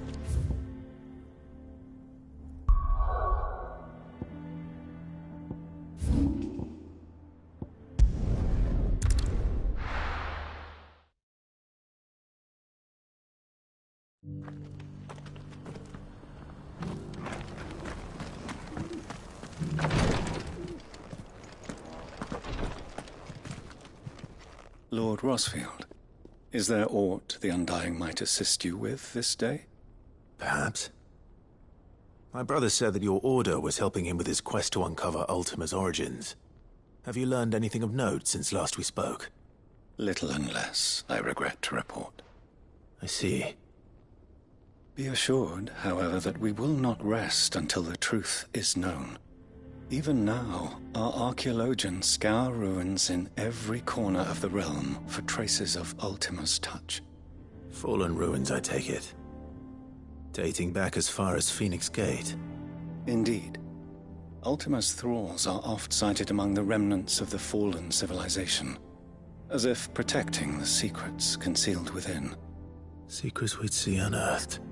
Should our methods be of interest, my lord, mayhap it would please you to observe some of our number at work. Would that be possible? Of course. A survey is being conducted not far from here. Perchance you are familiar with Kretov, a small hamlet built around a fallen airship. I was due to visit my colleagues there to collect their preliminary findings, but if you would consent to do so in my stead, I'm sure that they would be honored to relate any discoveries they have made to you directly. All right. I'll go and meet with them. They will be most gratified, I am sure. Might I suggest you take the road through Titan's Wake? It will lead you straight to the village after but a short walk. Thank you. I will. I wish you a safe journey, my lord. May the Firebird's flames burn ever in your heart.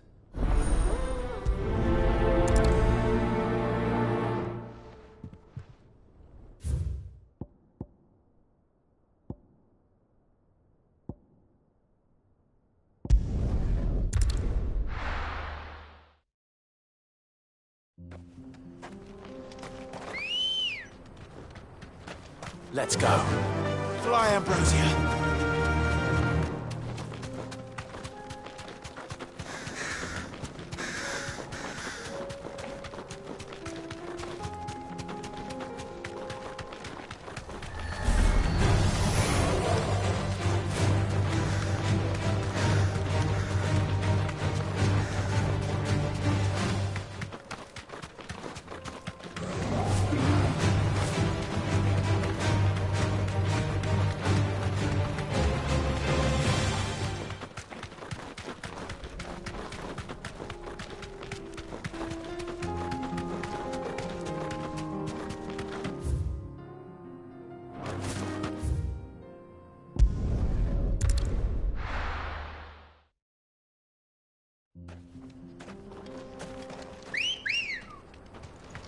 Come on.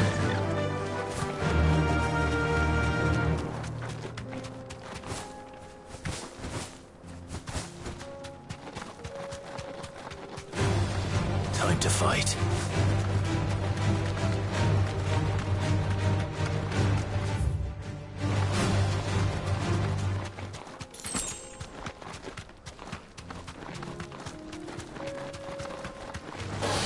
This won't be easy.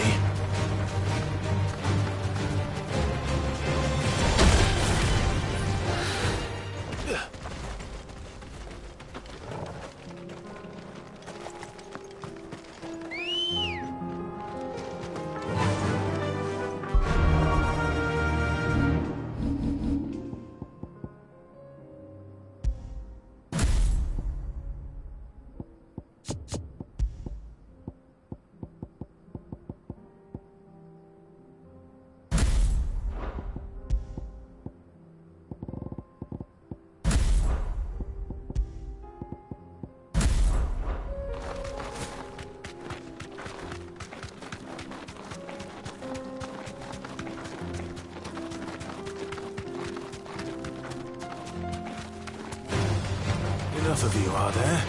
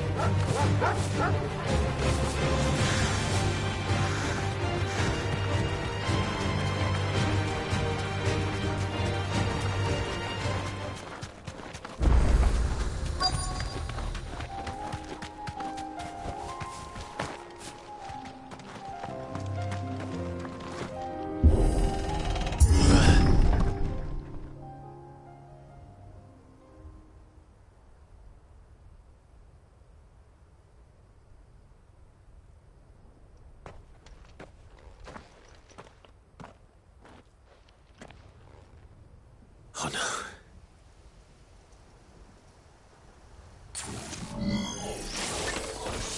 You'll pay for this. There may still be survivors. Waters run!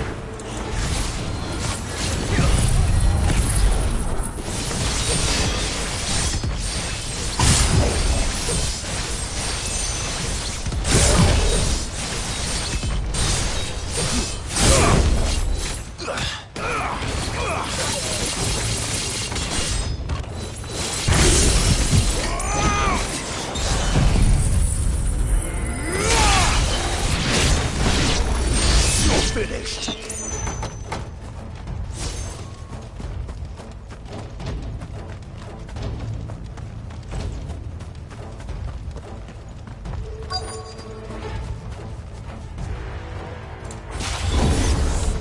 Whatever that thing is, I'd say it's their leader. Let's try.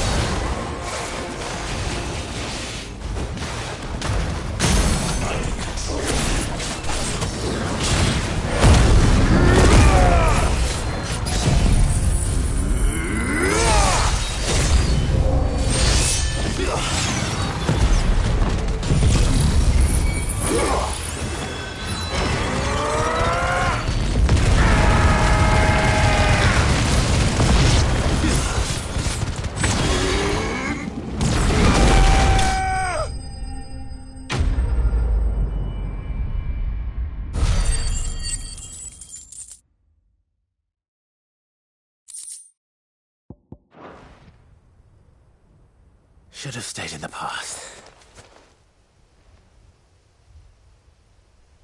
These must be Cyril's colleagues. You have our thanks, stranger. Who are you? Ah, forgive me, my lord. I did not recognize you. You are Lord Rosfield, are you not? We are archaeologians, tasked with surveying this site. When the echoes appeared, our brothers here occupied their attentions. Thanks to them, and to you, we were, for a mercy, able to see our duty to its conclusion. You call that a mercy? Your brothers might still be alive if you put their safety before your duty. Surely this survey wasn't worth dying for. We are charged with uncovering Ultima's origins. A duty of the highest import, as I'm sure you will agree. And you think your dead brothers would agree with you too? I know they would. They gave their lives for the cause, an honor to which all Undying aspire. Now, to what do we owe the honor of your presence, Lord Marquis? Cyril told me of your work here, and I agreed to collect your findings in his stead. I see. That is most kind. Pray, take them then, with our humble thanks. May the Firebird's flame burn ever in your heart, as it does in ours.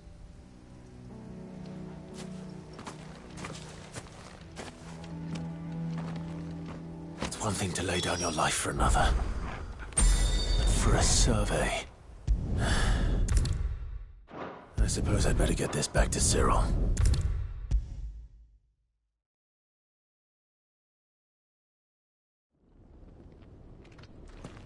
Ah, you are returned, my lord. I collected your colleagues' preliminary findings.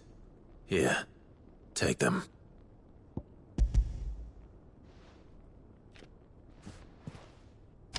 My thanks. I shall study them, and inform you forthwith if I discover aught that might aid you in your fight against Ultima. Cyril, your survey party suffered several losses in Kretov. Losses which could have been avoided, had the others not chosen to complete their work, instead of saving their friends. Were these your orders? No. This was their choice. Every Undying devotes his life to the service of the Phoenix. It is our sole duty, and should we die in discharging it, so be it. Even when death is avoidable.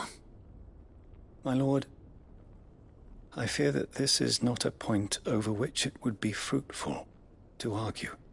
The Undying have served the Phoenix for countless generations, and your opinion of our methods, however earnest, is not like to change them. We live to serve the Phoenix. Our very order exists for that purpose, and that purpose alone. Cyril, I know that you and your brethren answer only to Joshua, but allow me to offer you a word of advice. It does not further the cause of the Phoenix to have his loyal followers surrender their lives without good reason. Provide your survey parties with an escort, that they might live to do their duty for years to come. Think not only of how you can serve the Phoenix, but how Joshua would want you to serve him. Please. For all our sakes. I thank you for your advice, my lord. If you will permit me to respond, our faith in his grace, Joshua Rosfield, is absolute, and we of the Undying will do what we believe is right to fulfill our duty unto him. As first shield to the Phoenix, I am sure you understand what it means to do one's duty. I do.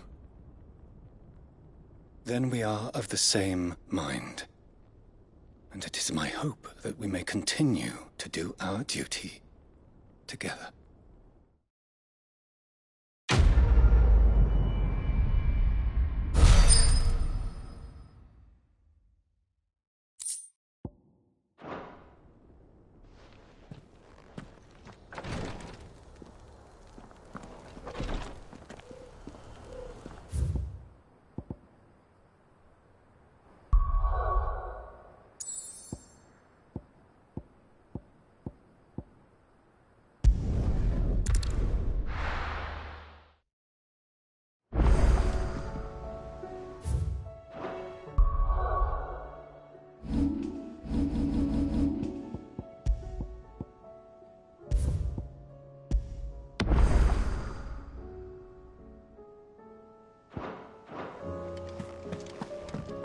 Come back.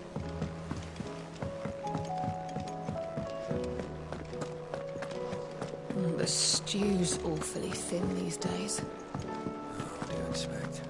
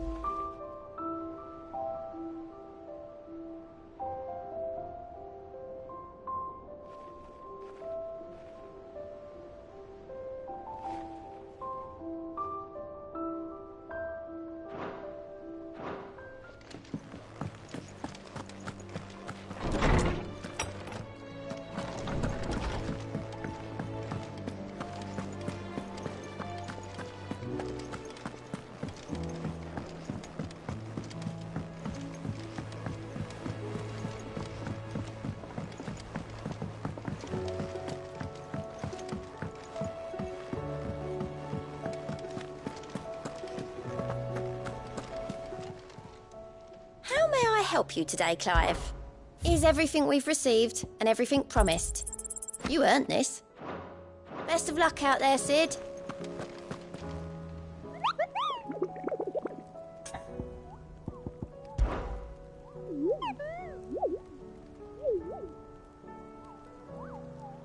Through Orcish lands.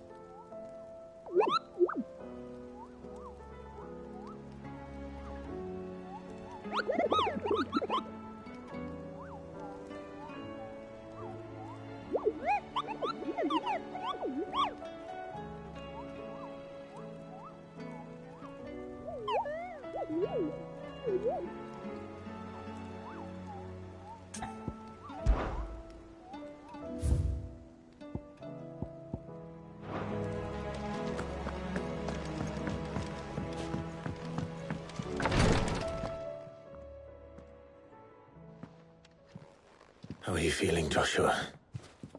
Better than I was. But not nearly as well as you should be. Your cuts and burns may have healed, but your body still bears the burden of every spell cast. And what would you have had me do? It was no ordinary foe we faced. It was the Warden of Darkness. Yet still, it was not enough. The king could have ended me at any moment, but instead chose to toy with me like a curl does a mouse. You underestimate yourself. Oh, it was crystal clear. Only one man established his dominance that day, and that man was Barnabas. I'm sorry, brother. That was ill-spoken. It's just, I have never felt so powerless. And when so many are looking to us for strength, perhaps the prince feels the same.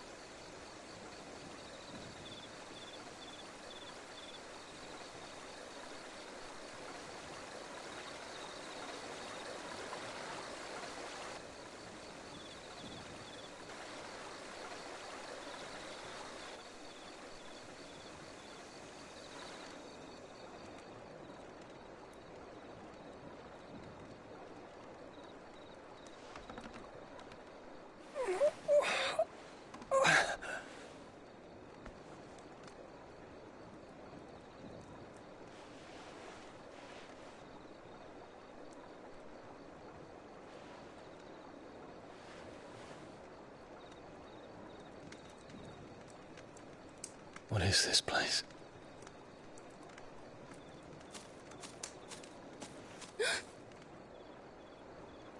Don't move.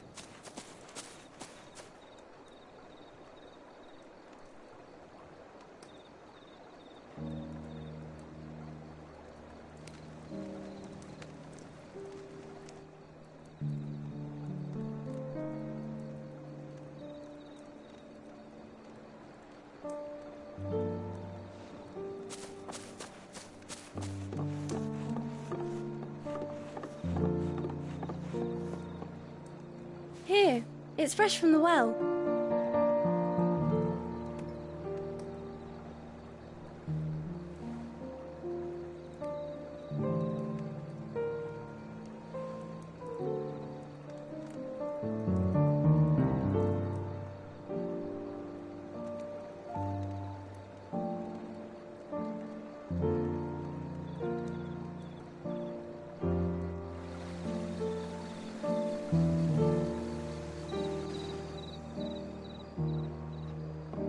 Grandmother told me spirits sometimes get lost, and that the lanterns guide them to their proper place. I set one on the river for her when she passed away.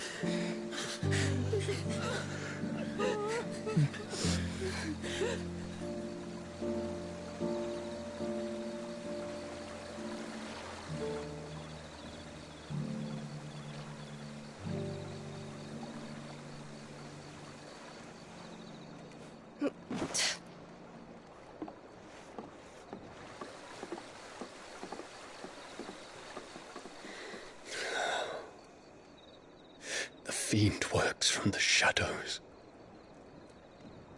Was it you who guided my hand then, Ultima? No, not you. This is my doing, my fault, my sin to bear. And for it, I must atone. Your hurts are healing nicely. It was my poultices that saw you well. You make them? And sell them, or try to. Earns me enough for bread, most days. Forgive me. I have nothing to...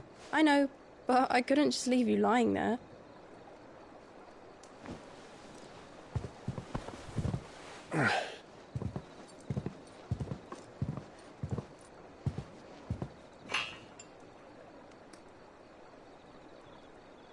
You're going then?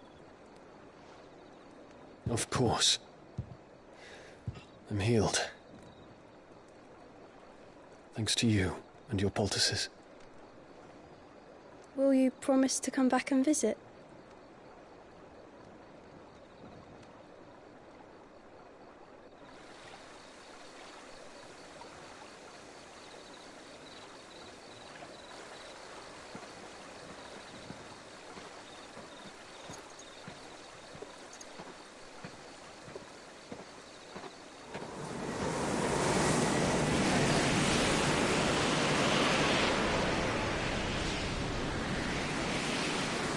Well, Phoenix, it would seem that I owe you my wings.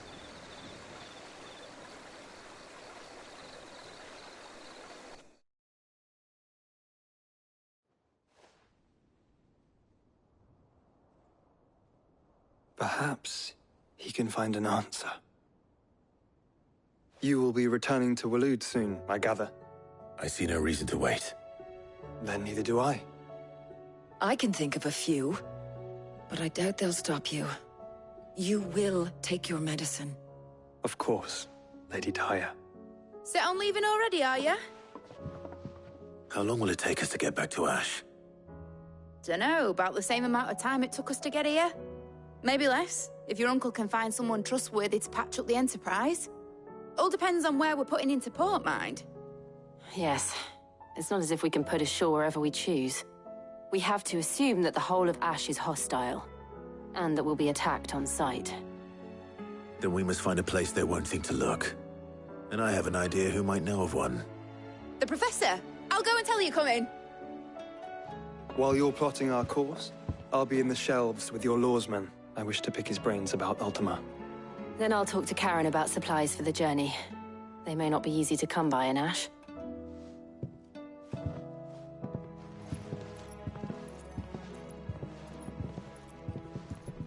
Your brother's body won't take much more of this recklessness. You know that, don't you? I do.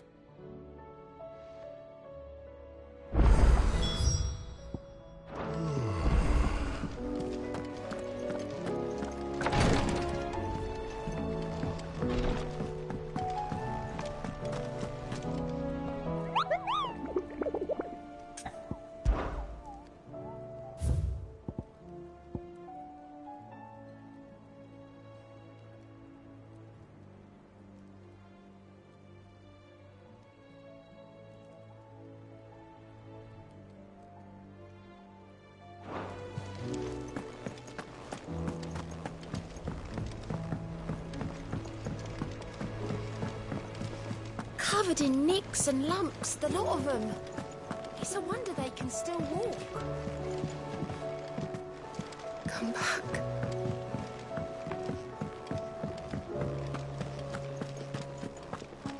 This stew's awfully thin these days. Oh, what do you expect?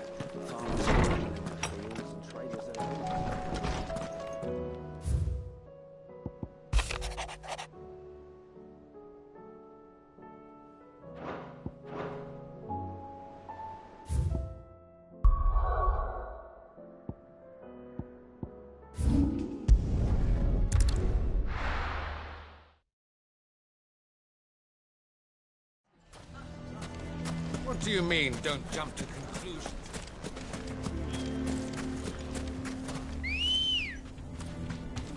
Ready, go? How the hell did that bastard get through the desert gate?